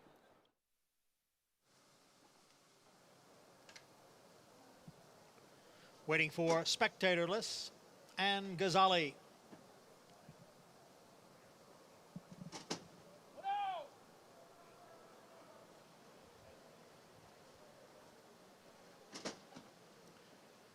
They're in the gate. And they're off. Spectatorless, along with restored order towards the inside, is Wolfie's Dynaghost. And Ghazali is up close as they race up the backstretch. It is the gray, spectatorless, on the outside of restored order. Actually, the 2 grays are right together, now being split by Wolfie's Dynaghost. Wolfie's Dynaghost goes on with it to grab the lead. Restored order runs in second, and spectatorless is next in third. Then Ghazali and Shorty. They're heads apart, 4th and 5th. Johnny Sack is in 6th, and it's almost 4 lengths back to Founder, who trails the field in 7th. Opening quarter, 22 and 4/5 seconds. Wolfie's Dynaghost shows the way here by a length and a half. Restored order giving chase in second. It's another 2 lengths back to spectatorless in third. Down at the rail is Shorty. And then it is Ghazali, who is 5th, now 7 or 8 lengths from the lead. At the back of the pack are Johnny Sack and Founder. They're all chasing Wolfie's Dynaghost, who ran the half in 45 and 4. Wolfie's Dynaghost has a 4.5 length lead as Johnny Sack now moves into second. Then it is Ghazali on the extreme outside. Founder now begins to move up. 3/4 in 109 and 4. It is Wolfie's Dynaghost with the lead in the stretch. Wolfie's Dynaghost by almost 4. Founder has taken second. Johnny Sack is now back in third with a 16th out. Wolfie's Dynaghost with the lead. And Wolfie's Dynaghost drifting out there at the end, but maintaining the advantage. And Wolfie's Dynaghost is the winner. Founder was second, then Johnny Sack and Shorty. Shorty. Wolfie's Dinah Ghost, second off the layoff out of that Peter Pan. A dominant victory today. Dominant victory. He came off the rail under Ira Ortiz, allowed him to march onto the lead down the backstretch, and just kept finding. We talk about it. Tommy Albatrani won with this horse first time out, came back off a layoff in a very tough spot, took a lot of money that day, get some class relief today and a race under his belt. And he was dominant. Big run from Founder against the grain of the racetrack to rally from well back to get up for second. Johnny Sack worked out a good trick under Dylan Davis. Saved ground, came out when he needed to. Just had no response for the top two to wind up third with Johnny Sack. But Wolfie's Dinah Ghost, he's got ability. Yes, he does. Won impressively first time out, beating eventual graded stakes winner Weyburn. Came back in an ambitious spot. But Maggie today, he was just strutting his stuff out there on the front end. He literally ran them off their feet, and a good aggressive ride by Arad Ortiz, what we've always come accustomed to seeing from him. And this is a horse that has really found his groove today. It was kind of throwing him to the wolves, pun intended, last time out in the Peter Pan. Nice to take a little bit of a step back with regards to class. This should get his confidence back up. This is a nice horse. Good to see him back winning races, and he ran very well today, Acacia. Those were some fast fractions he took this field through. Yes, he did. Maggie, Wolfie's Dinah Ghost. Maggie making the wolf puns. I don't really expect that from you. Well, you know I like the pun. A good pun. Maggie beat you to the punch. Yeah, it makes a rainy day a little brighter. See what you did there. Wolfie's Dinah Ghost, son of Ghost Sapper, gets the win here. Will another son of Ghost Sapper win the Suburban? Of course, talking about Mystic Guide a little bit later on. Red Ortiz in the saddle for Tom Albatrani. We'll bring you prices and more after this break on America's Day at the Races. Stay with us.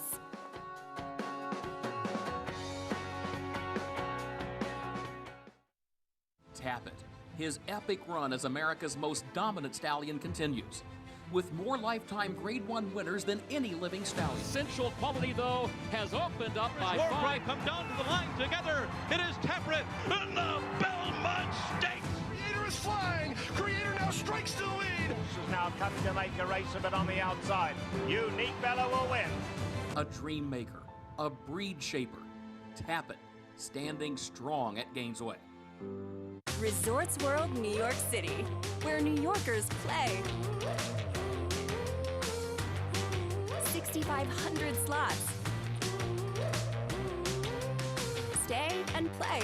Resorts World New York City.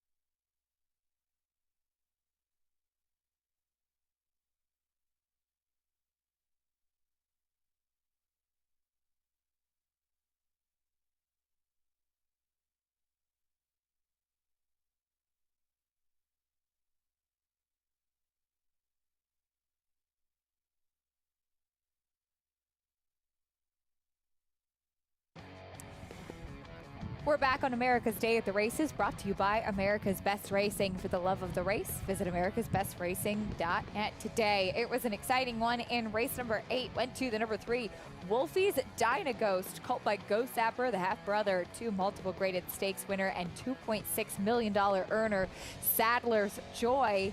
Maybe this guy is following in Big Brother's footsteps, though, on the dirt. Yeah, it's nice to see him with a dirt runner, but you know the family's quality, and Ghost Sapper does get good dirt runners, 20% and off-going. Someone's paid a generous price. For a horse that went off at about 3.5 to 1 in the Peter Pan off a layoff, kind of slipped by on this one today. 386 official results in the 8th, the $10.80 winner, trained by Tom Albertrani, who's standing by with Maggie. And it's funny you guys mentioning the pedigree with Wolfie's Dynaghost. And Tom, you had this horse entered for the turf today, and still an experiment that you're willing to try? I don't know. After today, we might have to keep him on the dirt and pray for rain, you know. But we were disappointed with his second start. You know, maybe it was a little bit too much asking him to come back into Peter Pan off a long layoff. But, you know, we always felt the horse had a lot of talent. You know, we'll see. He likes the wet track, so we'll talk to the Wilcots and make a decision on where we next place him. But he was impressive today. Yeah, he was. Those were quick fractions. A horse that seems as though when you let him bowl along, it kind of gives him his best opportunity. Yeah, Irad said he was, you know, a little keen when he left there, but he didn't want to fight him. He said once he got him to the front, then he kind of switched off a little bit. But he was clipping off some good numbers early. So and he had something left. I thought he was wandering a little bit at the end without being around other horses, not having a target maybe, but very impressive. Nice horse. Now, he looks completely different than his well-known brother in Sadler's Joy. Are they the same, though, in the mornings and how they train and around the barn? They're a little bit the same. They both had the same kind of attitude about them, but Wolfie just, you know, he just shows so much promise, I think, for us, and maybe a different horse than Sadler, maybe more versatile. Ooh, fun. Where did this name come from, though? I'm very curious. Named after one of the Wilcox's grandchildren, I think, or nephew. I think it was a nephew. Family name, we'll say. Family name, and actually the mother's name too, the dam's name. So it's a combination of that. I like it. Well, it suits him because he is a wolf out there on the racetrack. Congratulations, Tommy. Very talented colt. Thank you very much. All right, as Tom Albertrani just said, looks as though, Acacia, they have options with Wolfie's Dynaghost because he still isn't ruling out the fact that this horse could be a turf horse as well. Yeah, Maggie, and I'm sure Tom is really happy that Wolfie's Dynaghost has speed, where he's often said Sadler's Joy likes to give him a heart attack coming from last. Yeah, completely different styles. We saw Tommy there walking with his wife Fonda out of the winner's circle, and actually rode with Tommy at the tail end of his apprenticeship, was the beginning of my apprenticeship. So we're dating ourselves, and I'm going with the fact that this horse was named after our own Greg Wolf. I'm sticking to that story. Out of Dynair by Ghost Sapper, so that's where you get the Dynaghost part. But congratulations to the team with the victory there for Wolfie's Dynaghost. It's stakes action after this as we take a look at the weekend stakes schedule here at beautiful Belmont Park. The Suburban, of course, Mystic Guide, top of that handicap division. We'll get a chance to see him rematch with Happy Saver today. And we have stakes continuing on throughout the next couple of days as we do race Monday for July 5th on this special July 4th weekend. Always a great weekend of racing. Strong stakes up on tap all weekend. The best is yet to come today with the Perfect Sting and the Suburban. And continuing on Monday, the Dwyer, always a good race. And the Grand Couturier, if I said that properly. I believe you was did. a really nice horse for Bobby Robato, owner Mark Keller. Won the Sword Dancer twice.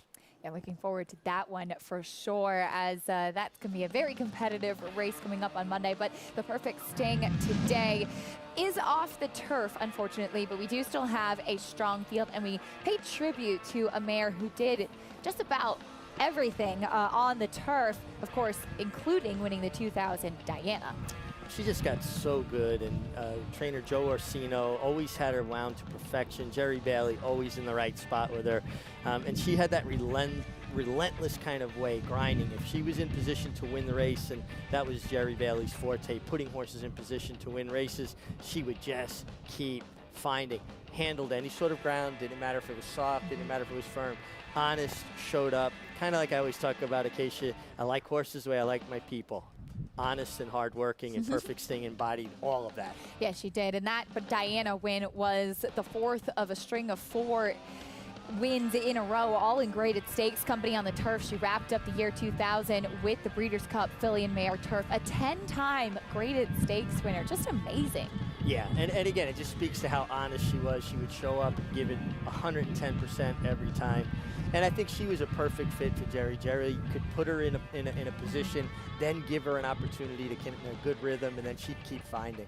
We pay tribute to her today with the Perfect Sting. It will be run on the main track at 1 mile. So we do have fillies and mares here in this field, and Chad Brown has a main track only runner. Don't worry, he had the favorite before all the scratches, and now he has the favorite after the scratches and the surface switch, Velvet Crush, the main track only, coming out of a 4th place finish in the Ladies' Secret behind another talented Chad Brown runner in Althoff. Yeah, nice filly, Althoff, who's just, I think, starting to show some of her promise. But this is a competitive race. I don't think it's any layup by any means. Petey Bianchi, certainly, I think, a major player here. Yeah, she is for sure. Petey Bianchi is the number 4. Flavien Prat looking for another win today. She ran actually pretty well on the turf last time out. 4th in the vagrancy, 2 starts back, but a horse that has a ton of back class as well. Ton of back class, has faced the best. I mean, she's really always run against the toughest, and this might be a spot where she just falls into the kind of right position. She's fast enough to put herself in the game, and I think that's important today. I think you want to be forwardly placed and not have to deal with overwhelming amount of kickback.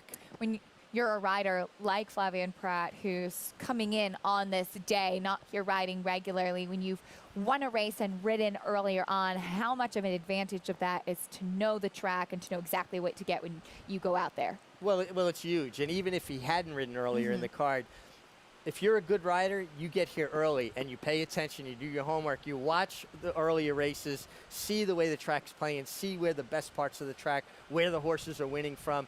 And you know he's a guy who does his homework, and he showed that with his win on Al Cools a little bit earlier, putting him forward in the clear. Well, in 2 races, we have the feature of the day, race 10 coming up. We have the Perfect Sting and then the Suburban. Grade 2 event going 1.25 miles. Here's a look at the field. Mystic Guide, Even Money, Happy Saver, 6-5. They faced each other as 3-year-olds in the Jockey Club Gold Cup. Since then, Mystic Guide has gone on to win the Razorback and the Dubai World Cup. Yeah, and I think he made a huge step from 3 to 4. Just really grew up a lot. Now, I'm a Happy Saver fan. I love him, but Happy Saver still has to prove he's made that big step from 3 to 4. Now, Todd Pletcher talked about his last race being a prep, and that's what you want to do. You want to win your preps and move forward from them. But Mystic Guide has shown that he's at that level. Happy Saver still has to prove it, even though he's defeated Mystic Guide. You know, the best athlete starting high school isn't always the best athlete coming out of high school. Obviously, in their sophomore year, Happy Saver was a better horse. Is that going to be the case now in their senior year? Happy Saver came back off a layoff from October to May. He ran a 1 mile allowance here at Belmont. It was a short field, but he got the win, did what he needed to do, left something in the tank, and Todd Pletcher saying, again, this was a prep to move on back into graded stakes company. Well, it's a building block. That's what preps are. You're creating your foundation. You got to have a strong, sound foundation to build a beautiful house. Now, Happy Saver's undefeated. They got what they needed out of this race. You always want to win, but if you can win and use that to step forward, and I certainly think he will step forward, and he'll need to, because Mystic Guide is for real. His races this year have been very strong. Coming back, making his first start since that victory in the Dubai World Cup. It'll be a great matchup. Of course, we do have a strong field from top to bottom, and you can earn a $20 bonus on your winning Suburban bet today. Qualify, go to NYRABets.com and opt in, then place a $25 win bet on one horse in the Suburban at Belmont Park. And if your ticket hits, you'll earn a $20 bonus. Visit NYRABets.com to watch the race and place your bet. Looking forward to seeing that. What do you like? In this race? Happy Saver, Mystic Guide. Mystic Guide. All right, I'm Team Mystic Guide as well. You can go to NBCSN or Naira Bets to watch the stakes races coming up. Meanwhile, we'll be back on America's Day at the races tomorrow. Today, we saw a big performance from Bodie Cream running well on the dirt. Big day for that man, Louis Saez. Will his big day continue? We also saw Wolfie's Dynaghost dominant, running very fast on the front end. The little brother to Sadler's Joy with a big future for Tom Albertrani. We're back on FS1 tomorrow at 1 p.m.